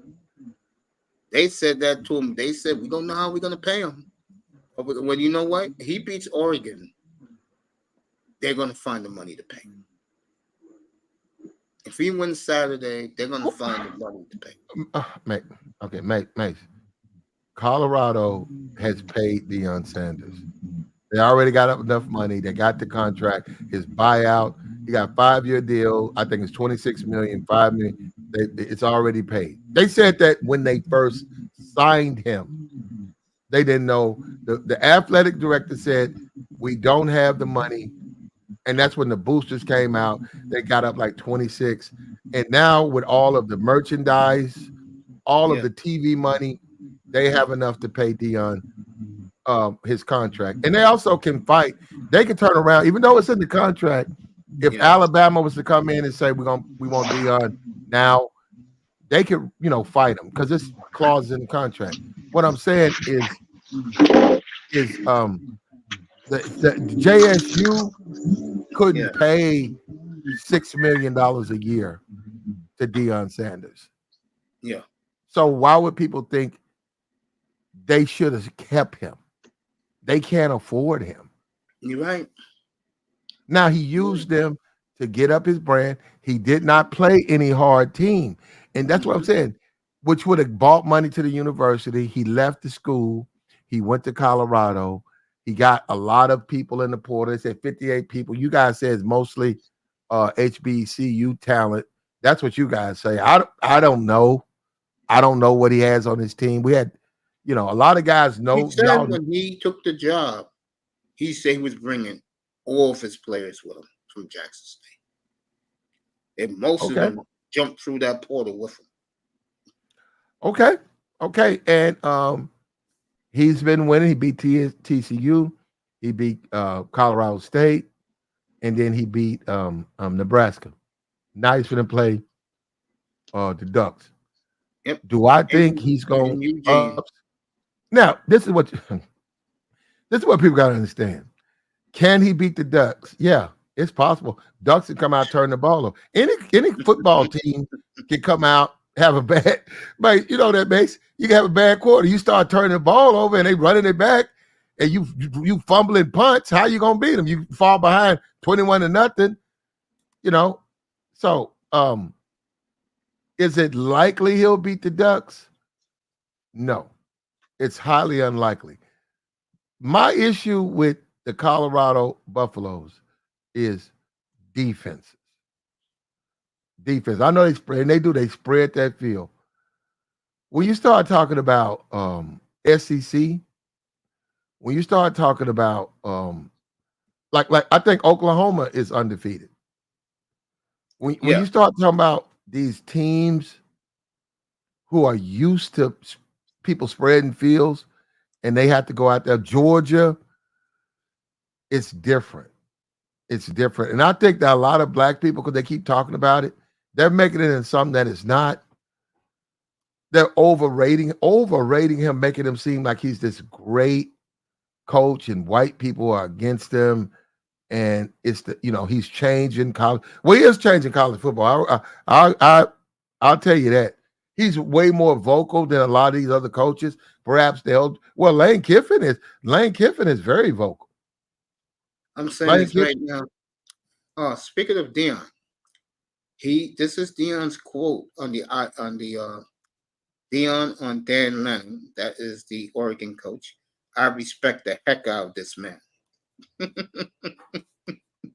You know why Deion said that? No, I don't. Why? Because he knows that ass whooping is coming.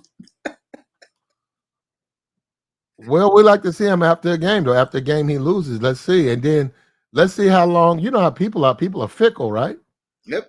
3 weeks from now, if they lose this game, USC, and then they got to play UCLA. And Mace, what we don't, like with Colorado State, what we don't accept is it's very possible for Deion to lose a game that he should win. That is true. It almost happened Saturday night. Yeah. Paul Feinbaum predicts Oregon to end the Colorado hype train. Oh. Yeah, you know what? And then you won't see him. No Kurt Fowler, no Lee Corso. Hold up, you know what? Was Lee Corso at game day? Because I didn't see that when Deion was up there. Yeah. Was he up there? Chris Fowler, no. He did the early game that night. Whoever was playing early, he did that game. Corso did not come with them to Colorado? No, Corso was there. Yeah, he picked Colorado. He put the Buffalo head on. Yeah. He did? Yeah. Yep. Was Deion up there when he did that? No.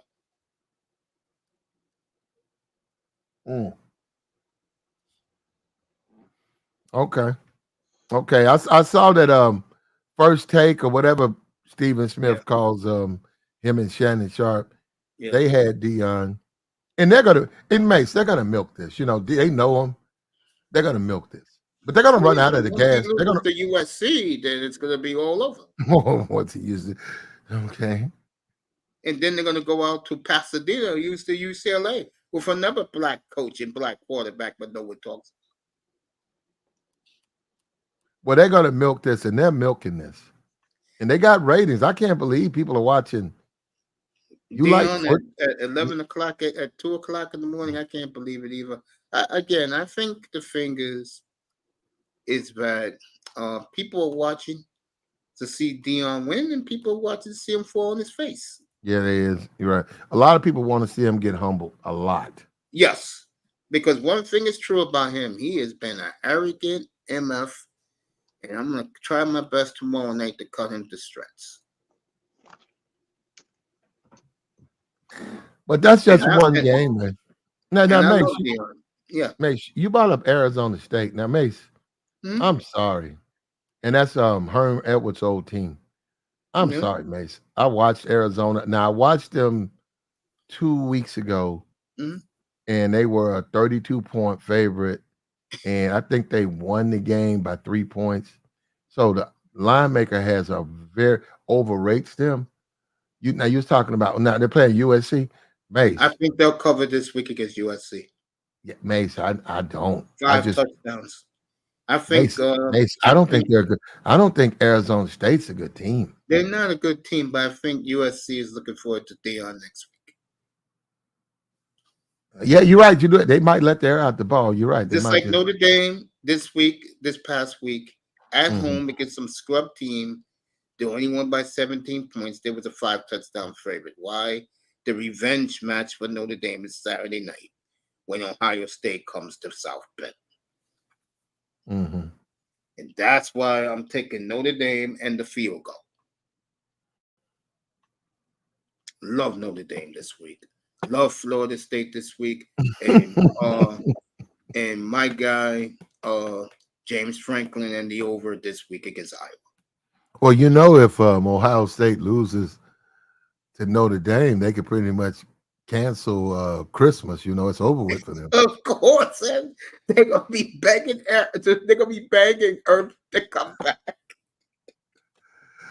And let me say this: I know she's sleeping right now because she has been on overdrive, and I love her to death. Miss V, I'm sorry, baby. You're going down in South Bend this weekend. Okay. She loves her Buckeyes, bro. Well, if they lose to Notre Dame, they still got to play Michigan. They got to play Penn State. Yep. Yeah. And people, hold up. I saw earlier, people are predicting that James will find it. They said he won't beat Michigan, but they say he's going to get Ohio State this year. I think Urban Meyer will be back on the sidelines at Notre Dame. Ohio State by New Year's Day. He'll be on the sidelines. And Urban don't care. Urban's going to take the job, say, get the F out of here. I never liked your ass anyway, and I'm taking over again. Oh, man. Urban Meyer is Dracula, bro. You can't kill him with a stake. Yeah, I don't know what he's doing, man. He's walked away from the pros. He couldn't handle the pros. That's a fact. And I told people that 2 years ago, I got a lot of pushback. And I said, by week 2, he already had it with the NFL. I mean, he'll never coach in the NFL ever again, by the way. Oh, he doesn't care. He'll be okay. Yeah, he'd be fine. He got so much money, so much endorsements. He'll be Who was the quarterback for the Saints Monday? Derek Carr. David Carr. Derek Carr. Derek. Why is Jameson? I saw him all on tick. What did they let him play or something? Which guy? Jameis Winston. No, I don't think he played. Well, what was he doing on the sidelines Monday night? No, I just saw some stuff on Twitter where he was welcoming everybody and he was making. I said, did he play? No, but that's the way he is now. He's humbled, and I get the feeling at 28 years old, he'll get another starting NFL job. I'll tell you this, he'll get one before Russell Wilson. I'll tell you that. I'm not lying about that. We already predicted that Sean Payne is going to give him 5 games. Yeah, I agree with that. I think it's over there. And I'll say it again. I think what Sean Payton did that was a mistake. It's when he told his players they can't be interviewed. You can't be wearing bucket hats and sunglasses. No more cell phones. And you fucked your team up right there. I mean, you had a 21-3 lead and you fucking blew it to the Redskins, and Eric Bieniemy fucking took your ass to school. And then Wilson throws a Hail Mary They got the goddamn Hail Mary, believe it or not, folks. The guy caught it, and then they fucked up the 2-point conversion. You can't make it up. And I'm telling you right now, and 305 is going to be laughing right now. I swear. There will be, it's the Dolphins home opener. They will be in a fucking tsunami in Miami on Sunday. That's why the Dolphins. They are going to get their ass. Hold up, the Dolphins playing Miami this week? For the first time all year. Yep. They play the Broncos. Well, I think, look, first of all, I think you only get about 10, 11, 12 years, 12, 13 years.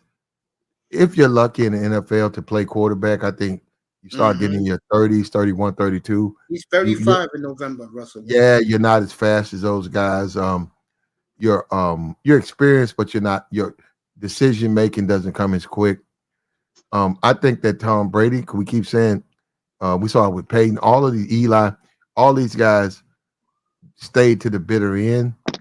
And Russell, this is the problem with Russell. John Elway gave him that long deal. He got a 5-year deal now worth like a $200 million with Denver. Now I think Denver is willing because it looks like they might try to trade him. No, they said they'll cut him. Peyton said he'll cut him. And the Walmart people, this is Walmart who owns them. $245 million is nothing to them. That's a tax write-off. Yeah. Or Russell wind up being the backup. But what I'm saying, That's it looks like, I'm saying. Yeah. And now this is the thing. If they make Russell the backup and he's not that they're stupid. just going to cut him, period. And they don't have to. He just signed. Hold up. They said that was a guaranteed contract, Mace. He don't care, bro. And the owner gave Peyton his blessing. Peyton runs that team now. No. You said that they cut him and pay him the $200 million. They'll pay him what's guaranteed left. They have to do that, but from what I hear, they don't mind paying it. But he will not be a Bronco quarterback next year. And they're going to be that bad enough. They can go get somebody like a Bo Nix. They'll be that bad. The problem with Russell is he just simply, he's one of those, he's past his prime, man. He just needs to there's nothing wrong with that. Nothing to be embarrassed about. Just, you had your run, you made your money, and it's over. Because when I watch Russell, play, he makes a lot of mistakes. You know another thing about Russell? When you watch Russell play, you would think that you can't get the ball out your hands, right? When you watch Jordan Love or you watch these young guys play, they get the ball out their hands, man. So you can see, obviously, his skills, he's just not as fast as he used to be. Exactly. And I'll go a step further. I'm glad you brought up Jordan Love. One thing that Love does well is he looks off the DBs and the safeties, which is critical. And plus, Russell's 5'11", Jordan Love is 6'4.5". Yeah. So Jordan Love can look over his offensive line. Yeah. What's up? What's up, motherfucker? What's up, bro? Chilling, man. What's up with your boy? Love.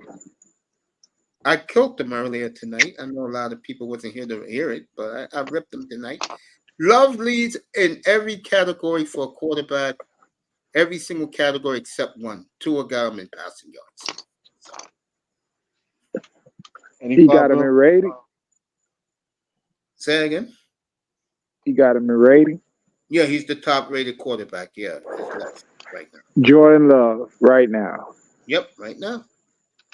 He's QB. He's QB1. 6 touchdowns, no picks. Where you got these stats from, bro? I just go by what they say, bro. Who the fuck is they? These geek statisticians, bro. But Love leads in everything for a quarterback except yards. That's 2. Where you got that from? You're not telling me your source. I get it from the media, bro. That's where I get it from. Yeah, I just go by what they say. I mean, no one, who's close to him in touchdowns? Tua got 4. He has 6. He hasn't thrown a pick. Tua's thrown 2 picks. You know? How y'all lost that game?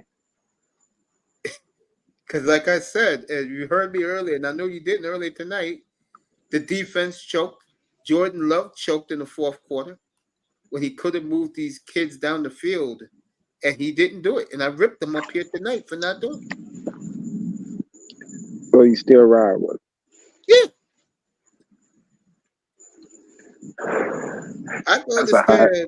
I can understand if he's throwing interceptions everywhere. He hasn't thrown a pick yet. Bro, he's throwing fucking swing routes to Aaron Jones, who didn't play last game. Aaron Jones. Yeah, exactly. Y'all lost. That's my point. That wasn't the reason why they lost. Fuck out of here, bro. Aaron Jones was taking fucking swing passes 70 yards. Don't play with me, bro. Bro, again, if I saw the game, the entire game, for 3 quarters, he was dicing the Falcons up. The fourth quarter, the defense cracked up and they let B. John Robinson run all over them. I watched the game just for you. Because this year, I'm making a point. I'm going to watch Green Bay games. I'm watching 49er games. I'm watching Dolphin games, of course. Here's the question for you. And, you know, I had to watch. Since you watched the game Sunday, I guess, did he, for 3 quarters, was he dicing up Atlanta? I mean, it was going both ways. Y'all had Devin Ritter throwing fucking passes to who knows who. He was out there balling too. So. London? Yeah, London and 8th in the draft. Like London's pretty good, bro. London's good, but they're young. They're young as fuck though. That's the problem. Y'all let them boys. Green Bay has the second youngest offensive unit in the NFL. It's not even close. Yeah, but y'all 4 rookies on Sunday at wide receiver, right? That's cool. Christian Watson. Watson's out again this week. Here's the thing. Yeah, go ahead.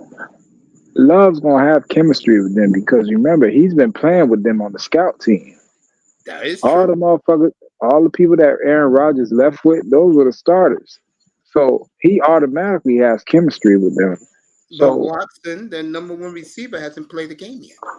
I get that, but the other ones you're saying they're rookies. He used to playing with them already. I mean, the rookies coming in this year, okay, I'll give you that. But Dobbs, on Sunday. but Dobbs is his number 1 right now, and Dobbs was here last year. And Dobbs, look, they took Dobbs. Y'all got one of the top rated offensive lines in the game, bro. Yeah, he wasn't touched. Okay, so that's my point, bro. He's playing with house money right now. Wait till he start getting that Dak pressure, that Dak Prescott pressure, yo. Then we really gonna see what's up with him. And right now, I'm not impressed, bro. Aaron Jones missed 1 game and he's gone, and he can't win the game. Fuck out of here. He'll be okay. Trust me. Who y'all play this week? They play New Orleans this week. They're home opener. New Orleans going 3-0 on y'all ass. New Orleans got a defense. I said that the Packers will go 7-10 this year because of game on Atlanta. I did say you're talking cash money shit after week 1. I still have them at 7-10.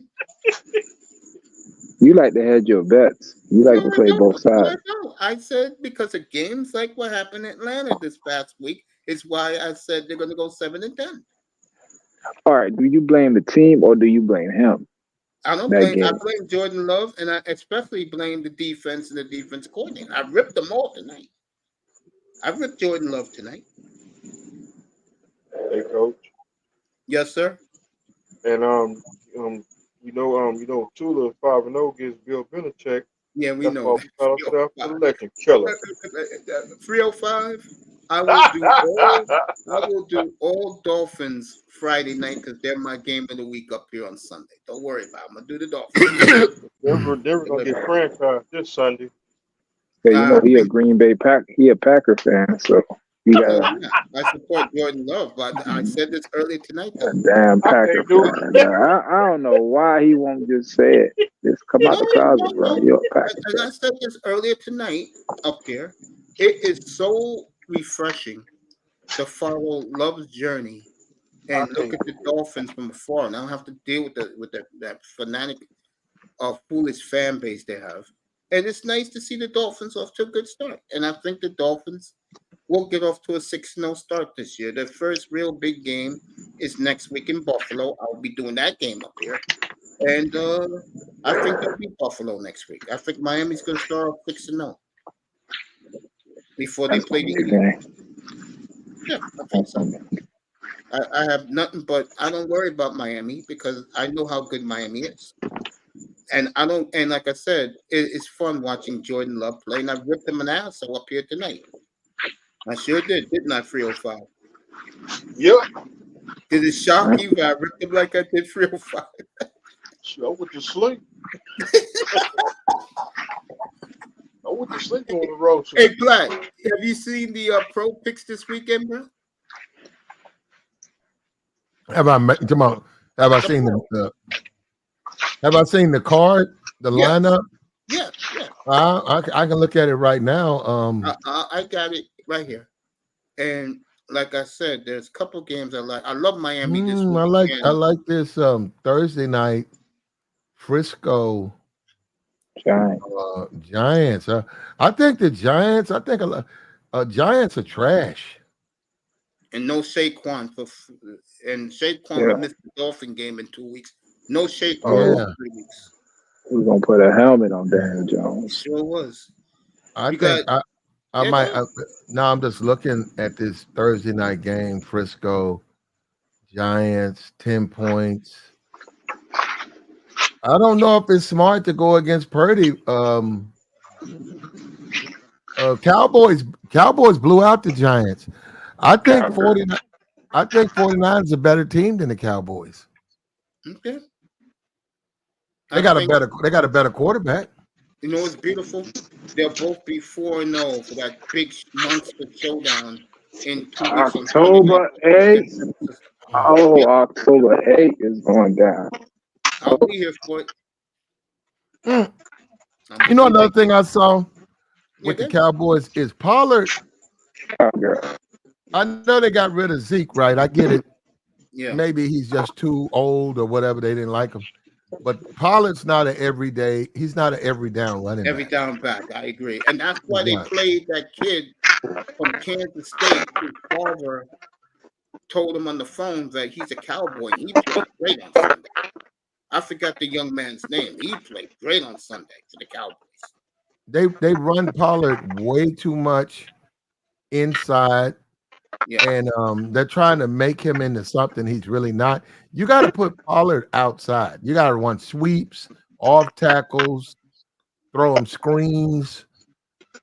Yeah, and it would, because I said they don't know how to use Pollard. They don't know how to use this guy. I agree.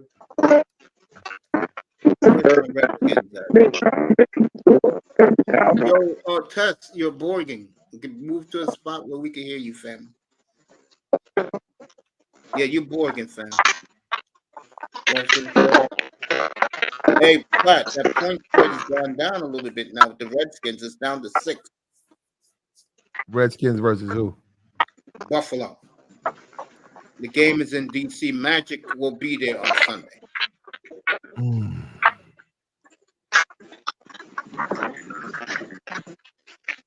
If I played it, I'd have to take the points. Okay. I need it. I want more. I want about 8. I want about 8 points. I don't trust.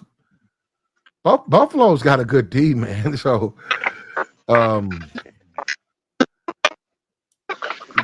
that's a game I'm looking at. 1 o'clock. That's a game I won't play. That's the 1 o'clock. And what about the Jets, though, man? Do you believe the Wilson, he could be that terrible, and they tried him out there? Somebody's got background noise bad, man. Yeah. Tess, you gotta move to a better spot, bro. So I'm just gonna put you on mute. I was gonna say before. Yeah. I don't trust Wilson at all, man. I think the Jets are gonna be a disaster. Now, here's my question with the Jets. If let's say they go 4-13, are you gonna draft one of those quarterbacks? And let Wilson go, of course.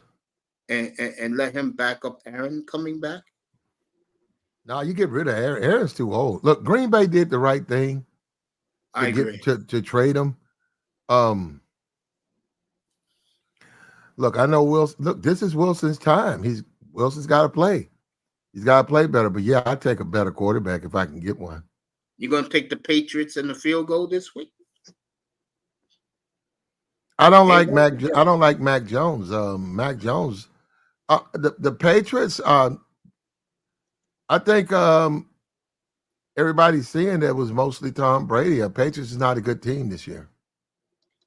I'll stay on because we got a good audience in the clouds. So hit that damn like button in the clouds, everybody. And be here tomorrow night when I roast Deion Sanders and the Colorado Buffaloes. I'm gonna love that tomorrow night. Put that meme up, Mace. Put that Colorado meme up. You mean no, I'm not. You know what? You ain't gonna do nothing. You scared to put the little bucket meme up. You know, when I looked at that closely, I said, nah, because I never intended to really roast Deion. I was going to do it as a goof. But after all the bullshit I've been hearing on Twitter and what I swore my own eyes, okay, and I'll get to that tomorrow night. This motherfucker, I'm going to kill Deion tomorrow night, bro. You people wait. And you ain't going to do it, man. You scared to put the meme up. You and the meme, bro. No, nothing. All right, nice. Yeah, but anyway, in all seriousness, getting back to the pros. What's up, 305?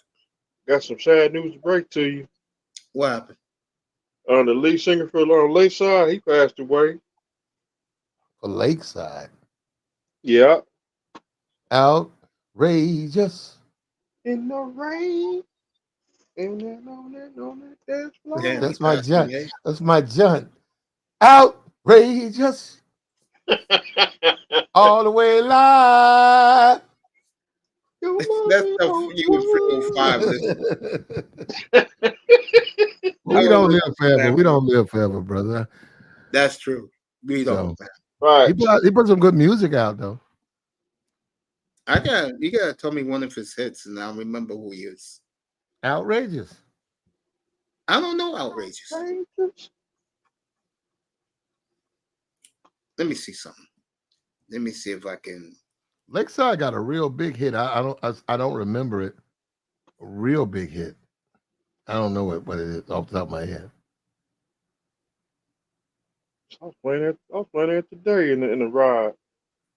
Was you really? Yeah. Coming home. Really? She on the iPod. Because you don't listen to radio no more.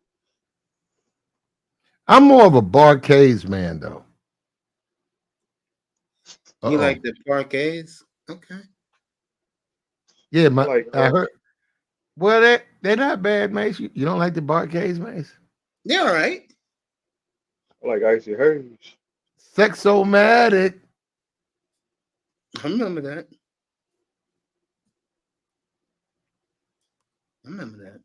Yeah, y'all got to stop bringing up these old bands, man. I like the old bands, but I gotta remember I love the old bands. If I knew that, if you told me like, but no, I was a disco guy, so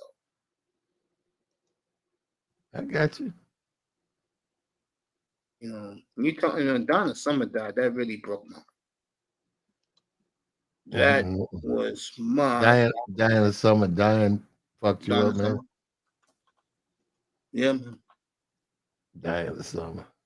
Donna Summer, yeah, she was outstanding, bro. I had a poster all over my room when I was a kid, bro. Diana Summer. Okay, well, ain't nothing wrong with that, Mace. Donna Summer. Mm-hmm. Yep.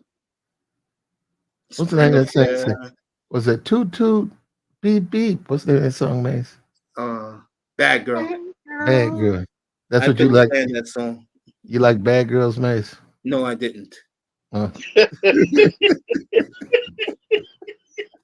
No, I didn't at all. Ring my bell. I couldn't stand that song, Gabriel.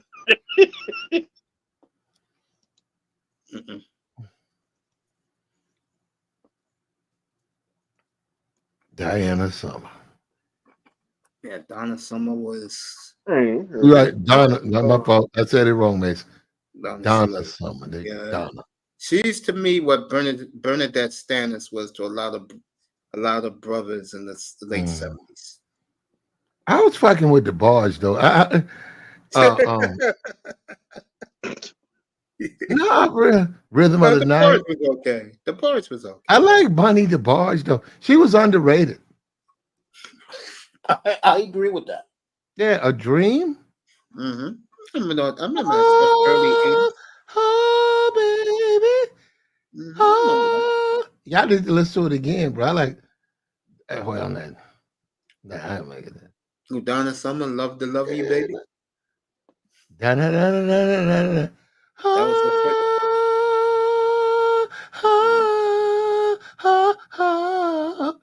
Who's that?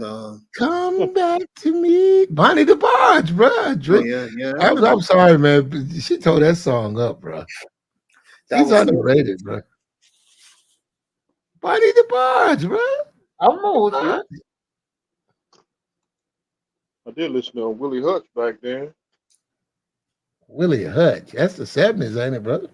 Yeah. Did you like the Jets also, Platt? The Jets. That's some Samoans, right? Yeah, Curiosity. That was a good song. Got it all over him, man. Yep. I wasn't a big fan of none of those bands in the 80s. The really. Jets. I did like my boy though. Yeah, he just died a couple of years ago.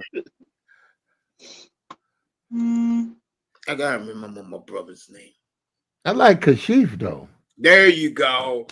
Lover Can Turn Me On. Yeah. I know. I was a big fan of Stone Love. There's Stone in Love. Yeah, that's a Jet. I love that shit, bro. Stone in Love with You. Mm-hmm. Something like that shit was the shit. Mm-hmm. When you hear that shit, you know that is good old R&B soul music back in the day. The music is trash now. And wait till I show you guys what happened in Dion's locker room after the game. You are not gonna believe this shit. When Jason Whitlock sold this shit last night, I said, I gotta do it. I gotta kill this motherfucker. But I'm not sure he's a fair arbitrator, Jason Whitlock. But I don't. He's Captain Coon, we know that. Yeah, I don't necessarily. Well, I just haven't been keeping up with Dion. So, because I think O'Shea said it best. Any successful, in his perceived mind, Negro athlete he can't stand. Because remember, Jason Whitlock was almost an All-American offensive lineman at Ball State. He never made it because he wasn't big enough to play offensive line. He's only 5'10", 5'11". You can't be that big and play offensive line in the NFL. And that's why he became he wasn't that good, but he wasn't that good at Ball State either. Okay. Doesn't, I just go by what he said about himself. Well, he wasn't that good at Ball State. What I'm saying, you could be at Ball State and be a bad lineman. You're right about that. So tomorrow night, hit that like button, people in the clock. We will destroy Dion up here tomorrow night.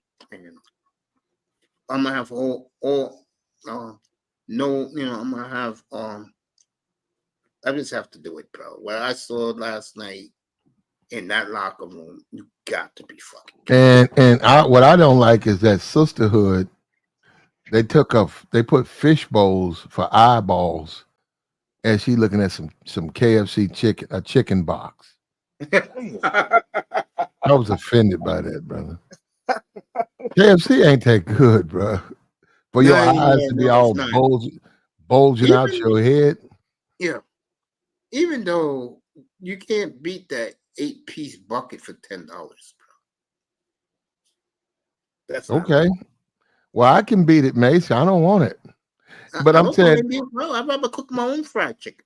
What I'm saying is Dion is making money off black folk. It's just sad, man.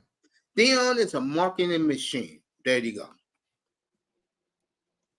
And what did I saw the other day? I told 305 I was having this on Sunday. and my Kentucky Fried Chicken delivers, bro, those wings are good. I give it to him.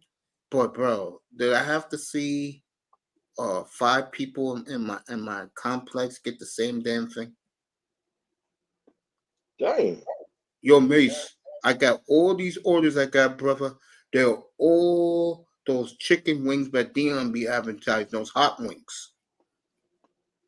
Hey, you can't beat it. 8 wings for $5. Shit. I heard But that. I'd rather make my own food. You know how I do. 305 knows what I do. I get up, take a shower, take my walk, and then around 7:15 in the morning I get back, take another shower. And then I put my wings in, my baby chicken wings in flour, put it right in the frying pan. By 8 o'clock, I'm eating breakfast. 20 little chicken wings. I'll be up there about 5 minutes. Yo, tell Platt 305 when I used to do those 3 shows a day during the COVID era. Tell me about how I used to be making turkey wings at 7:15 in the morning. Remember? Yep, he's cooked them chicken wings early in the morning. Turkey wings. Yep, I said, tell Mason, where's ours at? I had one guy curse me out, Pure Platt, because while the show was going on, he heard me munching on some turkey wings with onions and green and red peppers on it, eating a nice bash of mashed potatoes. Huh? Yeah, I was eating that at 8:30 in the morning. Yeah. You good, bro? You good? I'm sorry, I can't do the bacon, the eggs, the sausage, the pancakes, the waffles. I hate eggs. I can't do that. I got you, bro. But I don't do that no more. I haven't done that in a hot minute, Platt. Now I just drink 2 protein shakes in the morning, go and take my 2.5 mile walk, come back, take a shower, and get my day started, bro. You know, now when you talk about Wilson, Mm-hmm. the Jets, Mm-hmm. man, somebody said Ben. They talking about pulling Ben back, Ben Roethlisberger. They should, man. No, I'm serious. They should, because if they trot Wilson out there, I see they're playing New England. If they trot Wilson out there and he loses, that team is going to tank, brother. That team's going to give up. And they're going to lose to New England. See, I don't think the Patriots is bad. And they figured out something. And they should have thought about this shit in the first place. They got 2 good tight ends. Just do what you did 15 years ago. Gronk on one side, Hernandez on the other. That's what you do. And you move the ball up the field. I mean, Belichick's supposed to be Mr. Know-it-all. Yeah. I think he got to get rid of Jones. I think he got to bench Jones and go with those guys behind him. Well, that's the problem. He cut those 2 guys a couple of weeks ago. Oh, he cut all those guys? I didn't know. He did, yeah. I thought he liked one of the guys. He liked the black kid, but bro.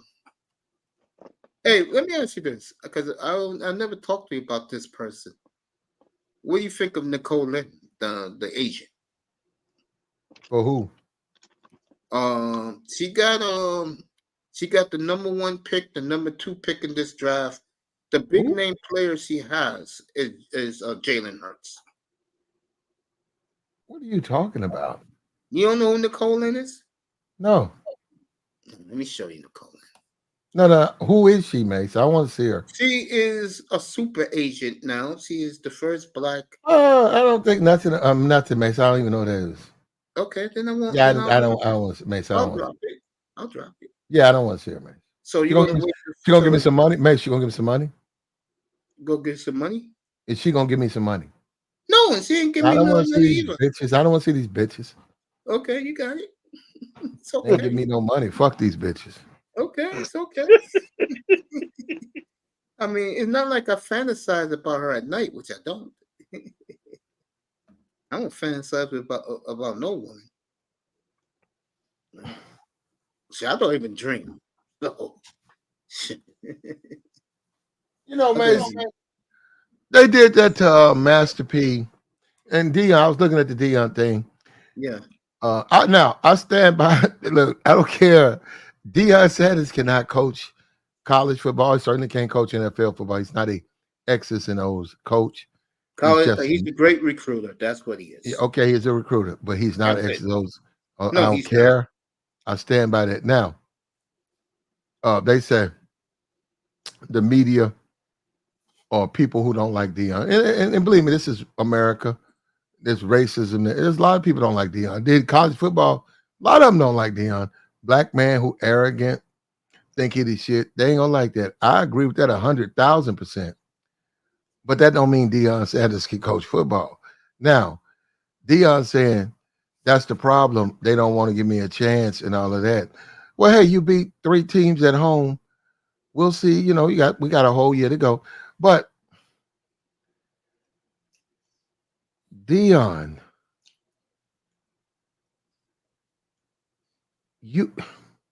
it's more to Deion. You're not a good coach. You can't go into a halftime down 17 points, 20 points, and bring back a comeback. You can't go in there and say we're gonna throw our game plan out. We're finna change it. You know what I'm saying? X's and O's. He's drawing up on chalkboard. This is how we're gonna handle it. This is how we're gonna do our defense. This is how I want you to do. Look, okay, we're gonna change this up. Deion doesn't do that. Now he's got people that he pays to do that, but that's what I'm saying. Deion doesn't do it. But he wants all that credit for that. Now they would say Master P had a sports agency, and they crucified that man. Now I don't even like Master P, but they crucified him. And I think right now Jay-Z, I could be wrong. Rockaware or whatever they call it, whatever. He has Jay-Z still doing athletes and stuff. He still has his own company where he represents athletes. What Master P came out publicly and said, he said, I got 14 lawyers. All of them are contract specialists. They've done contracts. They've sat in the room. They understand a athletic contract. He said, I don't handle any of that. They work for me. Exactly. That's my agency. He said the way that NFL's trying to put it out there is like I'm the one handling the contract. I don't handle contracts, but I do have lawyers just like everybody else. So, and I thought that was very unfair. And I don't even like Master P. I thought the way and NFL did do that to him. I thought that was very unfair that you mocked Master P when he was basically doing the same thing that you're doing. Got Ricky Williams an $800,000 a year deal, which is crazy. You think he should? Right next to Ricky. I was right next to Ricky when they picked Edgerrin James over him, and I was talking to his agent Lee Steinberg, and Lee Steinberg couldn't believe it. Who got him the contract, Mace? Master P's people. And that clown was right there, not Master P. The Boulay Negro who was representing Master P, No Limit back then. He was right next to it. But Mace, that's what he wanted. That's what Ricky Wilson wanted. That's what he wanted. Yeah, Ricky's a strange bird. I mean, I know one thing.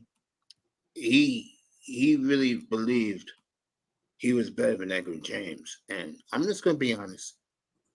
The best thing he did was go to Miami when he got traded. The worst thing he did was go to Miami, because for him to, and remember, we're talking a generation ago, so smoking weed was still a negative thing in this country, unlike now. And him giving up his career to just smoke weed all day and travel to see elephants, that just doesn't sit well, man. Let's be honest. Well, look, bro. All I'm saying is there's some validity when Deion, when Deion fights back. Now, look, Deion Sanders is an arrogant asshole. Of course he is. Yeah, he was like that before he became a college N.F.L. player. Yeah, he was really like that. When they say, "Hey, all we're doing is the same thing Nick Saban's doing. All we're doing is the same thing Kirby Smart's doing," then that's when I agree with them. I agree. They're not doing anything. They're not doing. No, I don't think he's doing anything illegal. I think the problem with Dion is what you just said. He's too cocky, and for his son to come out in $100,000 Rolex and a $150,000 platinum rope with 24 karat diamonds, and throwing it at the Colorado State kids' faces, and you'll never afford anything like this. I'll talk about that tomorrow night when I kill Dion and his program, and I'll kill him tomorrow night. Yeah. No, good. Well, I have to wait to hear what you got to say, Mace, because I'm just saying, Mace. Right now, I don't know anything about that, but Mace, I have a problem with that. I have a problem with it too, and that's why I'm going to kill him. No, I don't have a problem with that. I don't have a problem with it, but I do, though. And what really set me off was these new media members saying that this is the new Miami Hurricanes. I got news for them. The Hurricanes is back, and like I said, I'll Mr. Miami. I'm still here. Anytime any place, we'll play Dion, right? Yeah. Yeah, they can't beat us, bro. We'll put fucking 80 on them, bro. And I'm not kidding either. We'll put 80 on Dion. I think this team would. This 2023 team. Yeah, put 80. I think they would put 80 on them. Yeah. Because what he did in a year and a half was rebuild their biggest weekness, which was offensive line. All offensive linemen go 360. We're gonna be tired like we did our head coach from Notre Dame. And I wouldn't be surprised knowing the NCAA. If Miami goes 9-2, they'll go, you know what? You're going to play Dion. You know what me, Mr. Miami, Canes, and all of us Hurricane fans are going to say? Where? We're gonna be tired like Miami Hurricane tired Notre Dame coach. It was 58 to 3. That's what we say up here. Where are we playing them, bro? And here's the sad part. I don't hate Colorado at all. But what I think the things they were doing, and Whitlock showed all the footage, I'm going to kill him tomorrow night for it. You got to be kidding me. This is college football. Not even the NFL will allow shit what Dion did the other night after the game. And I'll show the footage too. I got you, bro. I mean, and then to compare them to a young team that is back very quietly, that no one realizes because everything has been fucking Dion. Be real. When the last time? Mace, come on, don't do that to me, Mace. When the last time? Mace, I'm not a fan of Dion. Don't do that to me now. No. I'm not a fan. Yeah, let me say this for the record. I don't hate Dion at all. You know what? I'm glad you said that because I want people to put that on you because they've been putting that on me. That is not me. I have to do it. You're the one with the chicken bucket and the Sanders. Let me say this. I'm that serious. When was the last time Nick Saban and Ohio State Notre Dame is a fucking undercard? The fucking Dion. Well, no, now Mace, Mace, he is more popular. That's the people. That ain't got nothing. Mace, that's just the people. Yeah, let me ask you this. All of a sudden, Colorado was a major power doing the the people are Mace, people are I know it's a people's thing. I know all the niggas are watching college football now because I know all the niggas. That's Mace, you said that. I know I said that, and I'll say it if Nick Saban, you'd have a problem if Nick Saban said that. No. It has nothing to do with that. Remember, that's it. If Nick Saban's doing his press conference, and they said, Nick, your ratings are down. He said, well, all the niggas are watching Dion. Mace, you have I would have a problem with that. I will have a problem with that. Yes. But you just said it, Mace. I said it, because I'm a black man. I can say it. But I'm offended by that, Mace. Let me ask you a question. Is it these bandwagon black guys and women buying Colorado merchandise, or is it white niggas doing it? Why do they have to be wiggers, Mace? Because wiggers follow what we do. They can't stand us. But it ain't a whole lot of. Well, actually, wiggers like us, but it ain't a whole lot of wiggers, Mace. If white people are buying that stuff, yeah, they're the majority of our society, Mace. They're the majority. Leave this alone. Well, first of all, Mace, that's who you can talk about black people all you want. The reason those raises are high is because of white people. I don't know. I think black people do add something to not a lot, but not a lot. If that's the case, HB, the historical black colleges would be very popular. Yeah, but black. I don't even care about HCBUs. Let's just call it like it is. I don't care about. Well, I don't give a damn about those colleges. To be honest with you, and how they let the Asians, the Indians, and the Latinos take over those colleges is a disgrace and a major L for those Boule Negroes down the south. Right now, yes. Oregon's gonna get it. USC, they're gonna get it. All these teams that play Deion, while he's had some value, if they go on, they start losing, they won't be as popular. But as long as let me tell you something, man. If the guy for Notre Dame, fuck it. If James Franklin can get Rocky Johnson, to come on the sideline, his ratings would go up. It will never happen though. But I'm just saying his ratings would go up. I mean, look at the people.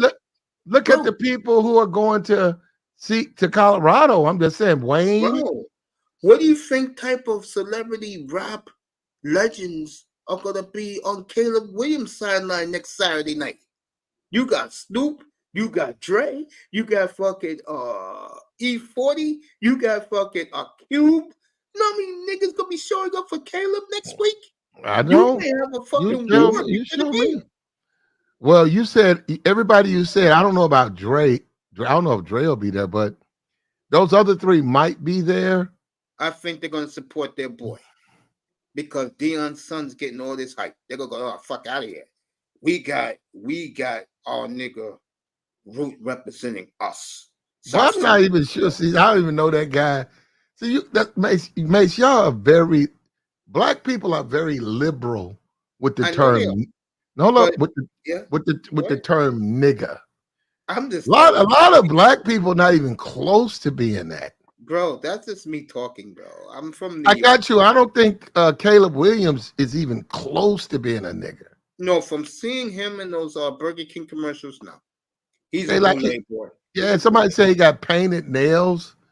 Yeah, he's a boule boy. That's a white bitch marrying a suburbanite ass brother. Yeah, that brother, nigga. That brother ain't close to being a nigga. This is just me speaking. USC attending? USC? I know. This is a figure of speech. Like 1% of black people at USC. There's a lot of black people who go to USC. No, like 1%. Now it's 1%. I remember back in the day, everybody went to USC. Okay, go look it up. USC is free. What you call it? If you live out there, it's free. UCLA is. There you go. Go get a lot of black people there. Yeah, the preppy school is UCLA out there, but you know what I'm saying, folks. I want to. No, what I'm saying is we gotta stop assuming just because somebody black that they are quote unquote niggas or that they represent. Hold on, or they represent black people because it's not. It's not. Wait a minute, no, it's hold up. It's unfair for both sides, them and us. And I'm telling you, Deion, you guys gonna have to find it. Man, Deion is about as far away from being black as you can get. You guys don't keep up with. I agree with that. I understand Deion 1,000%. Deion ain't black, man. Like y'all want Deion to be this uber thug. Deion ain't nothing like that. Folks, me, Platt, and 305 is going to take this off the air. I will see you tomorrow night, 8:15 Eastern Time. Deion Sanders, Colorado Buffaloes in my crosshairs. Thank you for coming. People in the clouds, hit that like button on their way out. Be here tomorrow night. I'm gonna go in hard on Dion. Tell other people to drop on by in the clouds. Cause I'm gonna roast Dion tomorrow night and his program. And how I hate to say it, 305. They are a renegade program. I saw the footage last night. I said, nah, man, I can't take this shit. And Dion, I'm gonna say it tomorrow night. You will never be the you, brother. You can kiss that goodbye. Good night, everybody from the Oasis. Thanks for coming. All right, Mace.